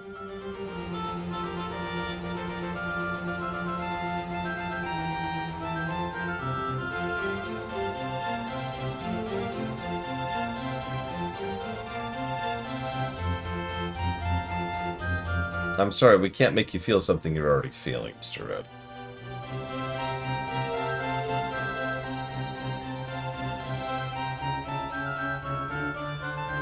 I would offer you the Boundless Joy package, but it says here you're British? There's a comely middle-aged woman wandering about dreamily, absent-mindedly chewing on her thumbnail. Her eyes seem focused on nothing in particular. Greetings! Huh? Are you Lady Thorncombe? No, I'm not, sir. But I think you are, madam. I was told you're the mage's tutor of the Civic Festival. And if I was this woman, what of it? I was hoping to receive some training in the magical arts. I shall dash your hopes to pieces, then. I no longer wish to teach magic. Why not? As if it were any concern of yours. But I seek to train, and you can teach. I would know what I might do to convince you.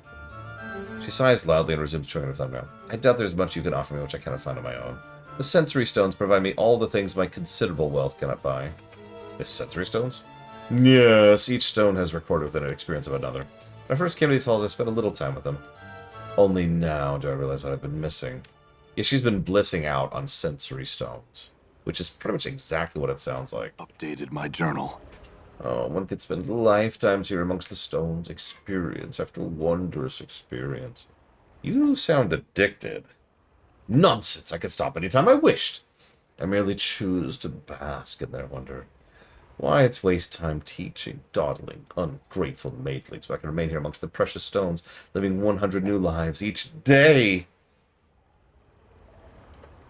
I don't think that's what the stones are there for. Don't you seek sensations of your own to share? Humph. What you think matters little to me. Okay.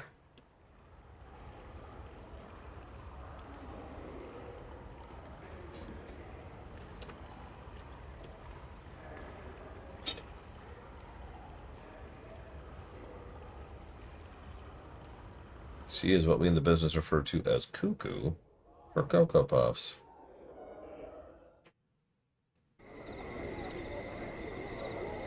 Where is he?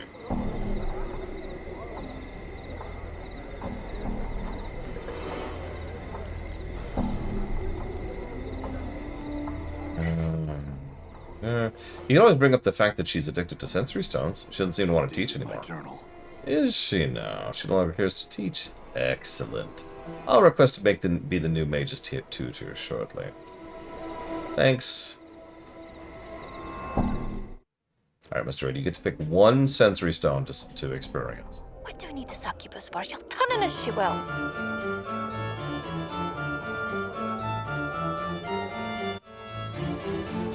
I'm gone. For me, I would experience a good night's sleep. Something I'm pretty sure I've actually never had in my entire life. What about you all? Anybody wants to answer? Other than Eitri. Eitri is disallowed from answering. I was wondering if you knew Salabesh was happy to hear of your decision. He's requesting to be made the new mage's tutor. Salabesh? Poor little oaf. The man couldn't magic his way out of a mildewed stack. What's this decision you speak of? Your decision to remain here and no longer train the less experienced mages. My journal. What? But, yes? Asinine. Holy asinine. Should you see Salabesh again, tell him not to bother. Anyways.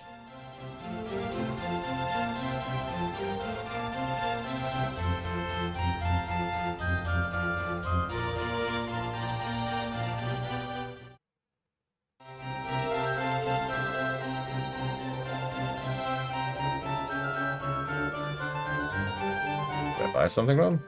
If I was already a sensate. I haven't come to this place in a long time, but I assure you I was in the sensate. He bends down to examine you more closely. We don't recognize you, but we see no lies dripping from your tongue. Very well.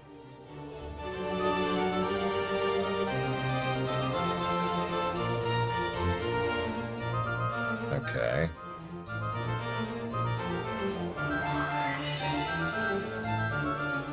Interesting. A painless day. Ooh. Another one I'm not sure I've ever had. A good sleep with a regular schedule. Oof. Yeah, that's actually pretty similar to mine, really. Just the sensation of being legitimately rested. Which is just crazy talk.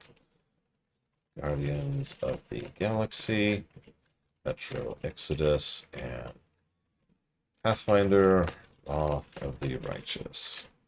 Thank you, Eitri, very, very much.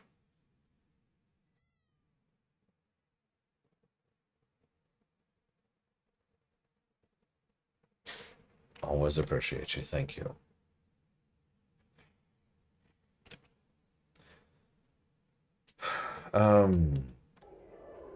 Ironically, now that we have access to a mage trainer, I don't want to use it yet because I'm a level too low. Not by much, though. One more level and I'll switch to mage. And we'll stick with mage for the rest of the game. How's everyone else doing? He's level 8. I need to figure out how to upgrade his things. Sorry, cat. You okay? There's something on your nose. There you go. I got it. Untainted clarity of mind. I get that. Not personally, but I know plenty of people who would ask for that.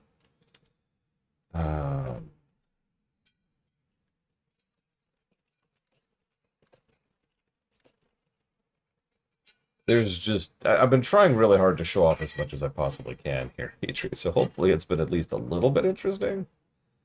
I need to figure out where to upgrade these stupid things. I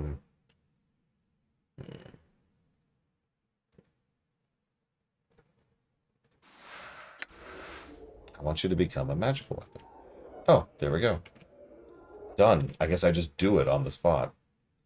And now, he has much better teeth. And he'll finally be able, not be like, I can't damage that, I can't damage that, over and over again.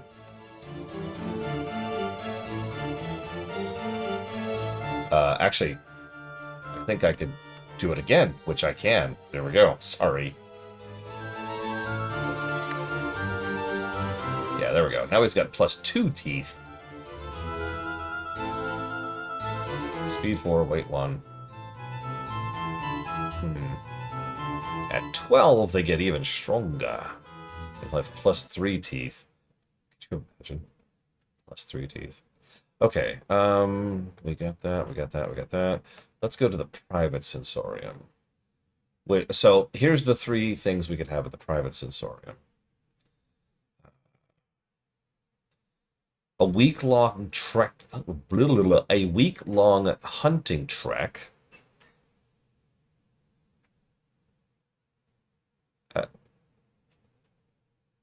Longing or the messenger. Oh, well, that's interesting.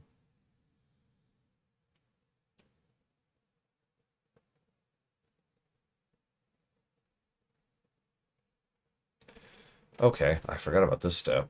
Let's save before we do this. Could you take me to the private sensorium, please? Thank you. I'm gone.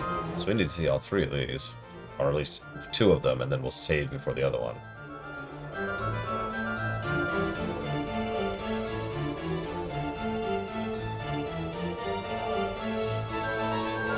I mean, it's your choice, Lord Garma. That's... You know me. Pretty big on choice.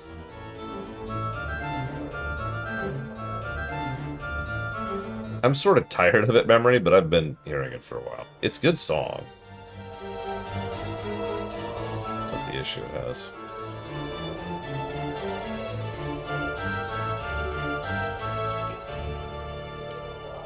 Alright, so...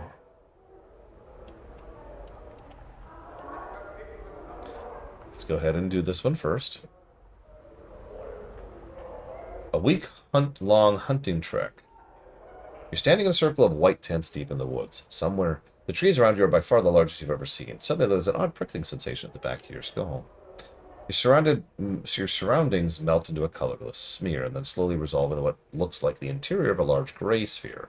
Across from you stands a figure almost identical to yourself. His eyes flash in the half-darkness, a mad smile splitting his features. I knew you'd come! Greetings! Oh, greetings, greetings. So good to snare you. I bid you murderous tongue to be silent. That's right, murderous. You pretend innocence is laughable.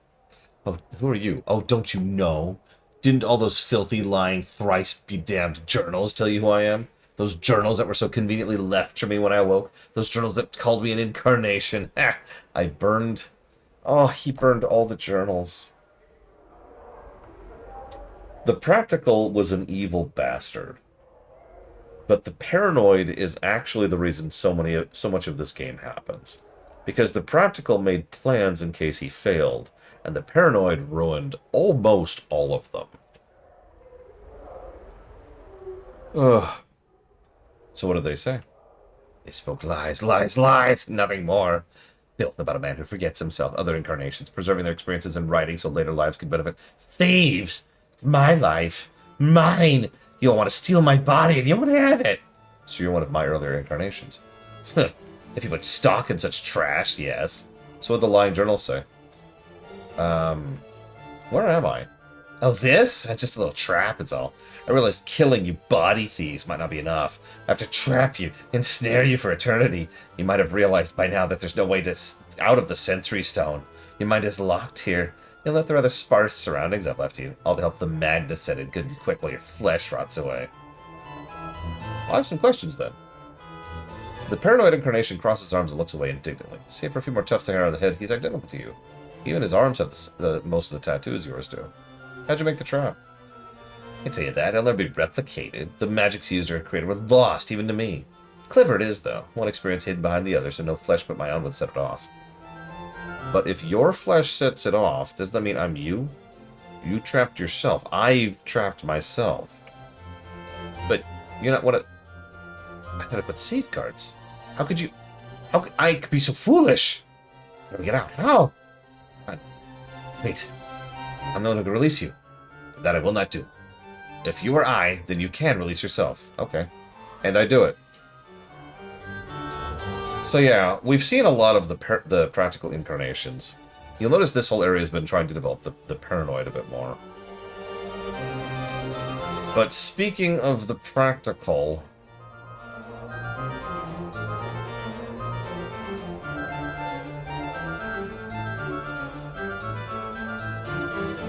As you place your hands on the stone, its surface ripples into your touch, and chill washes over your arms, like plunging your hands into a mountain stream. As you close your eyes, you blink and reopen them. Your eyes are brimming with tears, and you are overcome with a terrible sensation of drowning. As the sensation rolls over you, there's a stirring in your heart, a hunger, poisonous like a serpent, biting into your heart until you feel as if your breast will explode. You want desperately to steady yourself, but all that will come to your eyes is tears. You raise your hand to wipe away your tears. Your hands are soft, delicate woman's hands. They brush away the stray tears from your cheek, and you cup them in your hands, each of the tears like jewels shimmering in the lights.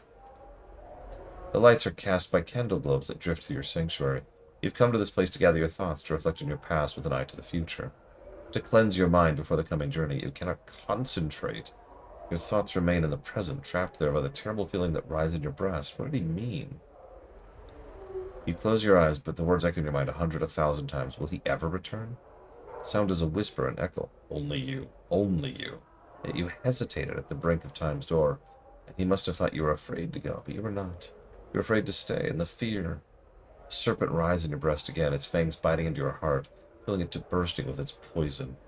The tears come again, running down your cheek in streams. Only you. Only. Your eyes snap open. It's his voice. You whirl and you gasp. He stands powerful in the shadows. He strides into the light of the drifting candle globes. You feel the serpent writhing and dying. He returned. His face stern, but somewhere in those features you can almost see the pleasure at seeing you. Only you can help me, Dayanara. It was wrong for me to ask you for your help. You speak, Dayanara, yet it is you, gray-skinned like a statue, striding in from the light. You that scarred? Your body looks like it's been bathed in knife blades. The wounds, the tattoos, horrible. You see through Dayanara's eyes, and she sees how she sees you. She puts a cloak over your features, and she sees you in such light, such terrible longing. How can she feel such? You feel your vision tearing, doubling until you're the man striding from the light. It is you, but not you. You feel yourself being torn. It's Dayanara's experience, but at the same time, it's also yours. I asked too much of you to accompany me, Dayanara. I have no right to place you in such danger for my sake. It is your words, but they're surgeon's words, chosen with cold skill, without a trace of emotion. Every word you feel yourself sneering inside, knowing what the stricken girl will see through her longing-stained eyes, and who... Are you that person? The man twisting her with your words? Not knowing how powerful they are to her? Like bolts from a ballista piercing her chest, and yet she sees only relief at your return. How can she feel and know you not? I have come to ask your forgiveness, Dayanara. I shall return to you as soon as I'm able. Your vision tears again, doubling and bleeding, until you're facing yourself again, trying desperately to speak, to warn Dayanara that this is not a man, but a creature that kills for his own needs. He doesn't care about you, Dayanara. You are a tool to him. A tool he needs to. But Dayanara speaks, and you cannot stop her. I would place myself in 1,000 dangers, embrace eternity for you, my love. I am not afraid. Listen to me. I will accompany you. The plains themselves should bar the way. You feel yourself shattering, relief and satisfaction. His satisfaction at her words, knowing she would say them, always knowing. And her admission of love, it's like the slamming of a portcullis along your heart, trapped.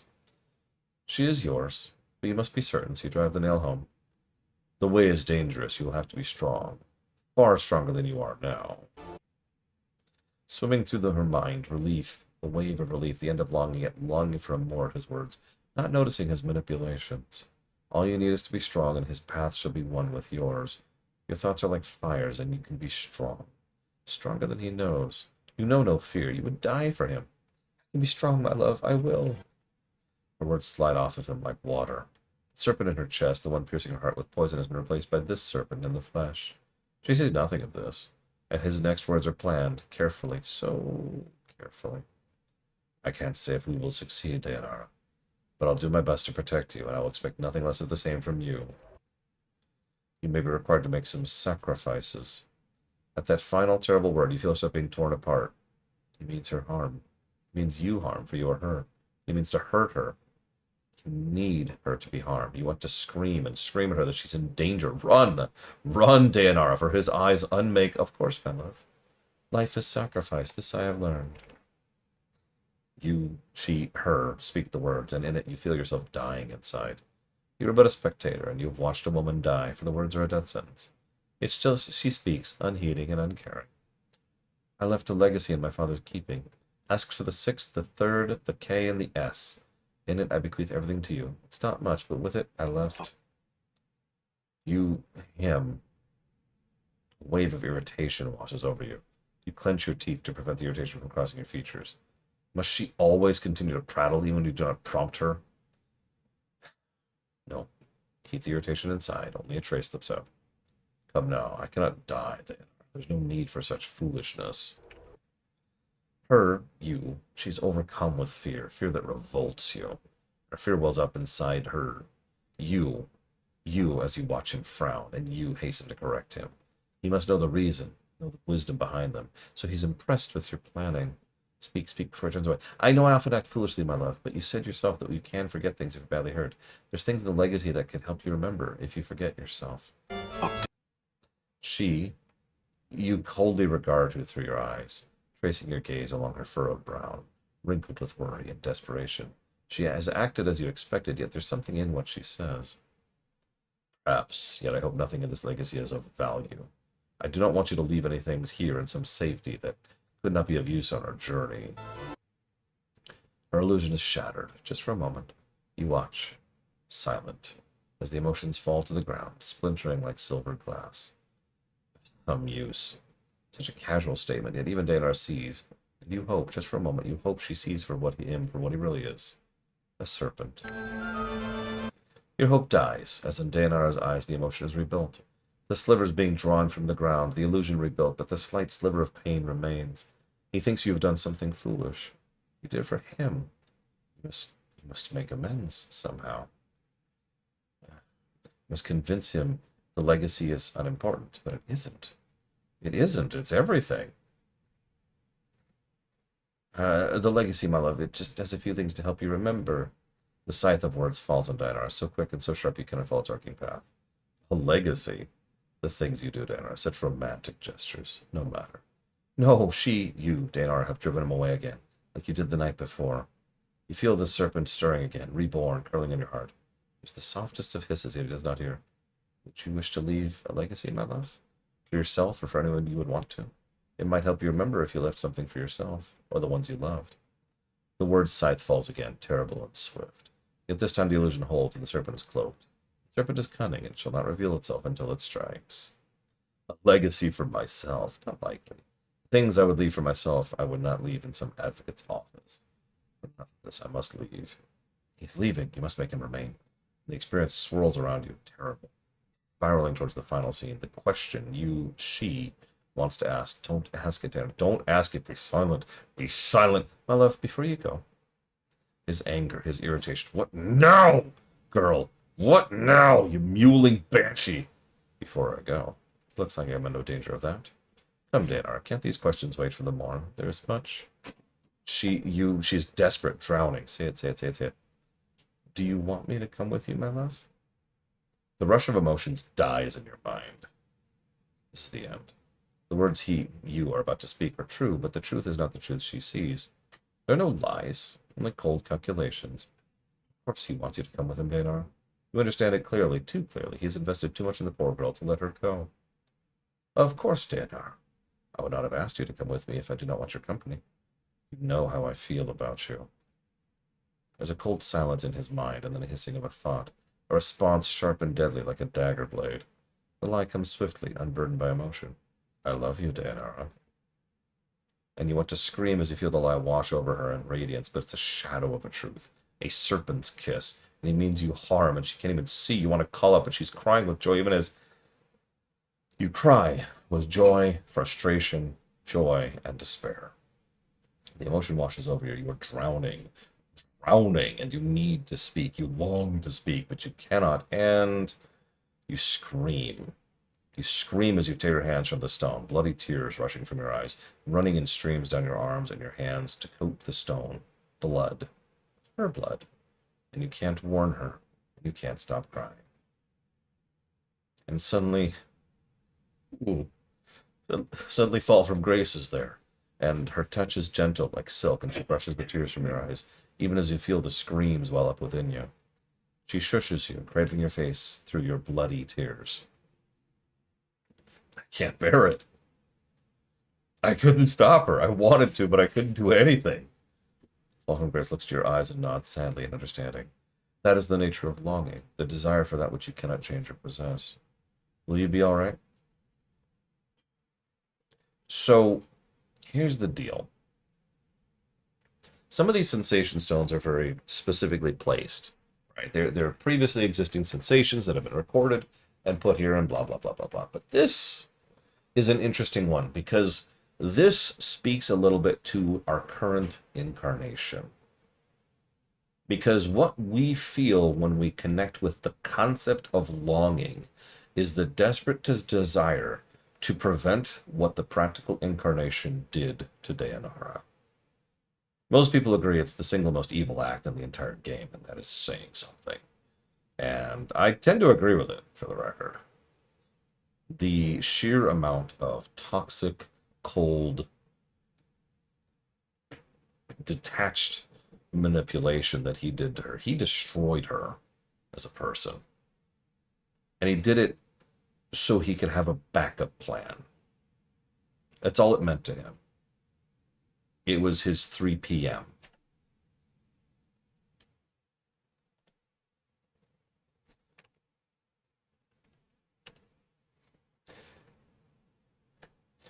As much as you want to hurl the memory of the experience from you, hold it fast, because you know it's important to remember it.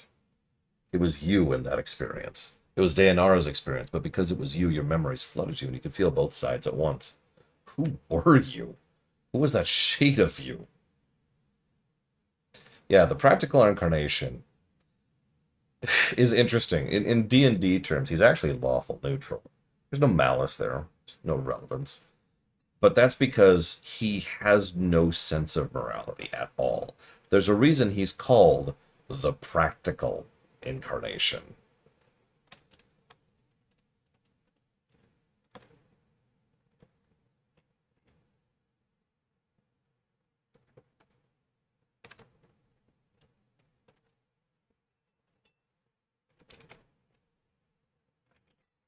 Moment, please.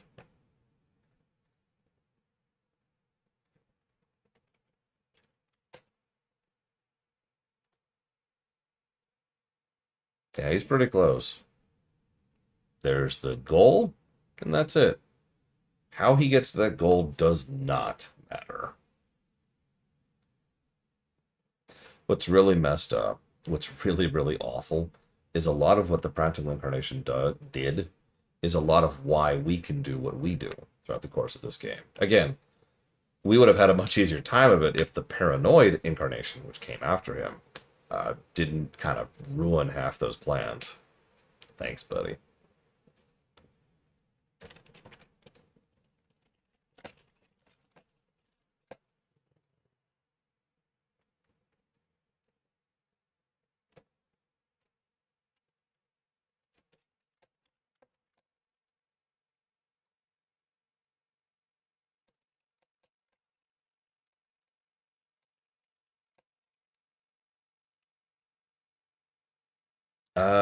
Yeah, I would say chaotic neutral is probably the closest thing for the paranoid incarnation. That doesn't really get it across. He's deranged. He's not well in the head. It's the simplest way to put it. You know how we like to say, if Mr. Red was like, man, I'm really concerned about, getting copy wronged on YouTube or something. We're like, oh, you're just being paranoid. We don't really mean that, right? Paranoia is delusional, like actual paranoia. I'm going to quote myself here. When you're paranoid, you think your socks are plotting to kill you. That's paranoid. It's wrong. It also it kind of dovetails a little bit into narcissism a little bit. Because one of the things a paranoiac tends to think is that everything revolves around them. There's no such thing as a coincidence. It's something that's coming after them. It's something that's there for them. I know, Sobe, it's weird. Yeah. Anyways,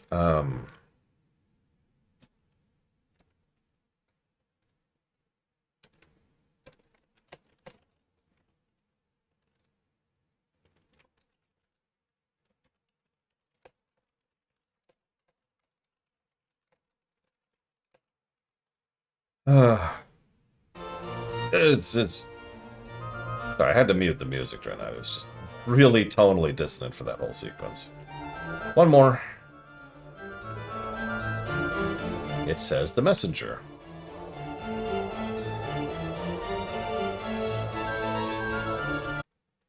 As you close your eyes, you feel the skin on your arms become numb, as if all sensations being bled from them. Tired. So tired.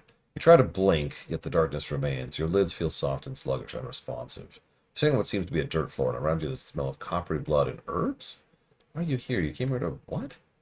Your memory fails you, but you feel a growing panic begin to well up in you. Ah, awake now, are you? All the questioning, all the done? The voice is an old woman's, thick and scratchy, as if trying to force its way past a thick layer of dust. As you might, you cannot open your eyes and see the woman, but you feel a shiver of fear. Something is wrong. Something is terribly wrong. You try to respond, but all you can manage is a ragged croak. You can't feel your tongue and your eyes. What's wrong with your eyes? Now, I see you did. I spoke you did, and poorly. So the price you've paid. The crone sounds amused. Their tone drops sharply.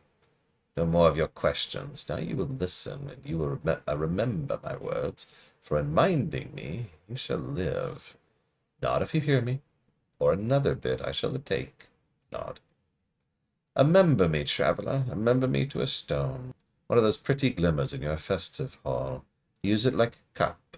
Pour what you feel into it, and know this. Remember me to a man who wears a skin of scars and tattoos, who seeks memories but has misplaced them. If smart he is, he'll know the knowing of me. Tell him to find me, or, if I'm not to be found, tell him to come to the Glimmerstone, and we shall speak, my precious man and I. Nod if you hear me, you ragged thing. Ah, pretty polite to listen along. When he comes to the Glimmerstone, tell the man to speak my name, and your pain shall not have been in vain. Her voice trails off as if distracted. You try to speak again, but there's only sick gurgling noise. What happened? Who is this person? Why are you? And...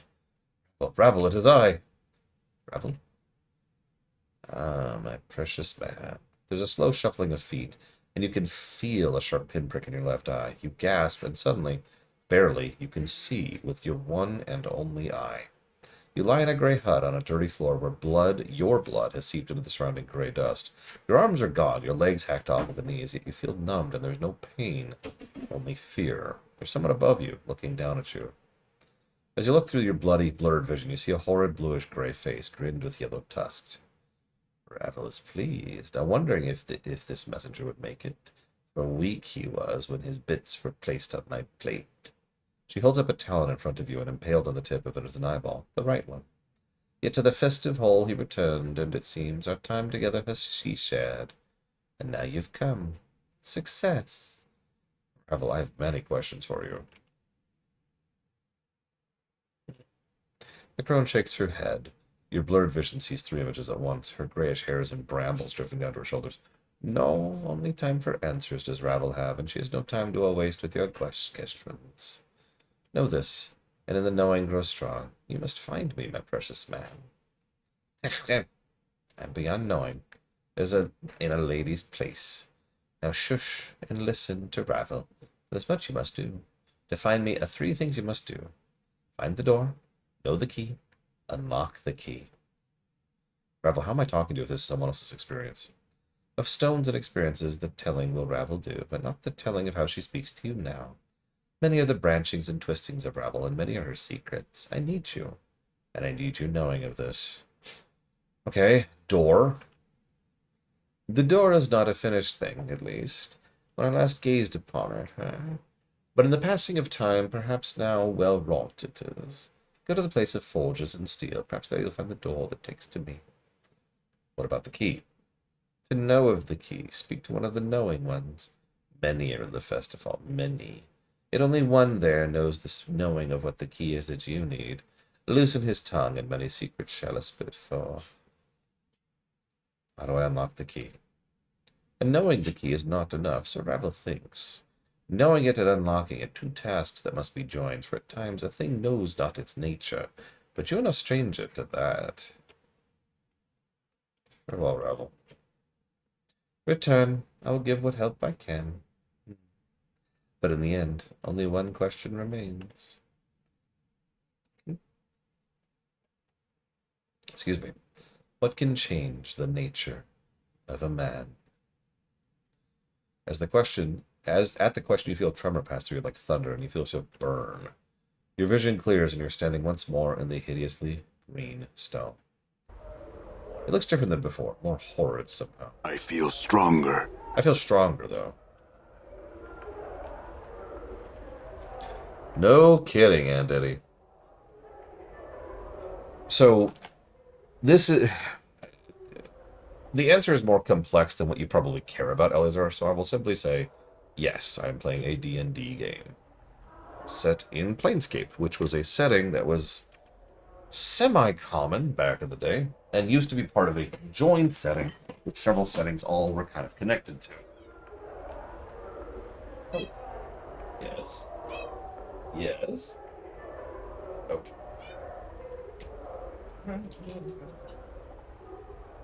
Said I would, right? Well.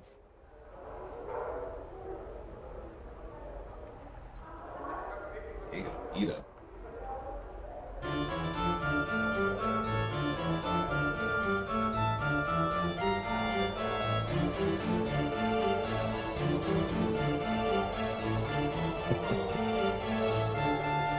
What's funny is Assassin's Creed. No, Eleazar. Assassin's Creed definitely was following through on similar concepts as these, in ways I will not explain here. Okay, so that was a hell of a thing.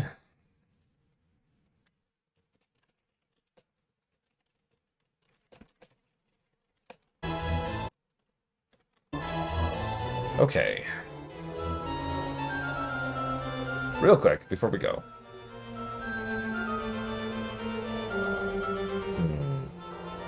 The older man is chewing on something, muttering softly to himself. After a moment, there's a crack as he crunches down on the object in his mouth. His bushy, brassy white eyebrows furrow for a moment, rise and furrow. Greetings. Not so much as looking at you, he reaches his tunic, pulls out a puce-colored ball, regards it, and pops it in his mouth. I said greetings? The man frowns and waves you away. He nods thoughtfully as he savors the flavor of whatever's in his mouth. I have some questions. The man smirks, bites his thumb at you, and then promptly pauses. His cheeks swell, and with a violent gag, he spits up a large black fly which was around the chamber. Minosaurian candies be damned. What? I had questions for you. He pops a small cherry red candy in his mouth. Do you always traipse about molesting puissant mages with your ignorant prattle? Babbling, blathering, chittering, chattering. The candy shoots from his mouth unchattering, flying at a higher could land on the floor. He stares at it sadly. I'm sorry about your candy. It was so tasty, too.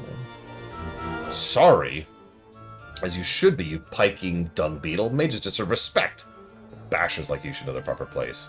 Proper place, proper place! He is jumping up and down. I just wanted to ask you some questions. I care not, you yeasty, beef-witted pig nut! His eyes bulge as he jabs his finger at you. Now off with you! Off with you! Do not return without being prepared to show proper respect. Come bearing tribute. A gift. Candies or chocolate would be nice, but nothing common. I mean, I do have this imported chocolate. It's a chocolate quasit. Great, where these are? Most delectable. He bites off a large chunk and tucks what's left of his tunic. He frowns at you, licking the last of his chocolate. I told you to bother me with inane questions. Now, what is it you wish to bother me with? Or be gone. I need to know about Ravel. Mention of her name, he swallows the candy he's sucking on with a loud gulp, wincing in pain. What's to tell? Why tell it all? Such things, such tales are left in dusty books in the attics of old men's minds. Evil. Evil. Such a name, and dark tales swarm about it like flies on a corpse. So you're gonna tell me?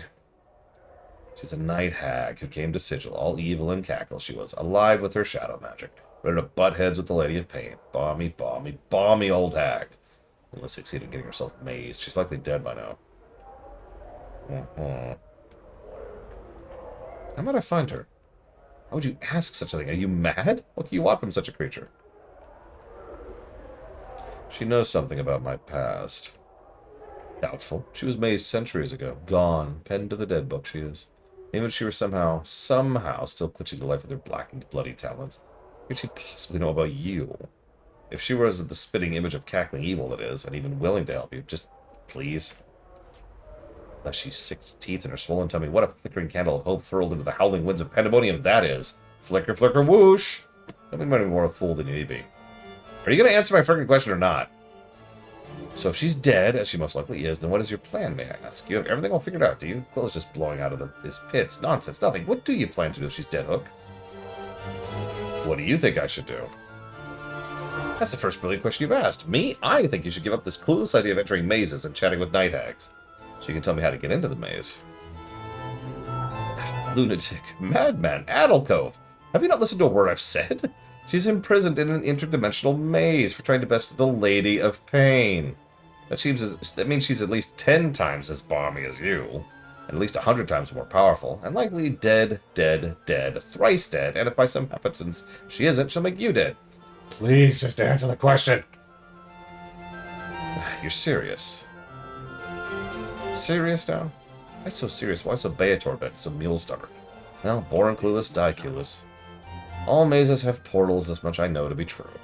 A way in, a way out. This is how the lady fashions them. I don't know the portal, its location, or its form, but I'm told the key is a piece of ravel. A piece of ravel? But if ravel's mazed, how might it... Then you'll have to make do! Find something that has ravel's taint in it, mayhap. That's all I know. Don't bother me no more about it. If you want to go pestering someone else about something, go to the brothel slating intellectual lusts. One of the ladies there is bound to have met someone who'll know something. Updated my journal. Thanks. 3-year-old. Oh my gosh.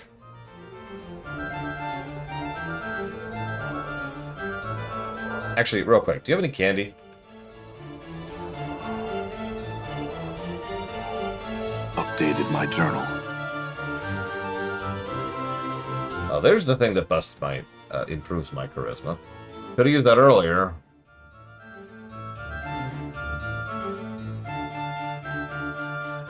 Stinky chocolate. Casts Cloud Kill. Lucky Candy. Casts Luck. Casts Swarm Curse. Casts Strength. Casts Armor. Casts Protection from Evil. Casts Call Lightning. Casts Bless. Oh, good. Buy that one. Okay.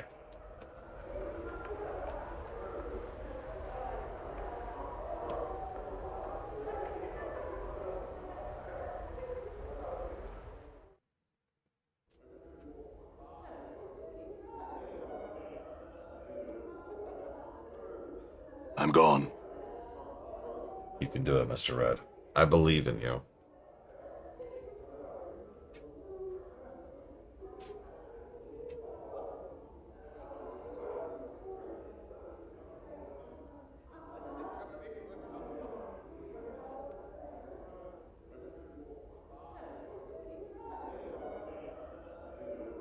Agar gummies? That sounds interesting.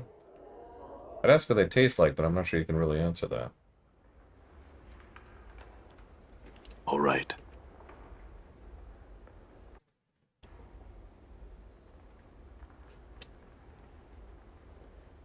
What do you mean waiting for my return?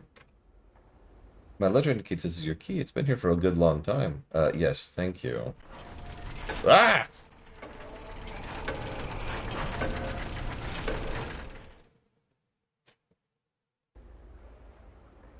Okay, but like, could I go to my room, please?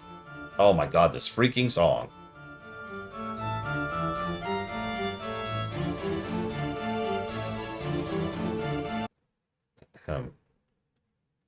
I'll take nothing over this. Okay, so... Damn, melt-in-mouth gummies. I have a hard time picturing that. Although, one of my biggest complaints about most gummies is that they are too hard. Oh, I can level now. Nice. That means I can finally become a mage. And we can start raising our int. In fact, actually, let's go become a mage like right now.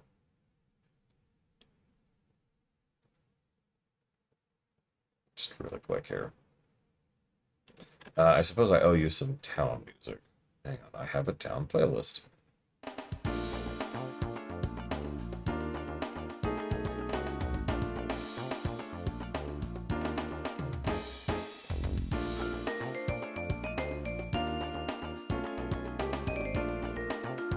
I would like to be a mage.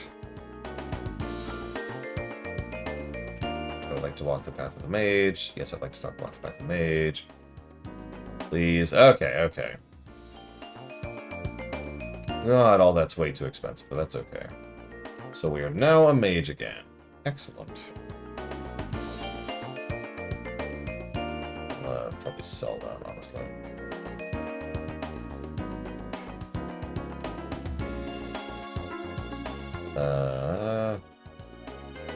Okay, let's see here.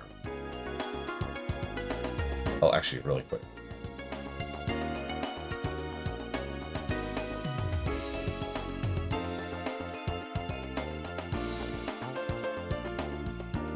Stack those there. Let's give us all our mage gear again. If I really wanted to min-max, I'd split up my stats a little bit more, but honestly, I'm just gonna be simple and be a mage for the rest of the game. Mage doesn't really have a cap. It just kind of keeps getting better and better and better and better. Copy spell, copy spell. The main reason why is that both fighter and thief cap out on the relative benefits of being a fighter and thief. Mage does not. Mage always gets more and more and more spell slots.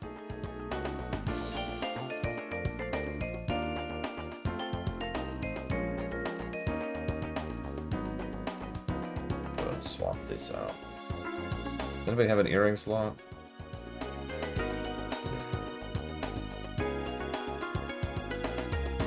I'll just sell that then.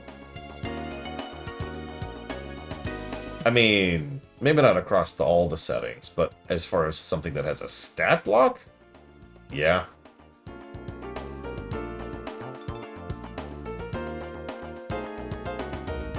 Okay. I'll leave that as is for right now.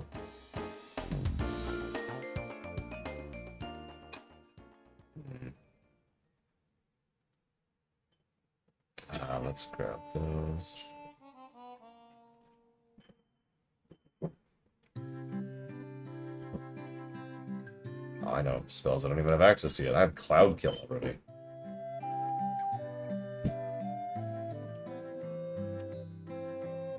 Okay, now that we're a mage again, back up here.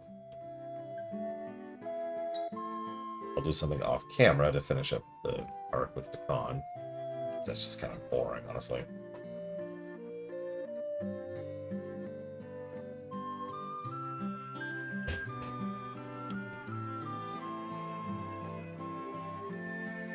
Right, I need you to do your thiefy thing on that.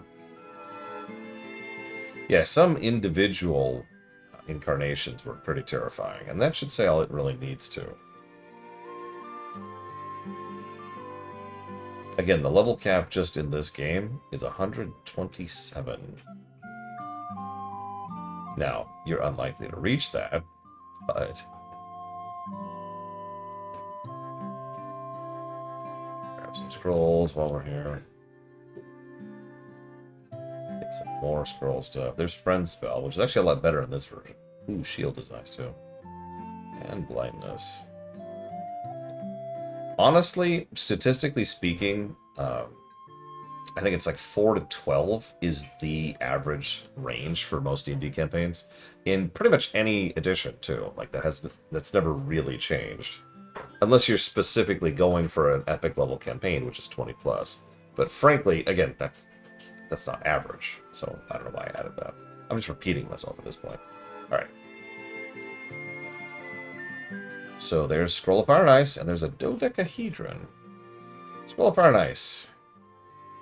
This is a fun level 5 spell. Immediately copy.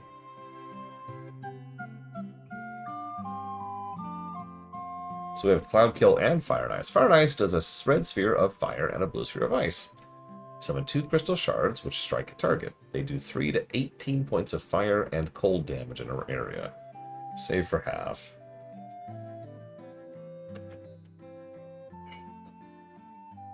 Alright, so we're saved. Let's try this dodecahedron, shall we? Yeah, I need something a little more mysterious for what we're about to do. I don't really have a mysterious playlist.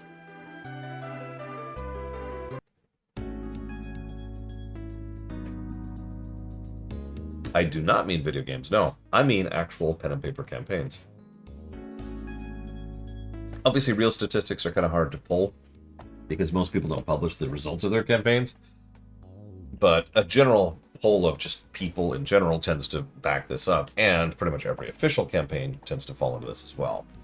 The average level of pen and paper campaigns is 4 to 12. Somewhere in that range, anyways. I would go ahead and say, adding a personal touch on that, I would say most of my campaigns tend to be closer to, say, 2 to 8, give or take. So let's use the dodecahedron. I examine it closely. Upon closer examination, you realize each side of the dodecahedron is a plate that can be twisted clockwise or counterclockwise. Yes, that's right. It's a frickin' Rubik's Cube. Rubik's dodecahedron. Let's fiddle with it. As you methodically twist the cold, gray facets of the dodecahedron, a strange formation forms at the base of your skull. Your hands seem to move on their own accord, turning the object and spinning its facets with mechanical precision. You've done this before. You know the combinations once. And you've also become aware there's certain danger within the object. So for some traps, for something less mundane, you cannot recall. In moments, you have what might be the first of the 4 sides locked in their proper places. As you begin to twist the 5th side, you recall a cunning blade trap that would snap out to lash into a meddler's hand, slashing the wrists and severing fingers. You avoid the trap with the proper number of rotations, certain you've made progress in the unraveling. After avoiding the springing blades, you slowly puzzle out the next series of facet positions. As you start to turn the 9th side, you remember the 2nd trap, jets of toxic gas.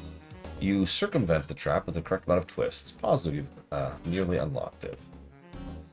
You circumvent the final trap and begin working on the facets. As you're unlocking the 12th pentagon, you recollect sorcerous runes hidden within the dodecahedron that would blast the unwitting holder with bolts of magical lightning. After disarming the trap with the correct number of facet rotations, the dodecahedron clicks into place and opens in your hands. It splits once, twice, and eventually unfolds itself into an impossibly perfectly rectangular tablet the size of a large book. Etched into its surface are a series of bizarre symbols. It looks to be a code or language that you feel should be familiar to, but it's not. Further examination of the tablet reveals that by twisting the pentagonal facets down on the underside, different pages may be displayed across the tablet's face. You realize it is a journal of some sort. We cannot read that language yet, but...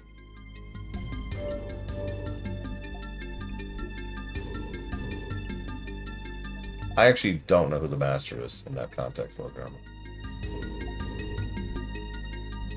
Oh, absolutely, Loner. We actually talked about this as we were playing Baldur's Gate 3. One of the biggest flaws of all D&D is you tend to not get your cool stuff till about level 8 to 9, depending on your class.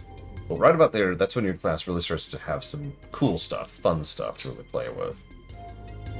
The catch is, and this is, I do think this is a flaw of the Forgotten Realms setting and the game designers themselves, the further you go up from about 8 to 9, the more you just kind of start overwhelming everything. And they don't seem to know how to properly balance higher-end campaigns for the most part. So a lot of the encounters from that point on stop being interesting or engaging and start being irritating. They just sort of expect you to have ways to get around all of their frustrations, and you may or may not.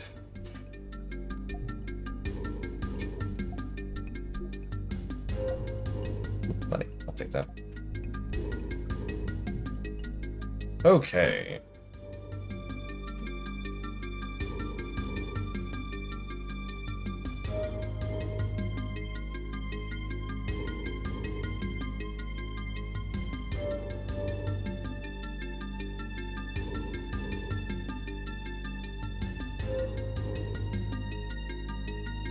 Yeah, exactly, Leonard. Also true, Blade Jamal. Very true. Oh. Nope, there we go.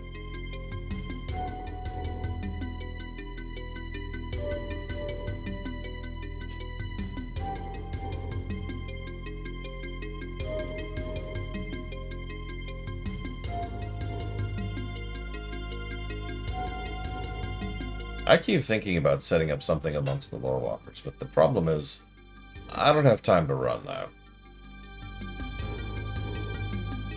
And that's the problem. I don't. I don't have time to do rewrite work. Never mind running an entire campaign on the side. Sorry.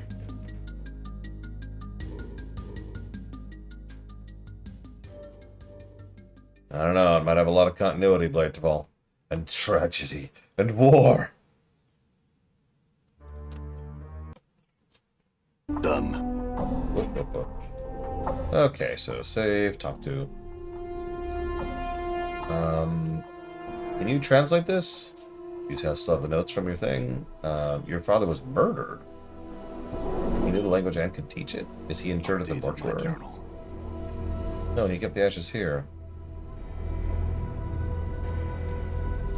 Right. So where's your father's ashes? No reason.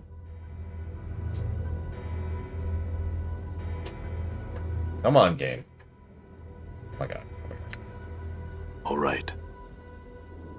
There we go. Why have I been summoned to these ashes? Cold and gray as the heart of a hag. I'm looking for information on the writing from a folding dodecahedron. I need to know if you know the language. Yes, I know the tongue. I was a linguist and a scholar. I was murdered. Murdered by a student of mine. Murdered so I could not teach the language that I taught him. The tongue of the Uyo, one of the rarest in the multiverse. I knew none who spoke it save myself and not one damnable murderous student. So you'll help me learn the language? I could teach you this language, yes. It would please me to do so. In fact, if only to spite that bloody-handed student. What language do you speak? So we now speak the rarest language in the multiverse. In fact, we are the only living person who does so. Updated my journal. You recall Finn Andli himself. You remember his gentle voice, his kind manner, his schooling you in the ancient language of the Uyo.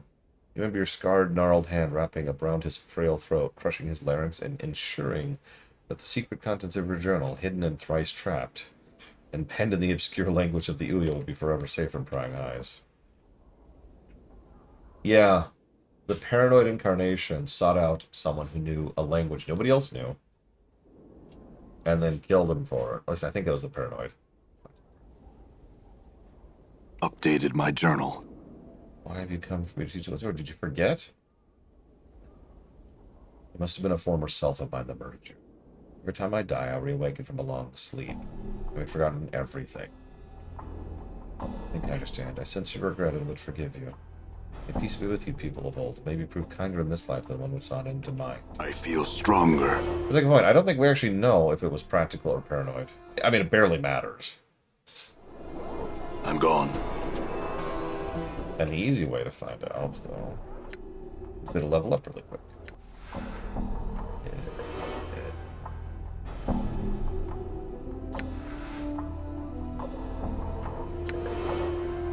Still a level fly slots. We have 1 4 slot, though. Put that in there.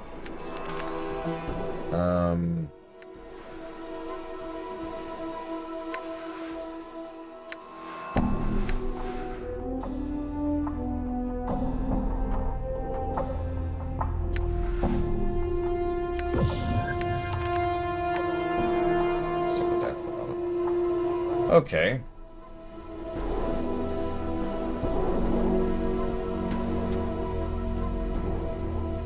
Well, let's read the thing. Updated my journal.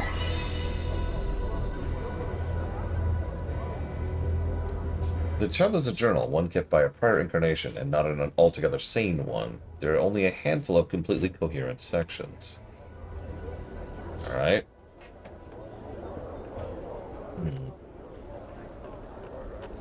Read about the Whispering Shadows.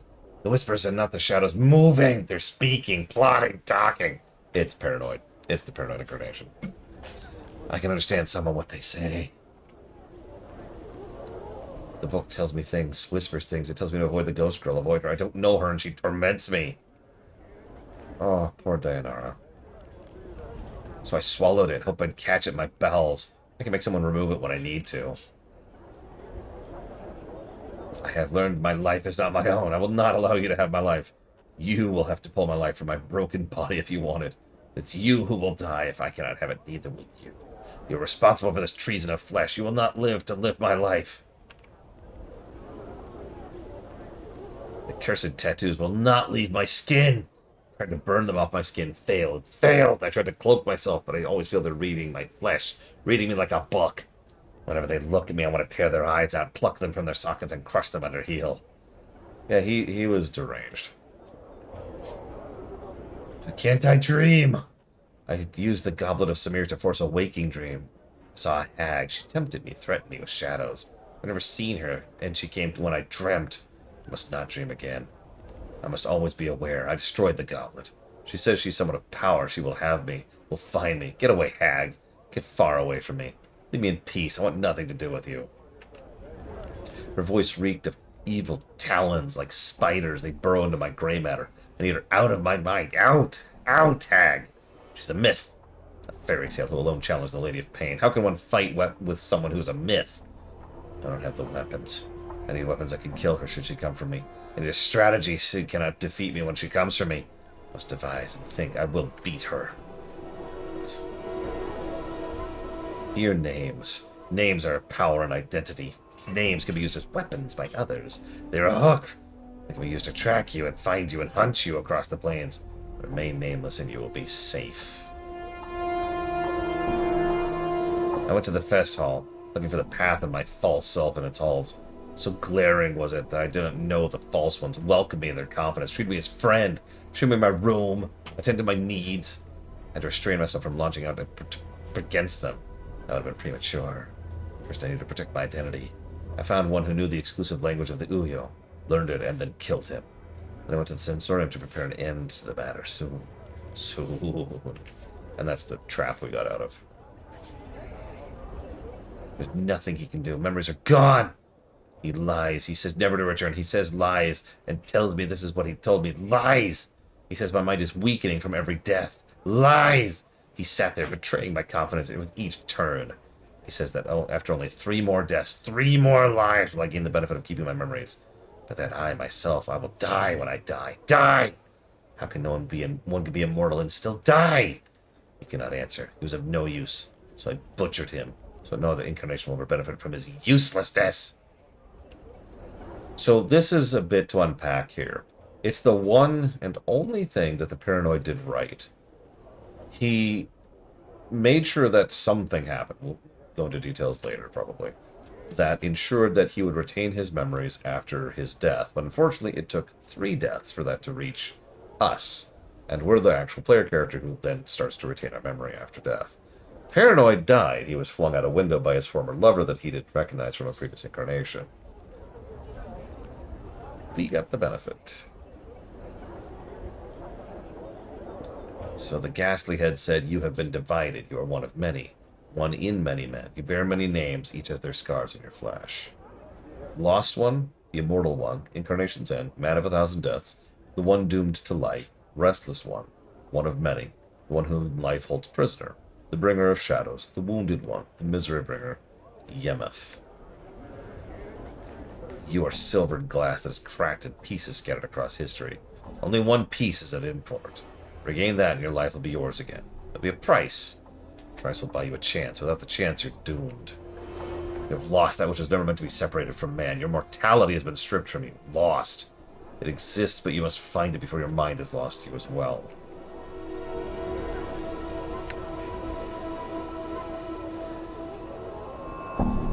A legacy, the note reads. Forget not to collect your legacy. 5-1-A. A trap, no doubt, set by another of my false selves. I'll see it destroyed, I will. God, could you imagine how frustrating it would be if the Practical knew that all the careful plans he put into place for future incarnations were all destroyed by one paranoid idiot?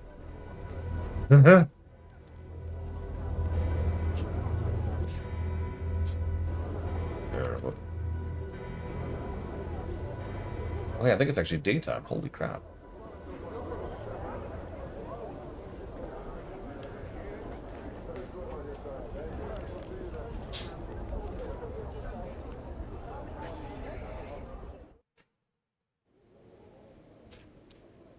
I'm gone.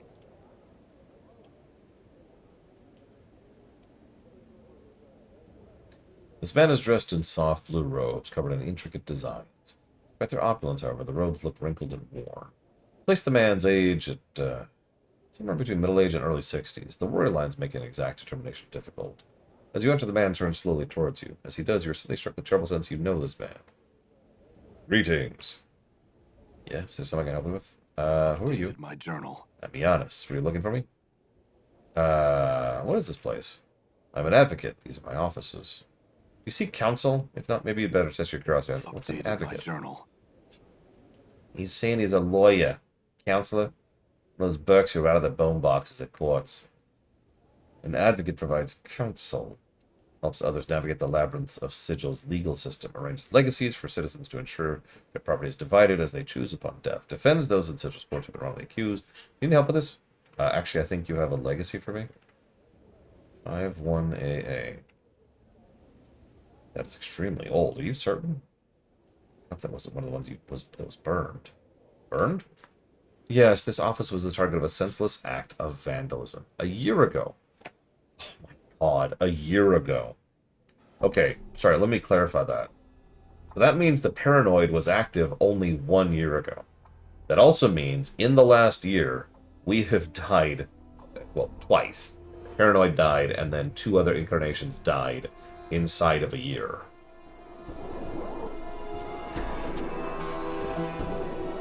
The Vandal's sole desire seemed to be burn my legal documentation. Much was lost. A shame, really. Sigil can be quite wearing on a person's faith. The Vandal only damaged certain documents that were irreplaceable.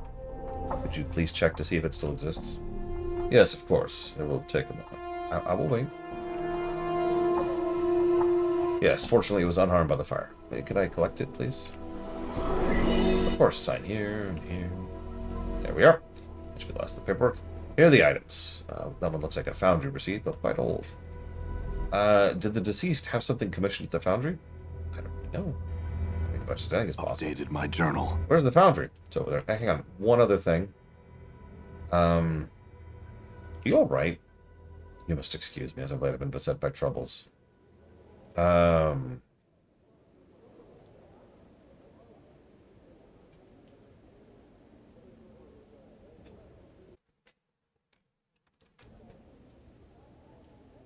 Anything I can help with?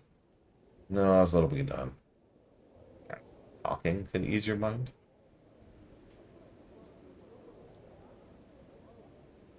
I mean, pretty much, Mr. Red. I don't wish to burden you. I lost my daughter not long ago. Tell me about your daughter. Yes, my daughter, Dayanara.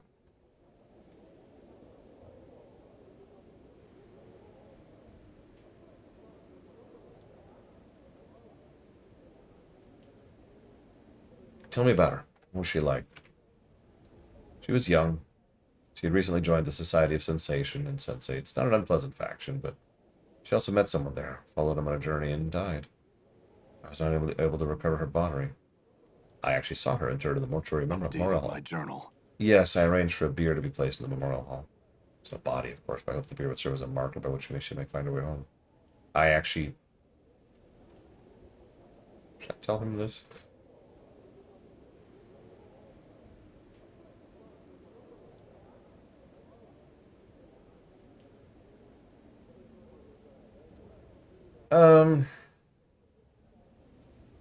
Yeah, I mean, the practical... Oh my gosh.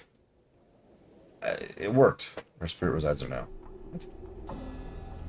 I spoke with her. She seemed to be in distress. You spoke with her? What distressed her? I'm gonna be honest. Me, apparently. She said she loved me, and I loved her, and I'd forsaken her. Are you the one she left Sigil with? The one she left? I'm not certain. I think I may be that man, but I've forgotten much. He was the one. You see, you've forgotten. Oh, you've forgotten! But the incident was not so long ago. How could this be?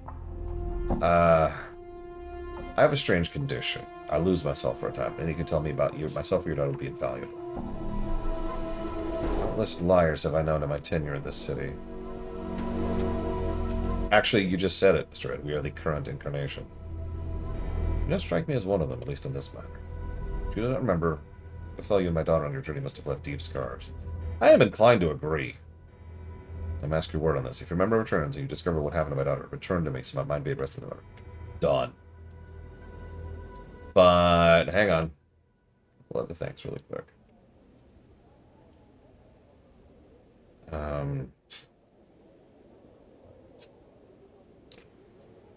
The young woman's legacy is 687KS. It seems you spoke true. My daughter was known to you then. Hold a moment. Updated my journal.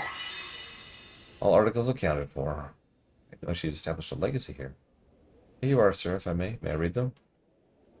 Yeah, of course. He takes the scroll and studies it. There's a long silence. You meant very much to my daughter. She was willing to give up her life for you. Ah, I believe that is the case. Updated my journal. Thank you, sir.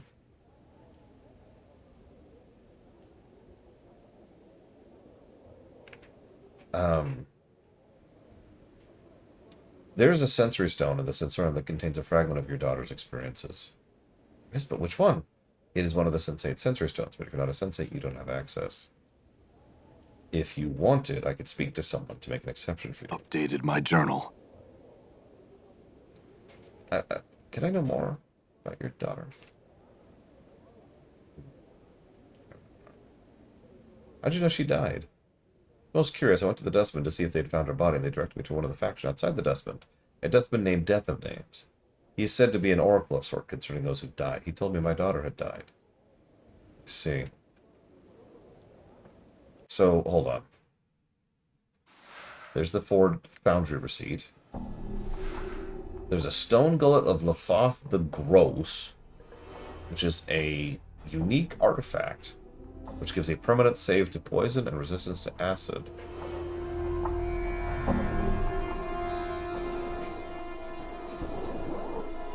The Gurgling Stone Gullet of Lapal the Gross is not as well known as most artifacts tend to be. No wars have been waged over it, no betrayals, no epic journeys into the underworld. Only a few moralizing sorcerers, a fat man and his stomach. As the legend goes, Lapal the Gross was said to have been a promising practitioner of the art, a sorcerer's apprentice to one of the last seers of Essinon. Despite his skill in the art, however, his gluttony was the subject of much ridicule amongst his peers. In the last great massing of Essinon, Lapal was invited to dine at the center table. But unknown to him, the peers had filled his wine goblet with an elixir of turning flesh to stone to teach the rotund student a lesson. He consumed such great amount of food and drink during the mass, however, that it diluted the poison's effects. Complaining of a stomach ache hours after the feast, the local healer discovered his stomach had turned into a stone. It was still capable of digesting food. He lived the rest of his days happily eating, though his gullet was a few pounds heavier than before. When he finally died, his stomach was removed as an oddity, and since then has wandered the plains in search of new stomachs. To use the artifact, you must consume it. It has the consistency of stale bread, and doing so will turn the eater's stomach into a stone gullet. Devouring the rock will give you the blessing of stone and rock with slight resistance to stomach acid. Okay. It's also a gem. Invokes chromatic orb when equipped. +1 to all saving throws, +1 to saves versus spells, plus resistant to magic. Daenara's wedding ring. Usable only by the nameless one.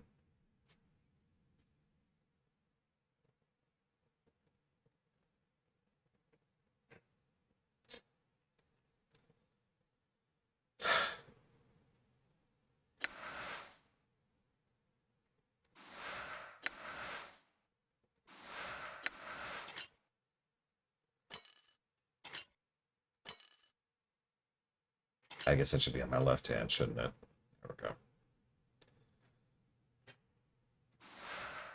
Healing scroll. Daenara left us a healing scroll. I'm getting depressed here. My love, if you're reading this, the tragedy I've seen has come to pass. I have died, you have remained to suffer the loss. Know this, my love. I know why you were forced to shield your feelings from me. You sought to protect me from the terrible burden you carry with you. The distance you kept between us was your way of protecting me. In the brief moments when we were alone, you let your feelings be known. That was when I knew you cared for me.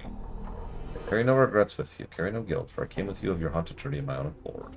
No matter how death came for me, I know that you did everything in your power to save me. Our lives are intertwined, my love, and death shall not be a wall between us, for my sight has seen what is to come. Only in staccato segments, but it is enough for me to know that we will be separated for a time. We shall be reconciled again. Thus do not see death as a farewell. It is an interval before we meet again. Bear my ring with you, and these other pieces of me, and think of me. Keep me in your mind and heart. That will be the beacon that brings us together. I don't actually know. 1-2 piece.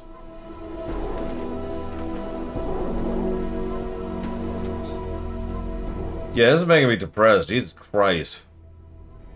I am going to do everything in my power to fix what my previous self did. That god-damned monster. And I have rarely meant that as literally.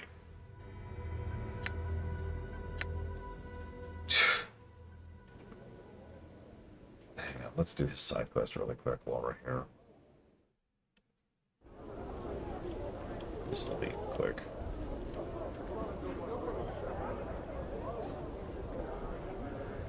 Now here's a weird thought. Just a little speculation for you. Obviously, you know, she was just being manipulated by a toxic asshole. But wouldn't it be interesting if her sight allowed her to see what we would eventually become and fell in love with that version of us, rather than the previous version?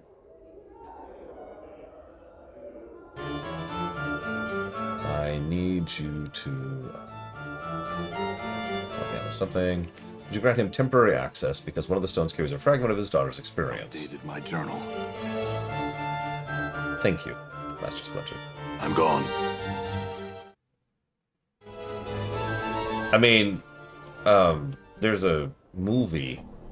It's actually a concept. Done. I can't even remember what it's freaking called. The concept is you got super turbo drunk and you're like spending your time piecing together what happened.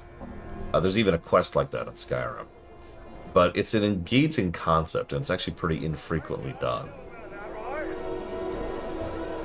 Almost always done to horrifying extent, though. No, not Memento. Much less serious than that. I'm gone.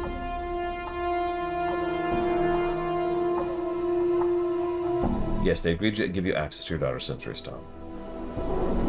No trouble. Please, go see the experiences of your daughter. I think they might ease your troubles. Updated my journal. Movie about blackout drunks last night. Hangover. There it is. All right. That's the one. Then they did a sequel, and that was just the same thing again.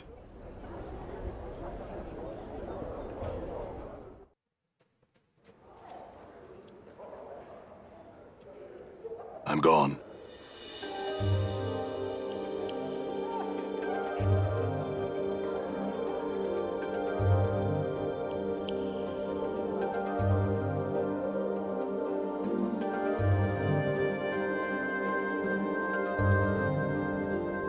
I talked to Kimaxi. She told me she's your half-sister and Ravels your mother.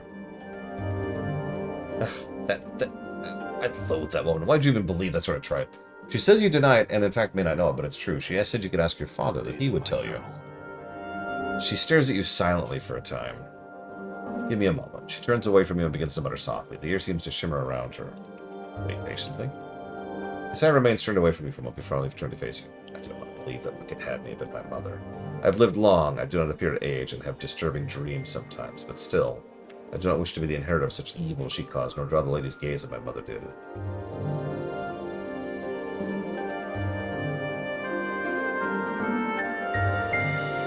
Tell me what you know of her, will you? I heard she would pose impossible riddles to people, riddles she could answer, but no one else could. She would devour the person if they answered incorrectly, or leave them dangling in her horrible gardens, examples to all. Those few who somehow escaped her tormenting were tormented in their dreams, riding them like steeds, breaking their wills, and hurling their souls into the colorless oblivion of the grey wastes. Her magic was said to be beyond anything most have seen. It was imagination woven with nightmare to give it substance. Stone and solid shapes bent to her will with soft clay, and the laws of the plains would bend beneath her feet, and from nothing she would weave illusion, and from illusion weave reality that could horrify, kill, and confound. She was a mistress of all dark arts, mistress and master of them all. She hunted a governor that dared quote sigil law to her with shadows that devoured him, all but his tongue, his fingers, and the flesh of his face. She turned mercy killers inside out and shattered buildings of those who displeased her. Terrible, terrible powers were at her command. She changed her shape like water and would use it to destroy some for amusement, to steal knowledge from others. She was a monster like all that had been spawned from the Grey Wastes. In the end, she threatened to open the cage and let the fury of the plains come rolling in like a wave. Fortunately, she did not succeed. She existed solely to cause malice. I don't know if she's dead, but I know now that she was my mother. Oh, that I had tears so I could weep with sorrow. I try to comfort her. She falls into your arms, shuddering as if racking with sobs. For a time, she simply stands there, clinging to you, but then she pushes away. Thank you, but I'll be fine. I just need some time to think about it, that's all.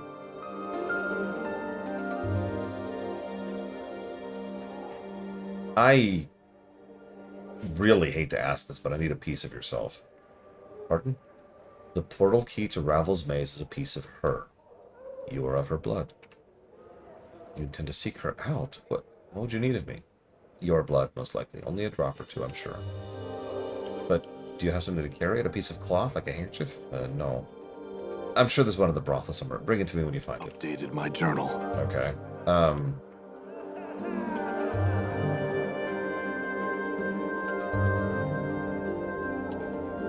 Okay. Let's just kind of roam, I guess. Almost all these are locked. Let's try this one. Yeah, she's a hag spawn. She can't cry. Ugh.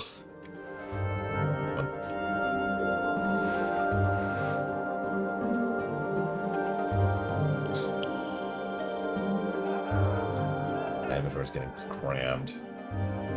With quest items, too. That's the worst part.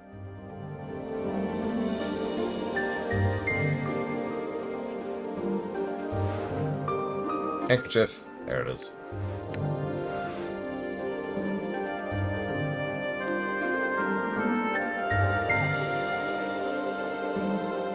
So I have the handkerchief. Updated my journal. She takes the handkerchief and gingerly pricks the tip of her finger on one of her fangs. After letting several drops of blood soak into the cloth, she returns it to you. You're placing yourself in grave danger, you know. Even if the stories of my mother are greatly exaggerated, she's horribly powerful and completely evil. Good luck. I feel stronger. Ignis is just hanging out in the brothel forever. Bye, Ignis. We're going to pretend we got rid of him in some way that isn't going to threaten people. We're just going to headcanon that away.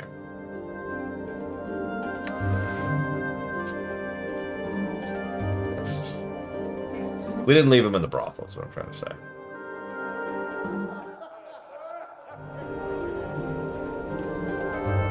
I'm gone. He mellowed out. It's weird.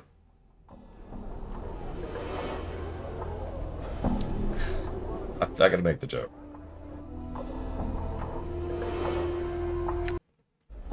Actually, no, I'm gonna make the joke because that's an intellectual brothel, not a physical brothel, right?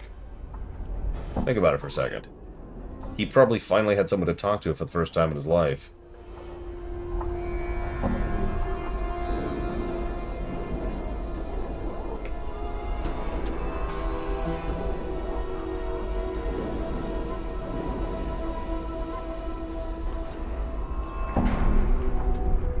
Yeah, it makes a weird amount of sense, doesn't it? I'm gone. Okay. Let's go ahead and make 40,000 experience really quick here. Easiest 40,000 experience I've ever had. Hey, Mr. Ed, here's a receipt.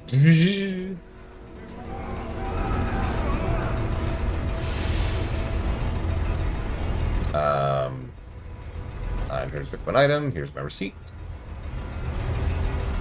This is over 100 years old. How'd you come by it? I left it for myself, but I got busy. That's a good one. I bet you were busy. Here you go. In Thanks. knowing the teachings of Zerthamon, I have become stronger. I'll tell you one thing. It's a lot faster level in this game than in some other games. Just hit level up and done. I'm not even sure why you have to hit the button at this point. I get why. It's because you can save your levels for other classes. So, we actually have everything we need as of this moment to go to the maze. So I'm going to glance here.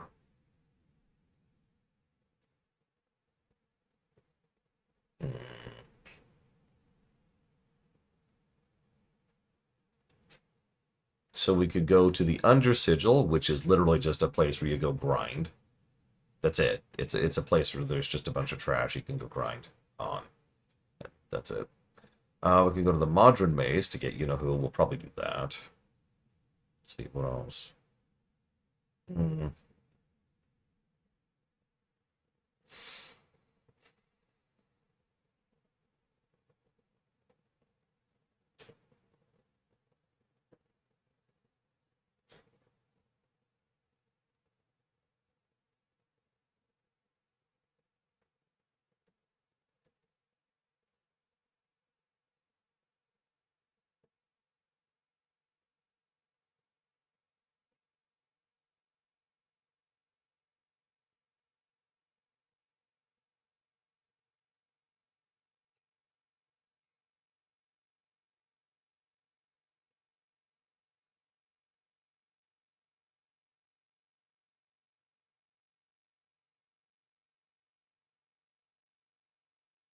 That sounds really awful, Mr. Red. That's basically One Punch Man, except mundane.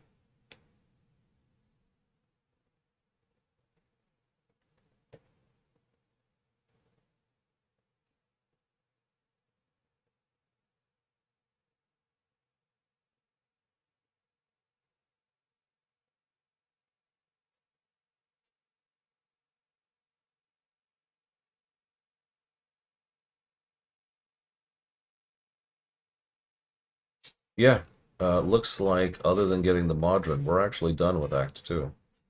That's some good pace. I will accept that. I'd be happy about that.